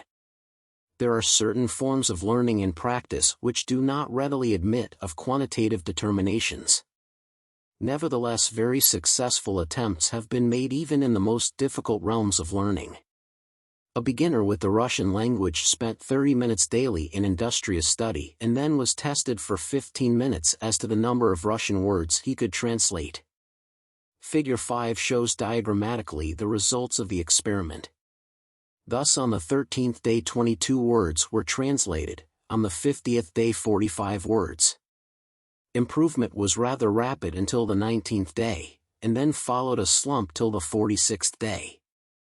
Improvement was very IRP 231 regular, swift, E.J., mind in the making, page 198. These 5 figures are typical of nearly all practice, or learning, curves. They depict the rate at which the beginner increases his efficiency. In every case we discover very great P232 fluctuations. On one day or at one moment there is a sudden phenomenal improvement. The next day or even the next moment the increase may be lost and a return made to a lower stage of efficiency. There are certain forms of skill which cannot be acquired rapidly in the beginning. In such instances a period of time is necessary in which to warm up or in which to acquire the knack of the operation or the necessary degree of familiarity and self-confidence before improvement becomes possible. This is true particularly in the breaking in of new operators on large machines like steam hammers, cranes, and the like, where the mass and power of the machine awes the new man, even though he has had experience with smaller units of some kind. It applies also to new inspectors of mechanical parts and completed products in factories, especially where the factor of judgment enters into the operation. Such instances are exceptions, however, and differ from those cited only in having a period of slow advance preliminary to the rapid progress. P233. Apparently, improvement should be continuous until the learner has entered into the class of experts or has reached his possible maximum. As a matter of fact, the curve which expresses his advance towards efficiency never rises steadily from a low degree to a high one. Periods of improvement are universally followed by stages of stagnation or retrogression. These periods of little or no improvement following periods of rapid improvement are called plateaus and are found in the experience of all who are acquiring skill in any line. These plateaus are not all due to the same cause. They differ somewhat with individuals and even more with the nature of the task in which skill is being acquired. With all, however, the following 4 factors are the most important influence. 1. The enthusiasm dependent upon novelty becomes exhausted. 2. All easy improvements have been made. 3. A period of incubation is needed in P234 which the new habits under formation may have time to develop. 4. Voluntary attention cannot be sustained for a long period of time. These 4 factors are not only the causes of the first plateau, but, as soon as any particular plateau is overcome and advance again begun, they are likely to arrest the advance and to cause another period of recession or of no advance. These 4 factors are therefore most significant to every man who is trying to increase his own efficiency or promote the progress of others. When the interest in work is dependent on novelty, the plateau comes early in the development, and further progress is possible only by the injection of new motives to action. Many young persons begin things with enthusiasm, but drop them when the novelty is worn off. They develop no stable interests and in all their tasks are superficial. They often have great potential ability, but lack training in habits of industry and of continued application. They change positions P235 often, acquire much diversified experience, and frequently, in a new position, give promise of developing unusual skill or ability. This is due to the fact that during the first weeks or months of their new employment the novelty of the work stimulates them to activity, and the methods or habits learned in other trades are available for application to the new tasks. When the novelty wears off, however, they become wearied and cast about for a fresh and therefore more alluring field. Such nomads prove profitable employees even when they are the means of introducing new methods or shortcuts into a business. They strike a plateau and lose interest and initiative just at the point where more industrious and less superficial men would begin to be of the greatest value. Plateaus are not confined to clerks and other subordinates. Executives frequently go stale on their jobs and lose their accustomed energy and initiative. Sometimes they are able to diagnose their own condition and provide the corrective stimulus. Again, the P236 man higher up, if he has the wisdom and discernment which some gain from experience, observes the situation and prescribes for his troubled lieutenant. In the majority of cases, however, the occupant of a plateau, if he continues thereon for any length of time, either resigns despondent or is dismissed. Such a case, coming under my notice recently, illustrates the man losses suffered by organizations whose heads do not realize that salaries alone will not buy efficiency. A young advertising man had almost grown up with his house, coming to it when not yet 20 in a minor position in the sales department. Enthusiastic about his possibilities, with the friendship and cooperation of his immediate superior, he carried out well the successive duties put to him. Promotion was rapid. No position was retained more than 6 months. In 5 years he had occupied nearly every subordinate position in the sales department, and was promoted to the head of the mail order section. P237. His fertility in originating plans, his schemes, his booklets, and advertising copy brought results with regularity. He became known as a man who could put the thing over in a pinch, with a vigor and enthusiasm that seemed irresistible. He fairly earned his standing as the live wire among executives of the second rank. So, when the general sales manager resigned, there was no question but that this young man should succeed him. He had been a personal friend of his predecessor, had cooperated with him in many phases of his work, and knew his new duties well. In fact, he took them up with little necessity for breaking in. This apparently favorable condition was the very reason for his lack of success in the new work. There was not the novelty in this position that there had been in his former successive positions. In such an executive position, it was not a question of taking care of an emergency demand, but of organization, of establishing routine, of organizing bigger campaigns. Before the end of the first season, it became EVP 238 Dent that the new sales manager was not making good. Everything, organization, discipline, routine system, ginger, had deserted him. Neither he himself nor his employers, however, found the real cause. "I have lost my grip," he told the general manager. "I am worn out and of no further use to this business." Furthermore, he thought he was of no use to any business. But he made a connection with a big house which had a large advertising campaign on its hands. He threw himself into the task of recasting the firm's selling literature, the planning of new campaigns, and the reorganization of the correspondence department. Within the year, he had duplicated on a magnified scale his early triumphs with his first employers. Moreover, he continued this record of efficiency the second year, thus entirely refuting the fear of himself and his friends that he would last less than a year and that he lacked staying power.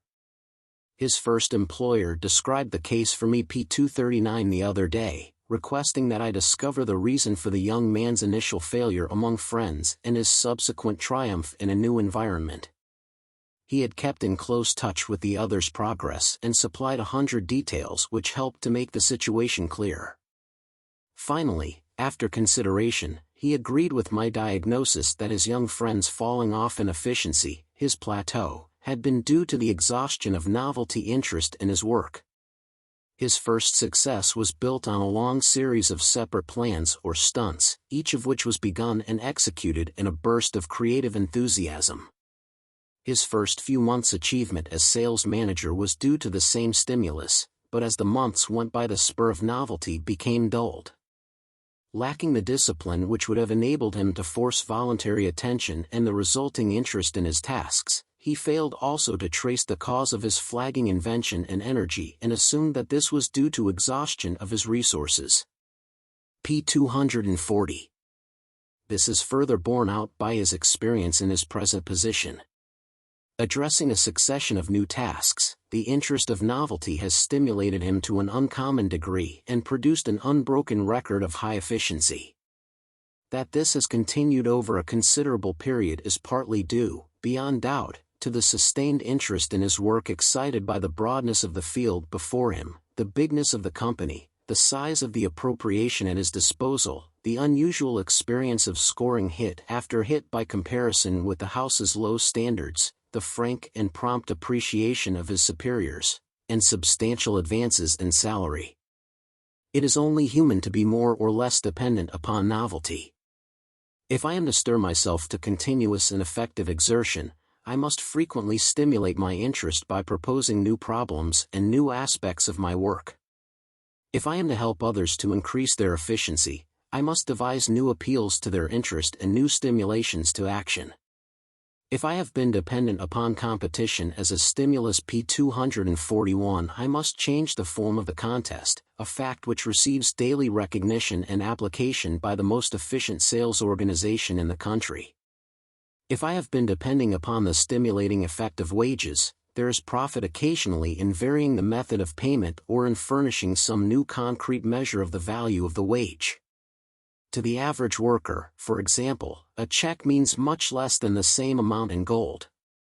In deference to this common appreciation of cold cash, various firms have lately abandoned checks and pay in gold and banknotes, even though this change means many hours of extra work for the cashier.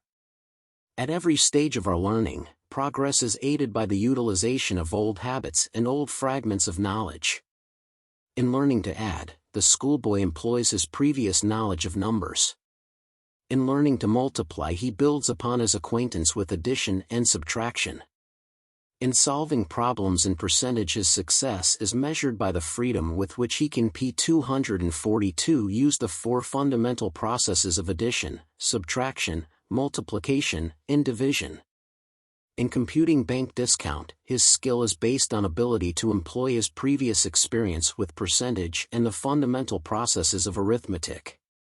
The advance here is typical of all learning processes. In mastering the typewriter, no absolutely new movement is required. The old familiar movements of arm and hand are united in new combinations. The student has previously learned the letters found in the copy and can identify them upon the keys of the typewriter. Scrutiny enables him to find any particular key, and in the course of a few hours B develops a certain awkward familiarity with the keyboard and acquires some speed by utilizing these familiar muscular movements and available bits of knowledge. All these pre-learned movements and associations are brought into service in the early stages of improvement, and a degree of proficiency is quickly attained which cannot be exceeded so long as these pre-learned habits and ASO P243 sciations alone are employed. Further advance in speed and accuracy is dependent upon combinations more difficult to make because they involve organization of the old and acquisition of new methods of thought or movement. When such a difficulty is faced, a plateau in the learning curve is almost inevitable. The young man who enters upon the work of a salesman can make immediate use of a multitude of previous habits and previously acquired bits of knowledge. He performs by habit all the ordinary movements of the body, by habit he speaks, reads, and writes. During his previous experience he has acquired some skill in judging people, in addressing them, and in influencing them. His general information and his practice in debate and conversation, however crude, enable him to analyze his selling proposition and unite these selling points into an argument. He learns, too, to avoid certain errors and to make use of certain factors of his previous experience. Thus his progress is rapid for a short time, but soon P244 the stage is reached where his previous experience offers no more factors which can be easily brought to his service. In such an emergency the novice may cease to advance, if indeed there is not a positive retrogression. Nor is this tendency to strike a plateau confined to clerks in the office and to semi-skilled men in the factory. Often the limitations of a new executive are brought out sharply by his failure to handle a situation much less difficult than scores which he has already mastered and thereby built up a reputation for unusual efficiency. His collapse, when analyzed, can usually be traced to the fact that his previous experience contained nothing on which he could directly base a decision. His prior efficiency was based on empirical knowledge rather than on judgment or ability to analyze problems. The office manager of an important mercantile house is a case in point. Though young, he had served several companies in the same capacity, making a distinct advance at each change. He was a trained accountant, P245 a clever employment man, and a successful handler of men and women. His association with the various organizations from which he had graduated gave him an unusual fund of practical knowledge and tried out methods to draw upon. His first 6 months were starred with brilliant detail reorganizations. The shipping department, first, the correspondence division next, the accounting department third, and he literally swept through the office like the proverbial new broom, caught up all the loose ends, and established a routine like clockwork. So successful was his work that the directors hastened to add supervision of sales and collections. Forthwith the new manager struck his plateau. His previous experience offered little he could readily use in shaping a sales policy or laying out a collection program. He plunged into the details of both, effected some important minor economies, but failed altogether, as subsequent events showed, to grasp the constructive needs and opportunities P246 of management. He puzzled and irritated his district managers by overemphasizing details when they wanted decisions or policies or help in handling sales emergencies. In the same way, he neglected collections, chiefly because he could not distinguish between detail and questions of policy, but escaped blame for more than 6 months because the season was conceded to be a poor one. Not till he resigned and the general manager investigated the sales and collection departments did the real cause of the failure become evident. Important and numerous as had been the economics instituted, they all fell under the head of the easy improvements based on previous experience and observation. When problems outside this experience presented themselves, the manager encountered his plateau. In the acquisition of skill, days of progress are followed by stationary periods. Time must be taken out to allow the formation of a habit or the organization of this new knowledge or skill. P247. All trees and plants have periods of growth followed by periods of little or no growth. In May and June the leaves and branches shoot forth very rapidly, but the new growth is pulpy and tender. During succeeding days or months, these tender shots are filled in and developed. In learning and in habit formation a similar sequence is lived through. We have days of swift advancement followed by days in which the new stage or method of thinking and acting takes time to become organized and solidified. The nervous system has to adjust itself to the new demands, and such adjusting requires time.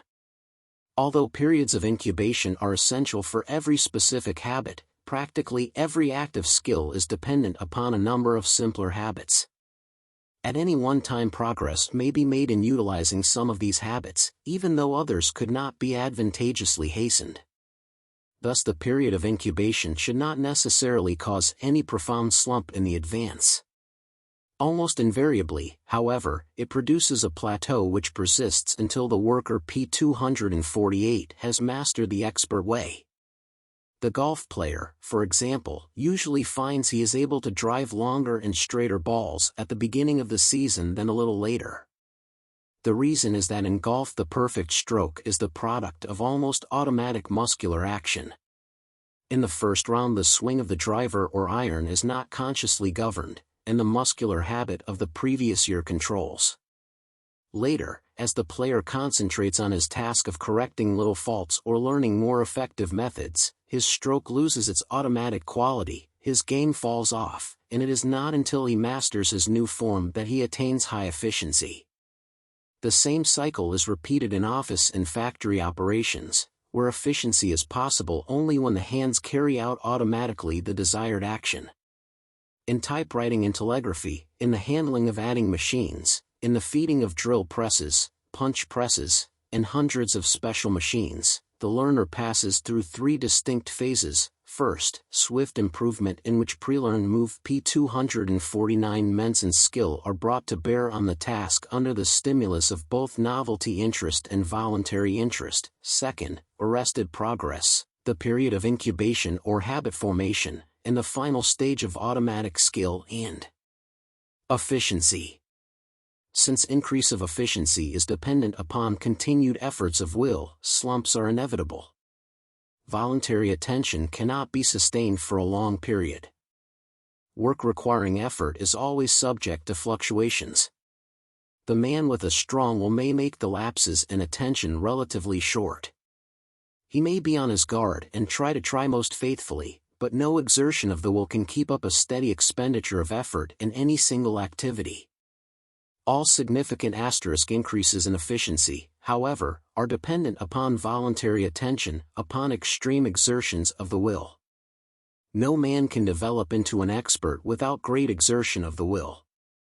Such exertions of the will are recognized by authorities as being very exhaustive and unstable.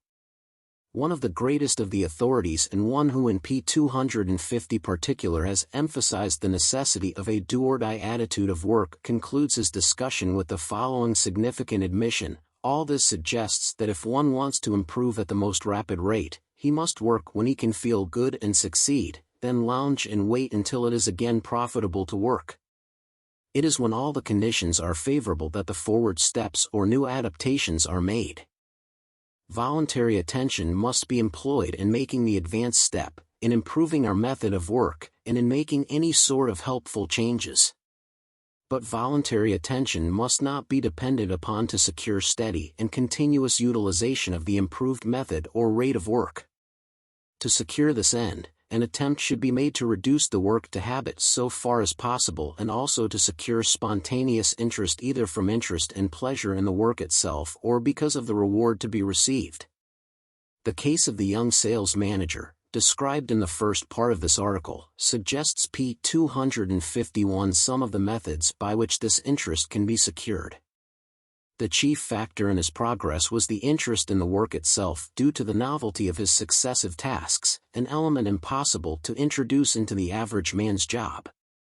Yet there were other and powerful motives stimulating his interest: the responsibility of organizing a big department and of directing the expenditure of large sums of money, the prompt credit given him and the growing confidence extended to him, and the expression of their appreciation in the concrete shape of salary increases. It is quite true that these various stimulating factors cannot be produced indefinitely. Tasks must stale, praise grow monotonous, salaries touch their top level. But making good and finding interests in work crystallize into habits which endure as long as conditions remain fair. The rise of the efficiency curve thus depends upon recurrent periods of successful struggle followed by periods of habit formation and by the development of powerful spontaneous interests. p. 252. Voluntary interest is a valuable thing to possess, but a difficult thing to secure either within ourselves or in those under our charge. In its psychological aspect, scientific management enters here.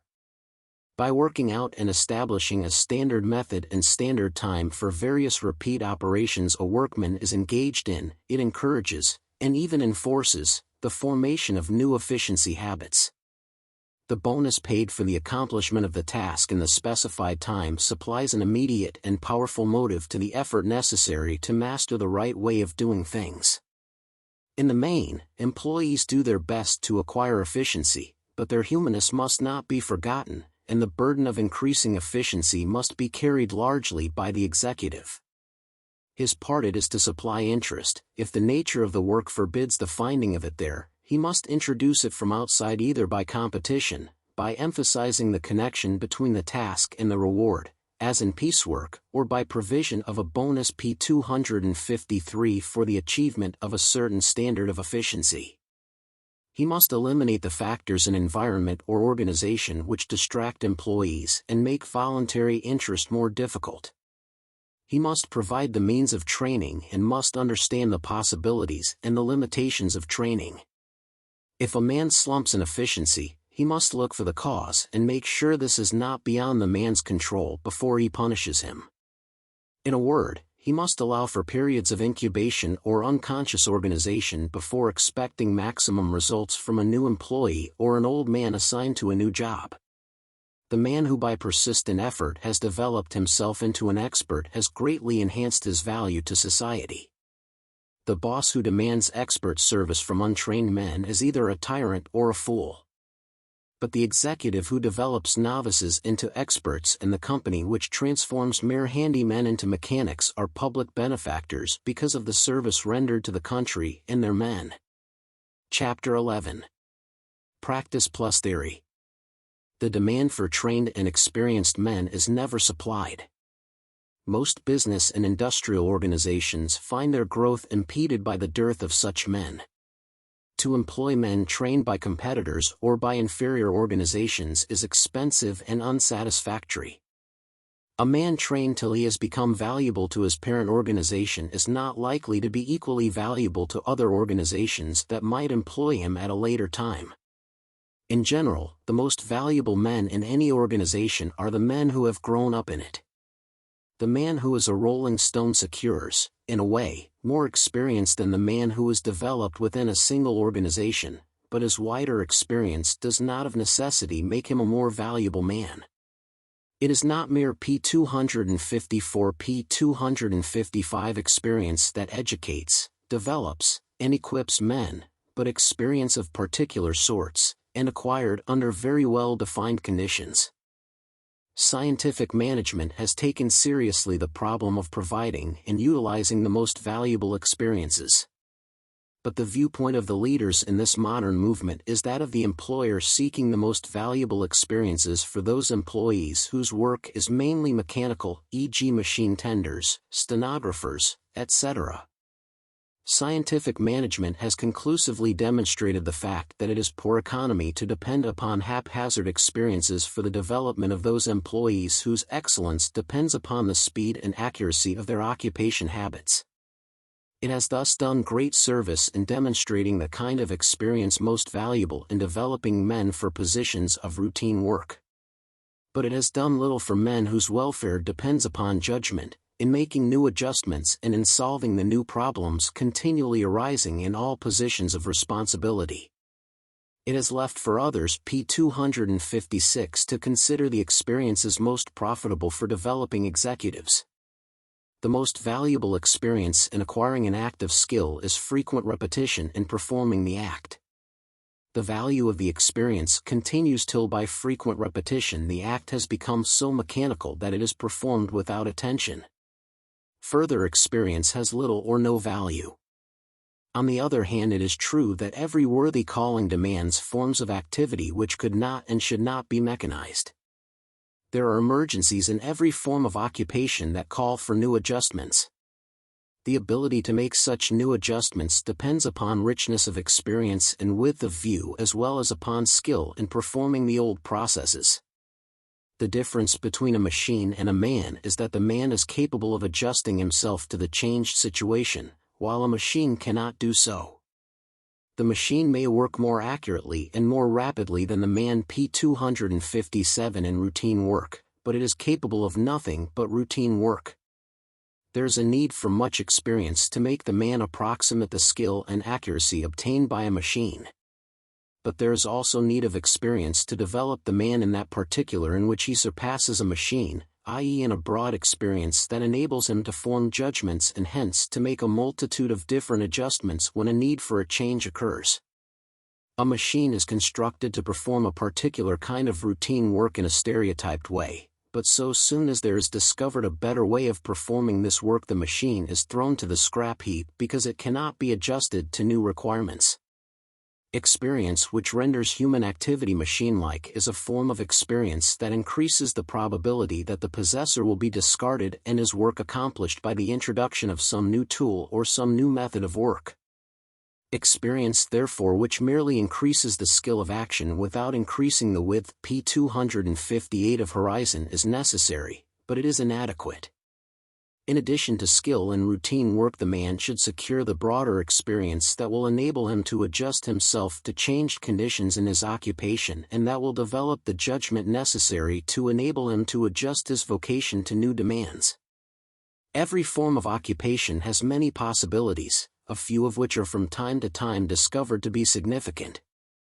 Advance in any sphere of work depends upon the discovery of these possibilities which the untrained eye of inexperience does not detect. Although a broad experience may enable the man to grasp the possibilities of his occupation, it fails to secure skill in the particulars that have already been found to be important. While a broad experience leaves a man incapable of present competition, the narrow experience jeopardizes his future. The most valuable experience is therefore one that equips the man to compete with the skillful in the present and to comprehend his task so that he may from time to time adjust P259 it to new relationships. It emphasizes the formation of necessary habits, but does not neglect the development of the judgment. Such an experience is both intensive and extensive, informal and formal, mechanical and theoretical, practical and scientific. Such experience alone meets the demands of the increasing complexity of industrial and commercial life. How may the most valuable experience be secured and utilized? Haphazard experience. But little attention is given to providing those experiences that most adequately prepare one for commercial and industrial life. The boy who is to become a skilled workman is compelled to pick up his experience as best he can. The same is true of the boy who aspires to a position as salesman, banker, or manufacturer. Every employer seeks only experienced men, and but few places are available where such experience can be economically and honorably secured. P260. The youth without experience, desiring to become a skilled machinist, may secure some experience with machinery in a second-rate factory during the rush season. Because of his incapacity, he is laid off as soon as the rush is over. Thereupon he applies as an experienced machinist in a better shop. If he is lucky, he may secure a position. If the supervision is inadequate, or the demand for labor unusual, he may retain his position for several hours, or days, or even weeks. After years of such distressing experiences, the youth succeeds in stealing his trade. In the meantime he has been an economic loss to his many employers, and his experience may have depraved his character. The condition found in the industrial world is no worse than that in the commercial world. The selling force is recuperated by green hands.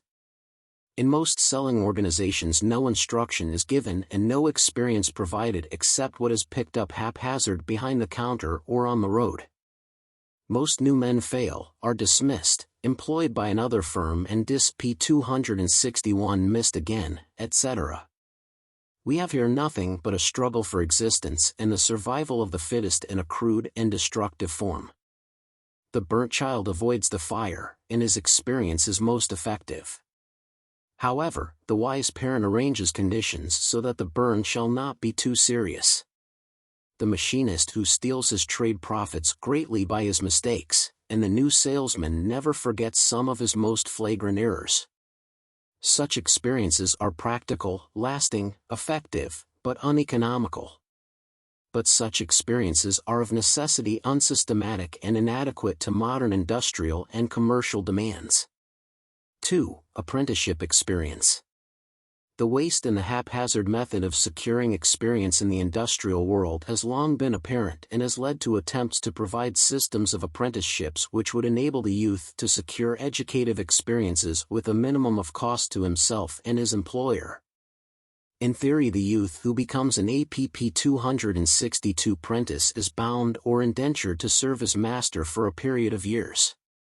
During that time, the master agrees to see to it that the apprentice practices and becomes proficient in performing all the processes of the trade.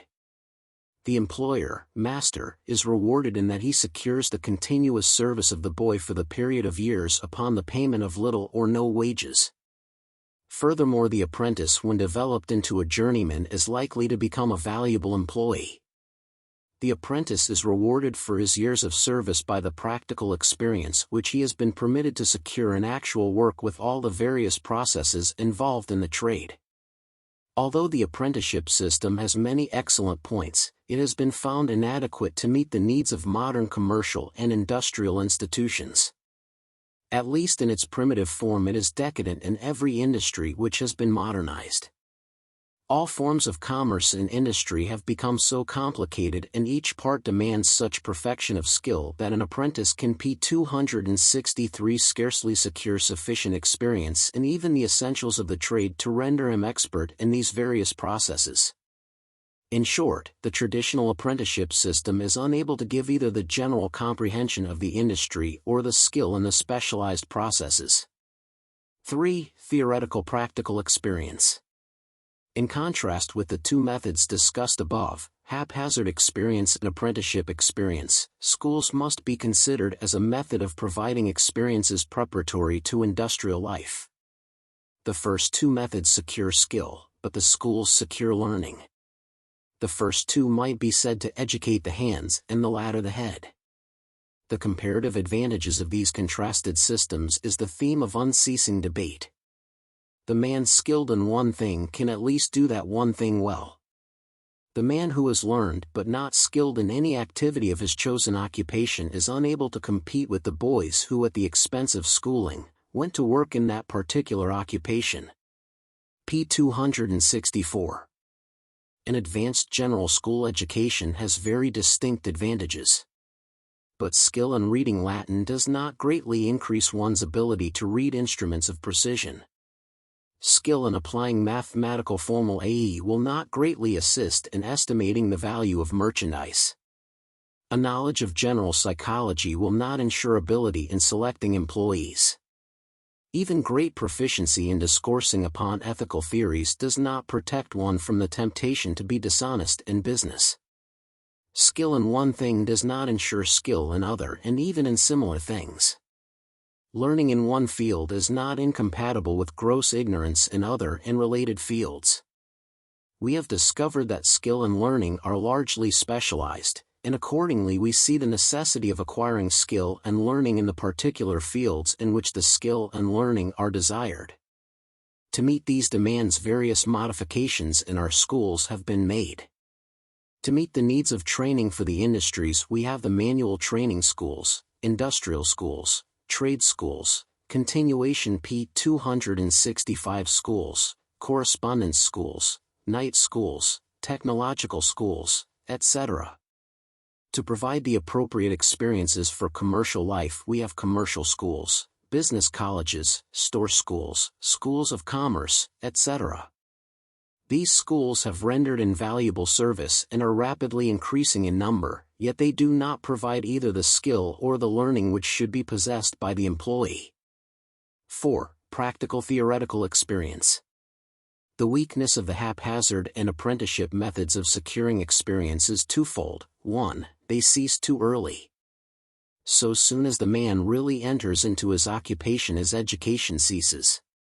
2. They are too narrow. They fail to provide experiences that give proper perspective. They do not give adequate theoretical comprehension of the work being accomplished from day to day. They do not develop the judgment.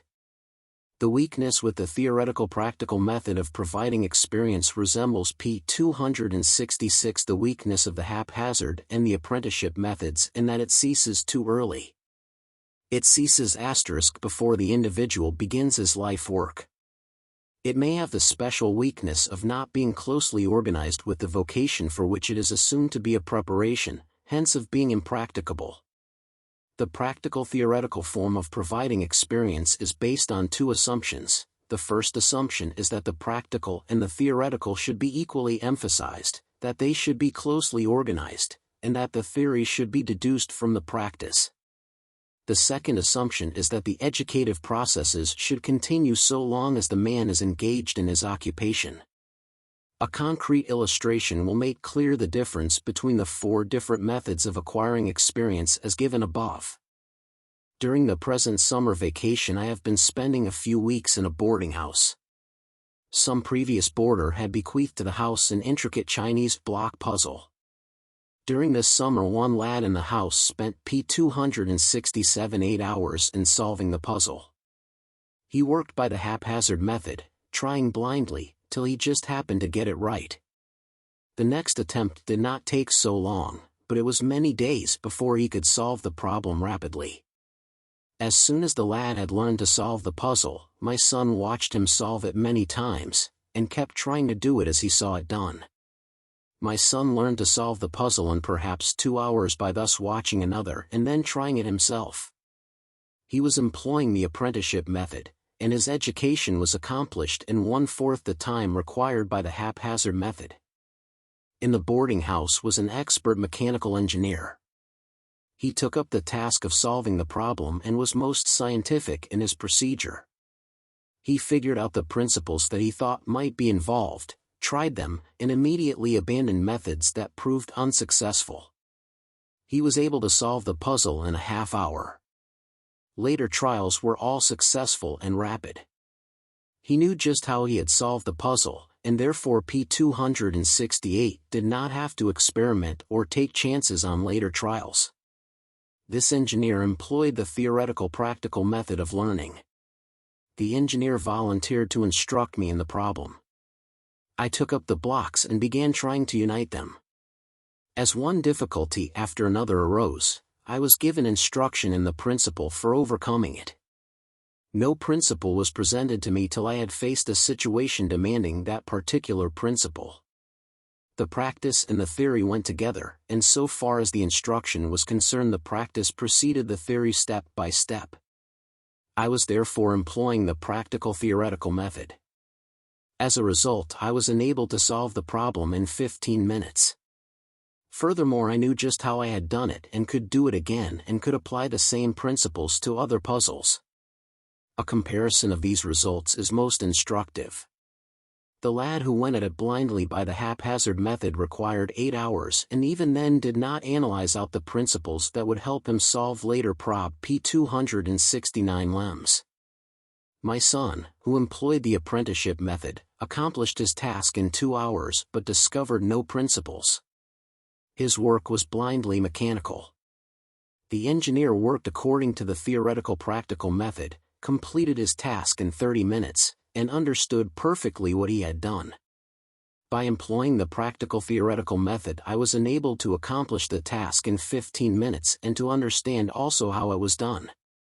Whether I have in mind my own development or that of my employees, if I am seeking to utilize the practical theoretical method of capitalizing experience, I am confronted with 2 problems. 1. How shall I secure or provide the requisite practical experiences?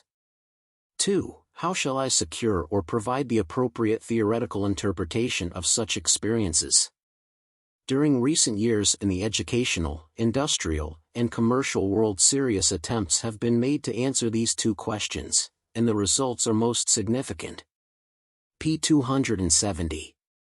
The College of Engineering of the University of Cincinnati believes that it has solved the problem for certain fields of activity by cooperative courses. In these courses, the students spend 1 week in some manufacturing plant and the next week in the college.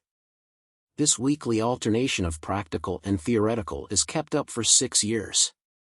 The number of students in the college and the number of workers in the manufacturing plant is kept constant by dividing each group of students into 2 sections which alternate with each other, so that when one section is at the college the other is at the shop. The college teaches the principles that are necessary for understanding and solving the problems arising from week to week in the shop. As the dean of the college expresses it, it aims to teach the theory underlying the work, to teach the intent of the work, to give such cultural subjects as will tend to make him a more intelligent civic unit. It is thought that such cooperative courses could be arranged by schools of different ranks of advancement, and p. 271 that the students could spend their alternate weeks in almost any class of industrial or commercial institution of importance. One of the most conspicuous attempts to provide practical theoretical experiences of an educative sort is that of the General Electric Company of West Lynn, Massachusetts. This institution has provided a corps of instructors and rooms devoted exclusively to instruction within the plant itself. The theoretical instruction is assumed to be perfectly coordinated with the practical. In fact, the young apprentice spends much of his time almost daily in constructing commercial articles and under the same conditions that will confront him in later years. His theoretical instruction is thus planned to help him to accomplish his practical task more quickly, perfectly, and with more perfect understanding. The training is so broad that the graduate is prepared to become an industrial foreman in any mechanical establishment. The John Wanamaker Commercial Institute of Philadelphia is a school conducted p. 272 within the store and for the benefit of the employees of the store. In this school, theoretical instruction is given that is designed to give the principles underlying commercial life. The results are said to be most gratifying both to the employer and the employees. The practical theoretical form of education is not limited to the apprentice or to the new employee but is equally valuable to the expert, the oldest employees, and the employer. This fact is taken advantage of most wisely by the National Cash Register Company. This company provides instruction suited to the needs of all its salesmen, whether they are new and inexperienced or whether they are the oldest, most efficient salesmen. By means of letters, books, demonstrations, and conventions, the salesmen are constantly provided with educative experiences and are kept from the narrowness and lack of progress so characteristic of men in the commercial life after they have become thoroughly established and relatively efficient in their work. In keeping with this modern tendency to p. 273 supplement practical experience with theoretical interpretation, we find a very pronounced increase in the utilization of all agencies that interpret and enrich the daily toil. Men who are fully employed, e.g. journeymen and salesmen, have realized the necessity of some form of theoretical instruction to enable them to profit by their daily practical experience. This fact is almost pathetically demonstrated by the multitudes who are seeking for such instruction through correspondence and evening schools. Every progressive engineer, teacher, physician, and lawyer keeps abreast of the best thought of the day by means of frequent conventions, conferences, books, and periodicals. The experience secured from such agencies is essential to progress. Only by such agencies can he learn the latest and most perfect interpretation of the experience of his professional life. Likewise, the non-professional man engaged in commerce or industry finds the modern world to be so complex that mere practical experience is no longer adequate to enable him to meet the demands made p. 274 upon him. The theoretical training of his youth, even though it include the college and the technical school, is totally inadequate to interpret for him the new relationships which arise from day to day. He needs a theory that grows out of his practical experience and that enables him to understand and to improve upon his practical work. The most common means for providing him with such experience he finds in his conventions and informal conferences with his peers and in his trade journals and technical books. There is no warfare between theory and practice. The most valuable experience demands both, and the methods of procuring the most valuable experience in business and industry demand that the theory should supplement the practice and not precede it. The environment most conducive to securing and utilizing the most valuable experience is in the workaday world. But this is the very environment in which men become engulfed in the practical and neglect the theoretical. To the extent to which men thus neglect the P275 theoretical do they lower themselves and class themselves with mere machines, and so hasten the day when they shall be discarded. Whether we be apprentices or experts, employees or employers, we are all in a similar condition.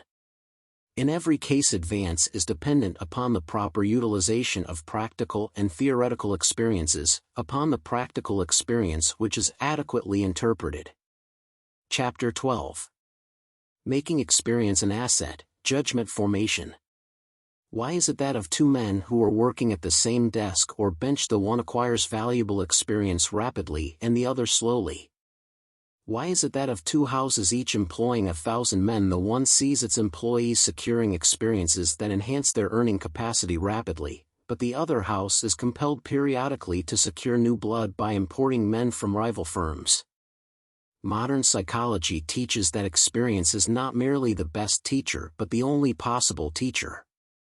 All that any instructor can do is to select and to provide the conditions necessary for appropriate experiences and to stimulate the learner to make the most of them. The ignorant is changed into the learned P276 P277 by means of the utilization of profitable experiences. By the same method the novice is changed into the expert, the amateur into the professional, the inefficient into the efficient, and the errand boy into the manager. One of the most important questions any man can ask is this: what experience am I actually getting from day to day, and what experience might my situation offer? One of the most important questions the employer of men can ask is this: how much more efficient will my men be tomorrow because of the experience of today? How might their experience be changed or utilized so that their efficiency might be increased more rapidly? In planning to secure permanent increase in efficiency, whether for oneself or for one's employees, we simplify our problem by considering it under the two following subdivisions.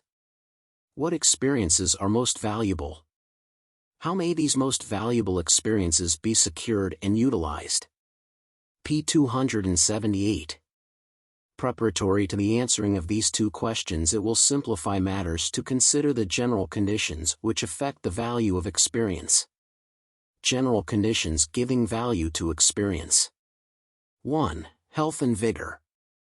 The mind and body are so intimately connected that the value of an experience is seriously affected by depletion or exhaustion of the body. The experiences acquired when one is fresh and vigorous are remembered, those acquired when one is tired are forgotten. Most college students find that lessons gotten in the morning are better remembered and are more readily applied than those learned after a day of exhaustive work. We get most out of those experiences secured when we are feeling the most vigorous, whether the vigor be dependent upon age, rest, or general health. 2. Experience is valuable proportionately as we apply ourselves to the task on hand. By intensity of application we not only accomplish P279 more, but each unit of work contributes more to our development. Under the stress of voluntary and spontaneous attention, under the stimulus of personal efficiency ideals, and under such social demands as competition and imitation, we develop new methods of thought and action which are thereupon adopted as the methods for future action. 3. The value of an experience depends upon what has been called the personal attitude sustained during the experience. 3 forms of personal attitudes have been distinguished and are designated as follows. A. The submissive or suggestible attitude. B. The self-attentive attitude. C. The objective or the problem attitude.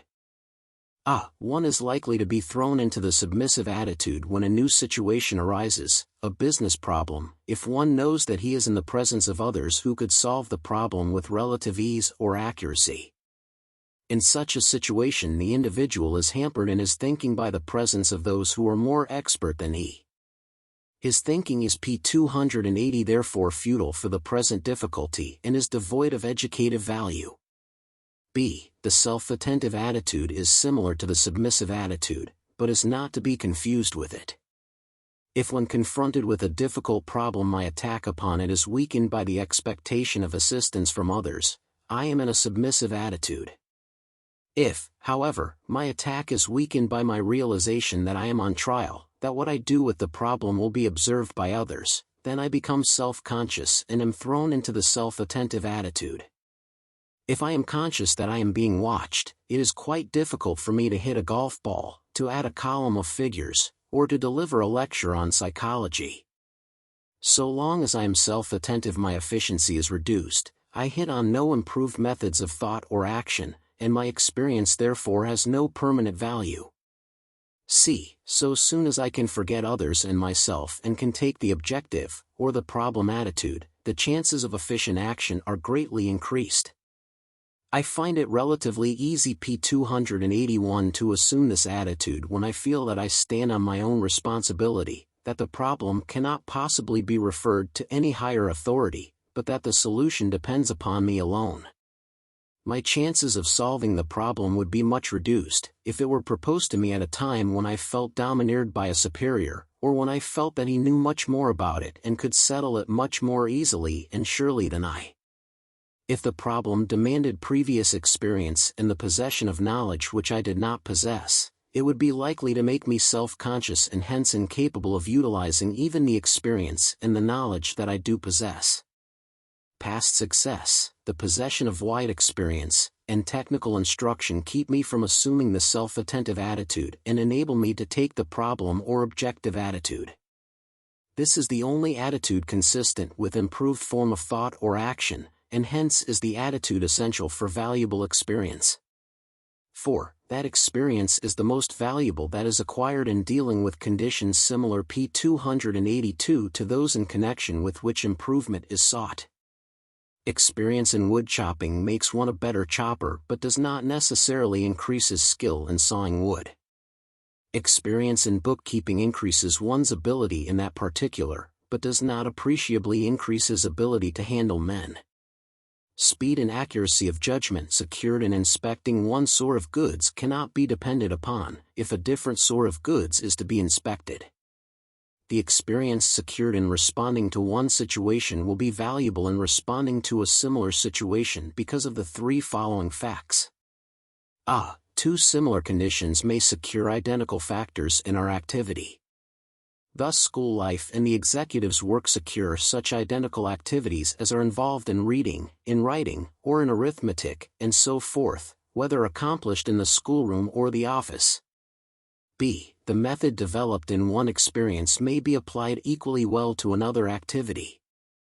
In connection with a course in college, a student may acquire a scientific method of P283 procedure. At a later time he may, or he may not, apply this same method to the problems arising in his business or industrial life. C. Ideals developed in one experience may be projected into other experiences. If the ideals of promptness, neatness, accuracy, and honesty are developed in one relationship of life, the probabilities are somewhat increased that the same ideals will be applied to all experiences. Provided that the four general conditions discussed are secured, we then have the more specific and important question to ask. What experiences are the most valuable? Only those experiences are valuable that in an appreciable degree modify future action. One way in which an experience or a series of experiences modifies future action is in the formation of habits. Habit formation. Habit has a beneficial influence on future action in 5 particulars, P284. Habit reduces the necessary time of action. Repeating the 26 letters of the alphabet has become so habitual that I can repeat them forward in 2 seconds.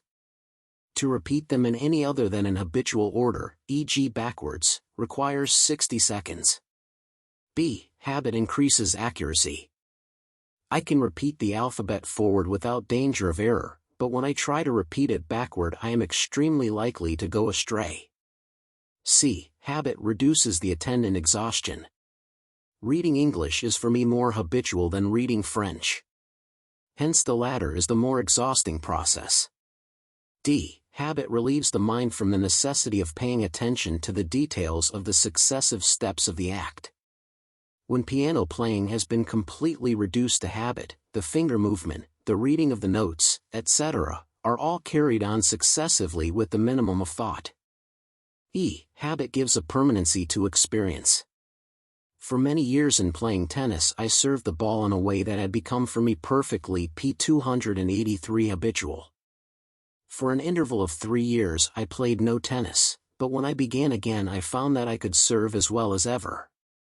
If the manner of service had not been so perfectly reduced to habit, I would have found after an interval of 3 years that I was completely out of practice, i.e. that my previous experience did not have a permanent value. The subject of habit formation will be more completely presented in Chapter 13. A second form of experience that is capitalized and so predetermines a man's capacity to act and to think is the formation of what is known as practical judgments. Practical judgments. By a practical judgment is meant the conscious recall of a concrete past experience and the determination of some action by means of this consciously recalled event. I find that it will be necessary for me to secure a new stenographer. I solve the problem by consciously recalling how I got one before. Upon the basis of that consciously recalled previous P286 experience I decide how to act now. This is a practical judgment.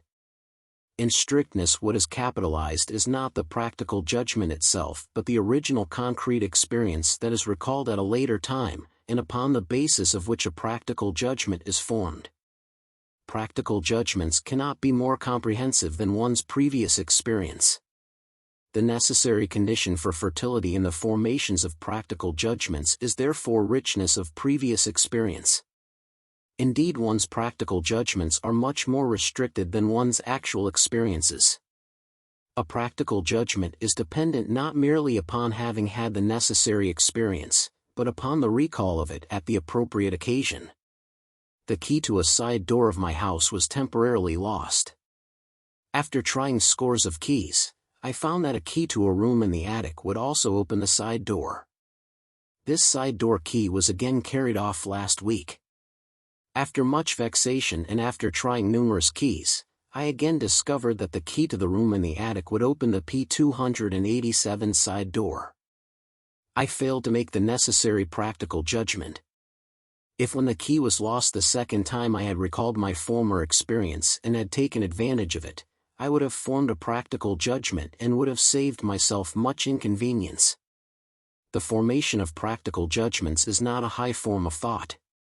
Indeed, it is held by many that the animals are capable of some form of practical judgment. A much more effective form of thought is the formation of reflective judgments. Reflective judgments. A practical judgment is based on a single concrete case. A reflective judgment is based on a generalization, an abstraction, or a principle derived from many previous experiences. Last night a salesman tried to induce me to purchase an interest in an Idaho apple orchard. Thereupon I recalled an instance of a friend who a year ago had made such a purchase and had found it a profitable investment. If on the basis of this or some other concrete case I less than P288 had accepted or rejected his offer, I would have made a practical judgment. As a matter of fact, I caused several concrete instances to pass through my mind, made the generalization that most professional men lose when they invest in distant properties, and upon the basis of this generalization made my reflective judgment and rejected his proposition. Last week on the golf links I saw a bohemian peasant woman wearing clothes full of small holes. I tried to figure out how the clothing had become so injured. I recalled seeing a coat that had been left all summer in an attic till it had been eaten to pieces by the moths. On the basis of that recalled incident, I satisfied myself by means of the practical judgment that she was wearing moth-eaten clothing. A few days later I saw 3 of these women working on one of the greens, and each of them had on clothing full of small holes. I began to reflect as to the cause of the holes. I observed that each woman held a bottle in her hand and was apparently applying the contents of the bottle to the roots of the dandelion P289 plants. I inferred that the liquid must be an acid. Then of all the qualities of an acid I considered merely its corrosiveness.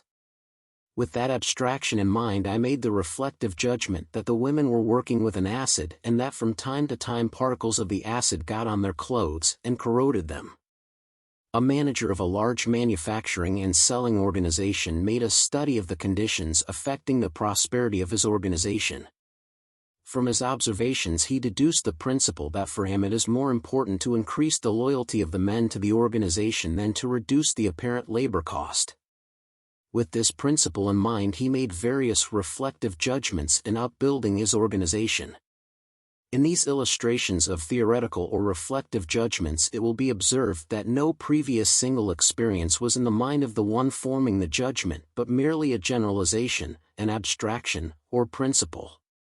The experience that is really capitalized is P290, the formation of the generalizations, abstractions, and principles which are thereafter available for reflective judgments and can be applied to a multitude of novel situations, but situations in which the generalization, abstraction, or principle is a factor.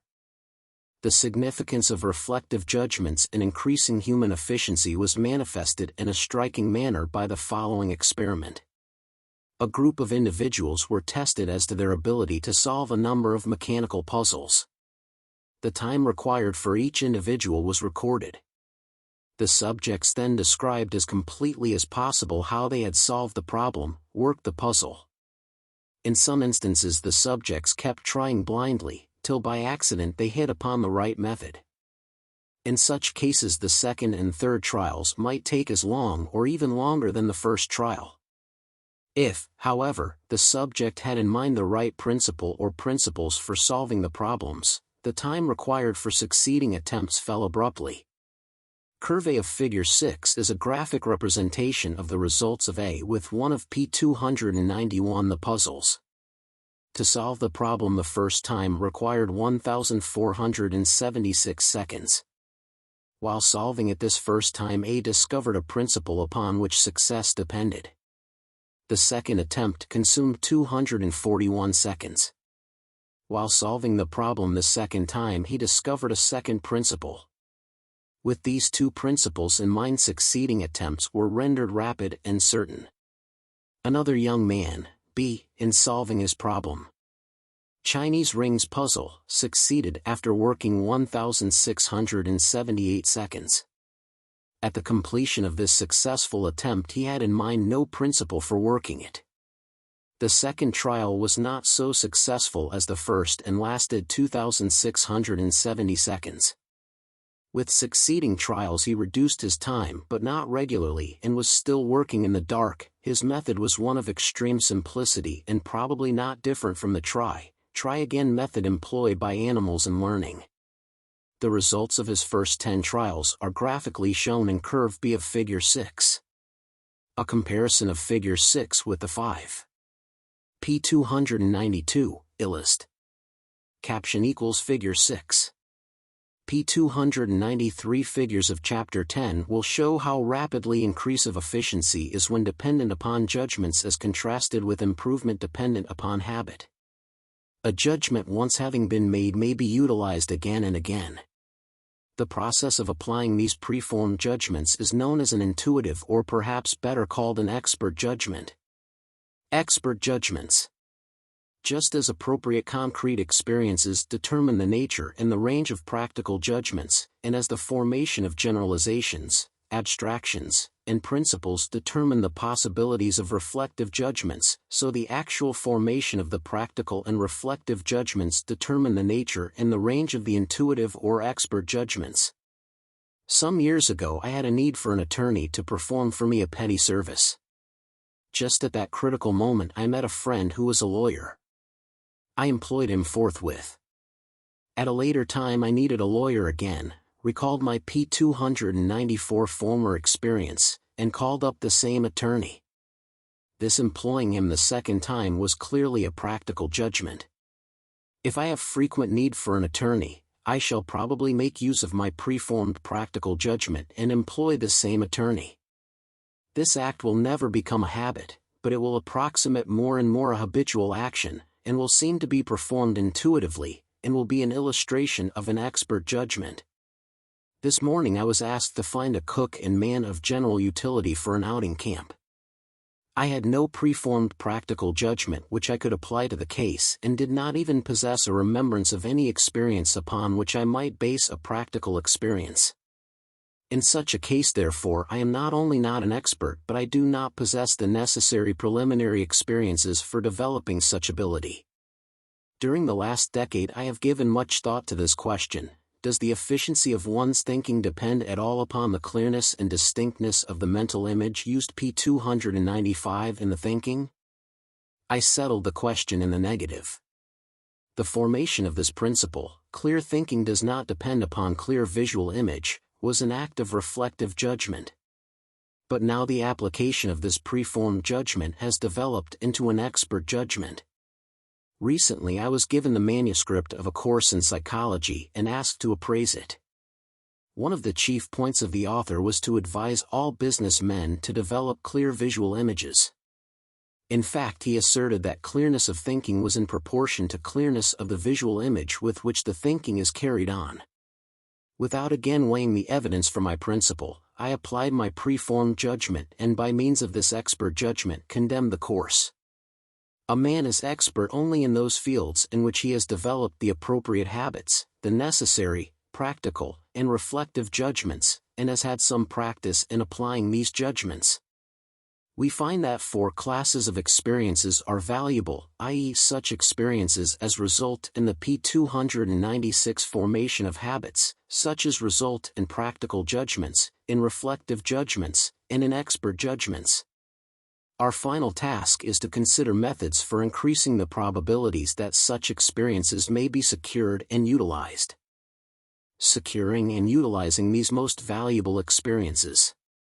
The conditions best adapted for procuring and utilizing one class of these most valuable experiences may not be the best for the other 3 classes.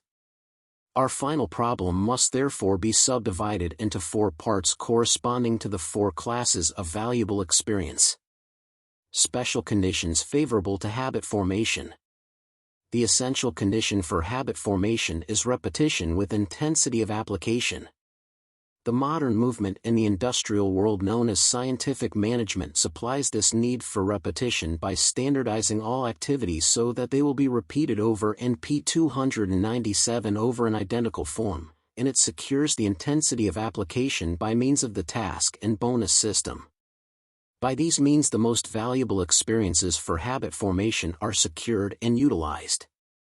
The working out of this fact is so admirably described in recent reports upon scientific management that further description here would be superfluous. Special conditions favorable to the formation of practical judgments. In addition to the 4 general conditions discussed on pages 278 to 283 at the special conditions most favorable to the formation of practical judgments are the 3 following. 1. The experiences most effective in arousing practical judgments are those that are most recent. A few days ago I purchased a piece of real estate and was asked how I wanted the property transferred. I replied immediately that I wanted a warranty deed and a guarantee policy. This was a practical judgment made upon the basis of a recent previous experience. P298. As a matter of fact, there are 3 distinct methods of transferring real estate, but until after my judgment had been made I was perfectly oblivious of the other methods, although I had had experience with them some years before. Thus I utilized only my recent experience in making my practical judgment. 2. Other things being equal, those experiences are most valuable in arousing practical judgments that have been the most frequent. I have seen burns dressed many times and in many ways, but most often they have been dressed with soda and water. When I was called upon recently to dress a burn, I recalled the method which I had seen most often and formed a practical judgment based thereupon and was helped out of my difficulty. 3. Our most vivid and intense experiences are the ones most likely to be recalled and to be utilized in the formation of practical judgments. The mistakes that I have to pay for and the deed that secured my promotion are the experiences most fertile in the formation of practical judgments. p. 299 Special conditions favorable to the formation of reflective judgments. In addition to the general conditions mentioned on page 278 at the special conditions favorable for the formation of reflective judgments are as follows. 1. A theoretical education. Proverbially, schools teach generalizations, abstractions, and principles. The scholar and the student are compelled to practice in this most effective form of thinking. A justifiable criticism of the schools is that they are inclined to neglect the lower forms of thinking, the dealing with the concrete, in their zeal for the highest forms of thinking. However, a school education not only gives practice in handling generalizations, abstractions, and principles, but it provides the conditions necessary to stimulate the learners to amass a useful stock of concepts that at a later time will be used in reflective judgments. 2. Suggestions from others. Reflective judgments depend upon condensed experience.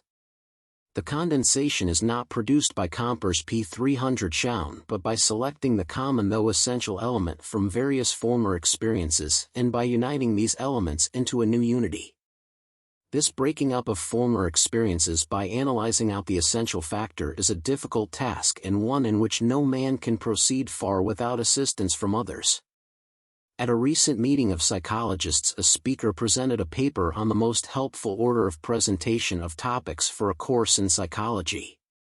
He simply called our attention to certain facts which we had all experienced as teachers of psychology. He then combined these abstracted elements in a new unity in such a way that I was enabled to form a reflective judgment as to the order of presenting topics in psychology.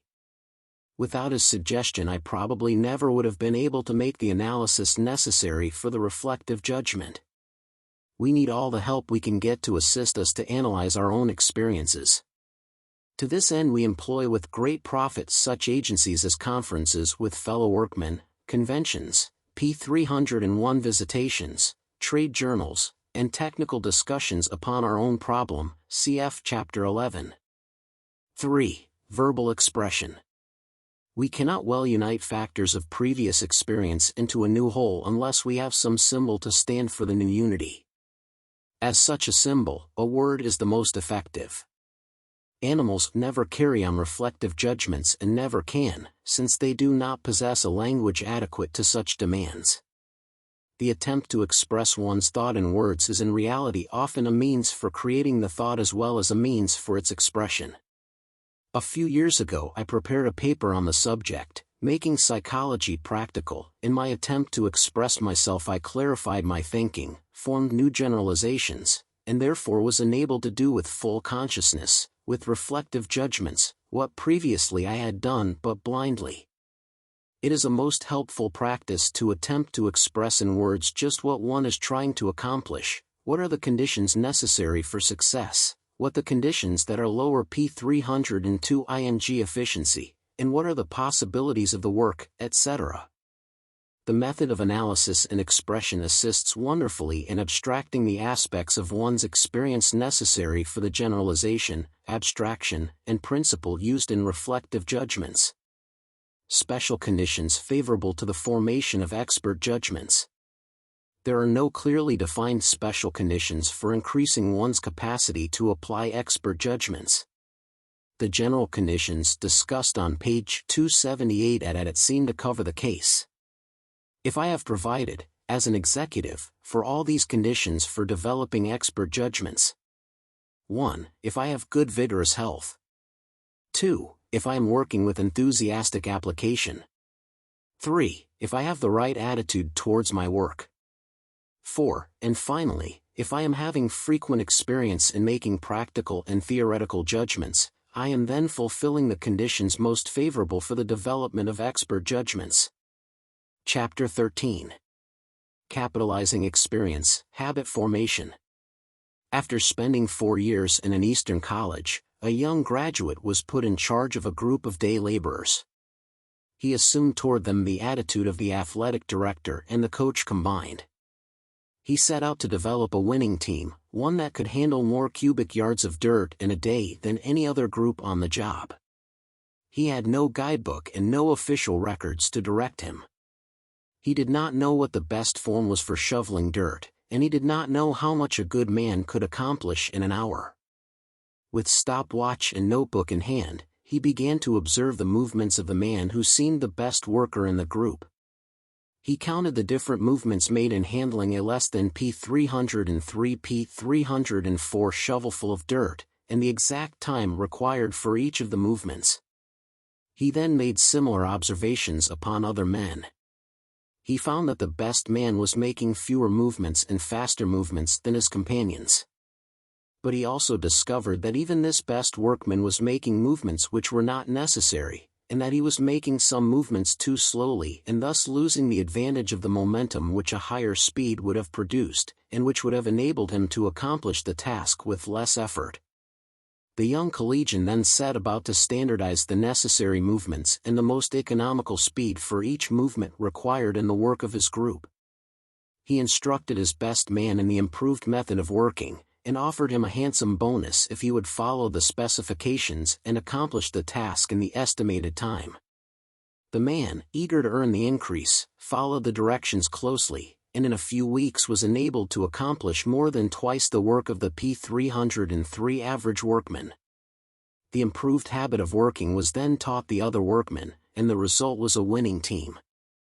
The success of the young collegian did not get into the colored supplements of the daily press, but it was heralded by mechanical engineers as marking an epoch in the industrial advance of humanity. It made manifest the necessity of a study of habits, the elimination of the useless ones, and the acquisition of those most beneficial. The study of habit has not received from the practical businessman the attention which it deserves because he has too often looked upon habit as something detrimental to efficiency. The possession of any and of all habits has at times been regarded as a misfortune. An employer of men for responsible positions recently made this inquiry concerning each applicant for a position: does he have any habits? If so, what are they? This employer confused all habits with such things as habits of intemperance, habits of slovenliness, habits of dishonesty, and habits of loafing. P306. Little did he suspect that the habits of the men were in reality their strongest recommendation. He did not realize that the capitalized experience of these men was funded in the masses of useful habits which they had acquired. Habits are but ways of thinking and of acting which by reason of frequent repetition have become more or less automatic. We are all creatures of habit, we all possess both good and bad habits. In performing an habitual act we do not pay attention to the individual separate steps included in the act. So we are liable to think of our habitual acts as those done carelessly, and of other acts as those performed with caution and consideration. The folly of such a criticism of habit is made apparent by the study of any act which may be performed by one person as a habit and by another person as an act every step of which demands attention. A barber stropping his razor is a familiar illustration of the working of habit. An adult attempting to strop a razor for the first time and compelled to give attention to each step P307 in the process is a typical illustration of an act demanding attention in contrast with an habitual act which needs no such attention. We are also inclined to deprecate habits on the ground that the man in the grip of habit is hopelessly in the rut, that the man who has reduced his work to habit ceases to be original and is incapable of further improvement. On the contrary, the grip of habit is but a support. The editor could not write his trenchant editorials, and the advertiser could not write his compelling copy, unless in the act of writing each could turn over to habit the manipulation of the pen, the formation of the letters, and the spelling of the words. The attorney cannot make his most logical arguments and the salesman cannot make the best presentation of his goods, unless they can depend upon habit for correct verbal expressions, unless their thoughts clothe themselves automatically in appropriate verbal forms. When we are in the grip of habit, if it be a good habit, we are not so much in a rut as on the steel rails where alone the greatest progress is P308 made possible. We are not enslaved by good habits, but rather might it be said that no man is truly free to advance and to make rapid progress till he has succeeded in establishing a mass of useful habits. How habits are formed. Modern physiological psychology has dealt with the problem of explaining the possibility of the formation and maintenance of habits. The explanation is found in the mutual development of the mind and the nervous system and in the dependence of thought and action upon the nervous system, and particularly upon the brain. To understand habit we must look beyond thought and action and consider some of the fundamental characteristic features of the nervous system. One such characteristic is the plasticity of the nervous substance. If I bend a piece of paper and crease it, the crease will remain even after the paper is straightened out again. The paper is plastic, and plasticity means simply that the substance offers some resistance to adopting a less than P309 new form, but that when the new form is once impressed upon the substance it is retained. Some effort is required to overcome the plasticity of the paper and to form the crease, but when it is once formed the plasticity of the paper preserves the crease. Modern conceptions of psychology have emphasized the intimate relationship existing between our thoughts and our brains. Every time we think, a slight change takes place in the delicate nerve cells in some part of the brain. Every action among these cells leaves its indelible mark, or crease. Just as it is easy for the paper to bend where it has been creased before, it is likewise easy for action to take place in the brain where it has taken place before. The brain may also be likened to the cylinder or disc used in a dictating machine and in phonographs, and a thought likened to the needle making the original record. It takes some energy to force the needle through the substance of the cylinder, but thereafter it moves along the open groove with a mini P310 mum of resistance. In a similar way it is easy to think the old thought or to perform the old act, but it is most difficult to be original in thinking and in acting.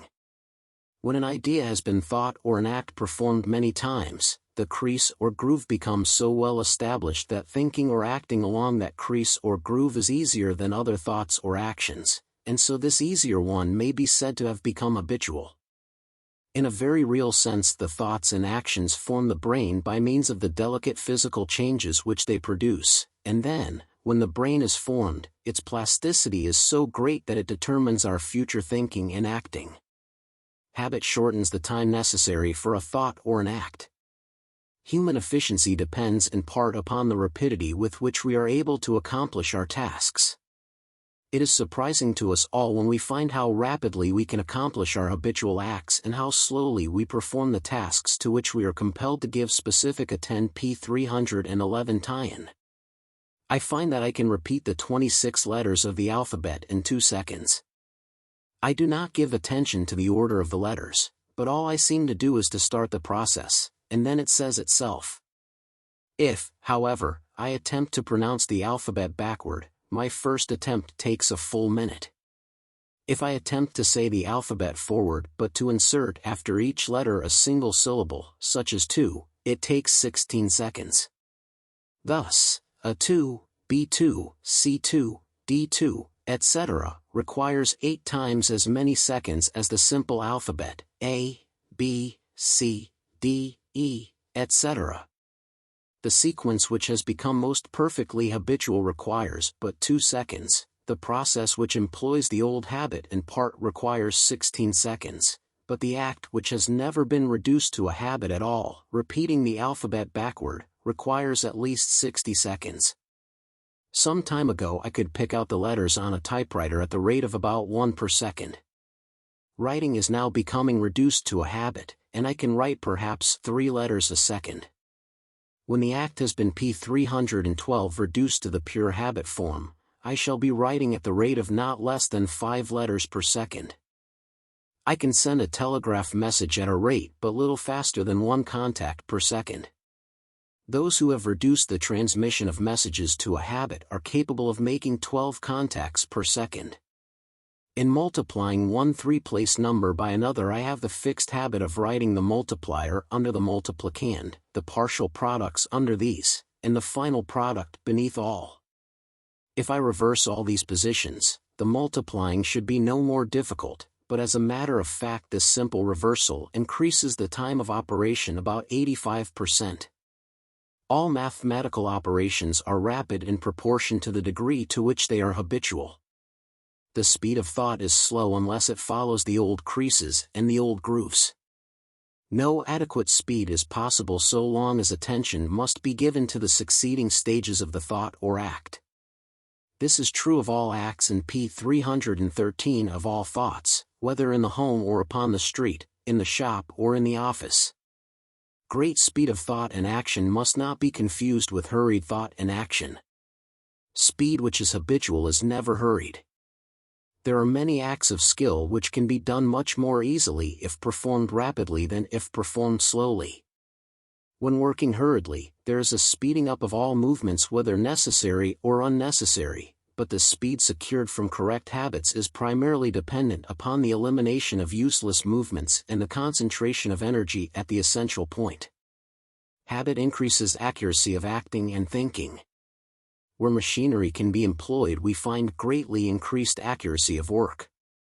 The product of the loom and the lathe are more perfect, more uniform, and more accurate in all details than similar work produced by hand. The product of the printing press thus attains a greater degree of accuracy in details than P314 was ever attained by the ancient monk in the printing of his scrolls. In general, our work becomes accurate, as well as swift, in the degree to which we are able to mechanize it into habits. The beginner in piano playing or typewriting pays attention to the striking of each key. When he is in this stage of development, he is liable at any time to strike the wrong key and certainly cannot be depended upon for regularity of touch. As soon as he has reduced the striking of the keys to a habit, he ceases to strike the wrong keys and secures uniformity of touch. The expert marksman has reduced to a habit the necessary steps of shooting and gives no special attention to the position of the fingers, the tension of the hands, the angle of the head, the closing of the eye, and the pulling of the trigger. He has reduced all these to habit before he is able to secure his expert skill. The reliable bookkeeper has reduced to habit the combining of all the ordinary sums of the ledger.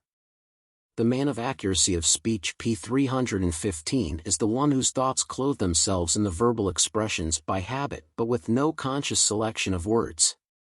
The man of the most accurate judgment in any field is the one who has succeeded in reducing to habit most of the steps of the judgments in that field, the one who has the largest stock of intuitive judgment. Habit relieves the attention from details. Attention cannot be directed to more than one thing at a time. It is doubtless true that the one thing may be very complex, e.g. 4 letters or even 4 words.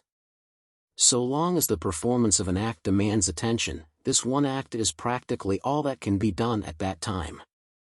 As soon as this thing is reduced to habit, it may go on automatically, and the attention may be turned to other things. When I begin to learn to play the piano, the finger movements require all my attention so that I cannot read the notes on the scale and make the proper execution at the P316 same time. Gradually, the reading of notes and the execution are reduced to habit, and I can then turn my attention to the reading of the words of the air. As each essential detail is reduced to habit, I acquire the ability to read the score, to make the correct finger and foot movements, to read the words of the song, to sing it correctly, and at the same time to be thinking more or less of other things. My use of the pen has become so reduced to habit that I need pay no attention to the writing, but am enabled to give my entire attention to the thought which I am attempting to formulate. So every useful habit becomes a power or a tool which may be used for multiplying the efficiency of the individual. Habit formation is the greatest labor-saving device in the human economy. No one has expressed this truth so forcefully as the late Professor William James. The great thing, then, in all education, is to make our nervous system our ally instead of our enemy. It is to fund and capitalize P317 our acquisitions, and live at ease upon the interest of the fund. For this we must make automatic and habitual, as early as possible, as many useful actions as we can, and guard against the growing into ways that are likely to be disadvantageous to us as we should guard against the plague. The more of the details of our daily life we can hand over to the effortless custody of automatism, the more our higher powers of mind will be set free for their own proper work. There is no more miserable human being than one in whom nothing is habitual but indecision, and for whom the lighting of every cigar, the drinking of every cup, the time of rising and going to bed every day, and the beginning of every bit of work, are subjects of express volitional deliberation. Full half the time of such a man goes to the deciding or regretting of matters which ought to be so ingrained in him as practically not to exist for his consciousness at all. If there be such daily duties not yet ingrained in any one of my readers, let him begin this very hour to set the matter right. P318 Habit reduces exhaustion. The various acts connected with my morning toilet have been reduced to sheerest habit. I do not think of the different acts as I perform them, they seem to perform themselves. The sequence of the various acts and the manner of performing them are not particularly good, but I do not seem inclined to change them. I put on my left shoe before my right sleeve before my left. I have the absurd habit of washing my teeth after I have washed my face. That my habits may execute themselves automatically, all the articles of my toilet must be in their proper places. I am thwarted in carrying out my habits unless my laundry has been properly placed, unless towels, brushes, etc., are all where they should be. If everything is in its place, I get down to breakfast refreshed and recuperated. If the toilet articles are so located that I am compelled to do consciously what I might have done subconsciously, I get down to breakfast irritated and nervously P319 depleted. The peace and restfulness of an orderly and systematic household are in part dependent upon the fact that it is only in such a household that we are enabled to turn over to habit the accomplishment of untold recurrent acts. The experienced accountant can add figures continuously for 8 hours a day, and at the end of the day may feel no great exhaustion. The man who has not reduced to habit the necessary steps in addition cannot add continuously for 2 hours without a degree of exhaustion so great that it paralyzes effort. The same is true with typewriting, telegraphing, and with all forms of manipulations which may be reduced to habit. The habit of reading in a foreign language is rarely so well established as the habit of interpreting the printed symbols of the mother tongue. Even when I seem to be reading German as easily as English, a few hours spent in reading German is to me much more exhausting than the same amount of time spent P320 with an English book. Attending lectures delivered in German is to me more exhausting than the same lectures would be if delivered in English. Work that requires much constructive thinking cannot be continued for many hours a day. This is due to the fact that such thinking does not admit of complete reduction to specific habits. The executive who accomplishes much is the man who has formed many useful habits and who is able to fall back on them for a large part of his work. His decisions are reached in a habitual manner. Investigations take a regular, automatic course. All the details of the office are reduced to mechanical system. No useless energy is spent in giving attention to details that can be better done by habit, and the mind is thus freed from exhaustion and left fresh for attacking the problems arising for solution. The performance of every new act and the thinking of every new idea is of necessity exhausting, and they become easy to the extent to which they utilize old habits. Although P321 constructive thinking is most stimulating and exciting, no man can continue it for more than a few hours or a few minutes unless it depends mainly upon old habits. Some of the most constructive thinkers of the world have been men who could work at their original work for but a few minutes at a time. One brilliant contemporary writer accomplishes most when he works not more than 15 minutes at a time. Charles Darwin is famous for the originality of his thinking, and hence we are not surprised when we find that he was able to work but 3 hours out of the 24. Personal habits.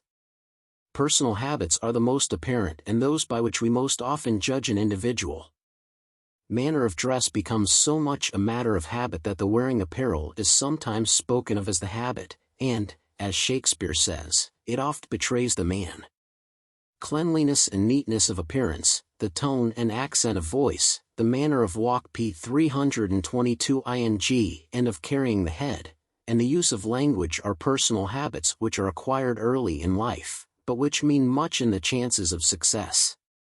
The manner of eating, of sleeping, and of caring for all the needs of body and mind are for most persons mainly a matter of habit, yet they, to a large extent, determine the condition of health and the length of days. We become fond of doing things in the manner to which we have become habituated. This tendency manifests itself to an abnormal degree in the drinking and the smoking habit. In a lesser degree we see the same thing in the attachment of the babe for his pacifier and the child for his chewing gum. Habit creates a craving for the good as well as for the bad. The ways to which we have become habituated seem pleasing to us whether they be good or bad. There is truth in the proverb, "Train up a child in the way he should go, and when he is old, he will not depart from it." It might be added that the child will not want to depart from the way to which he has been trained, for p. 323 the habits thus acquired beget a fondness for the acts themselves.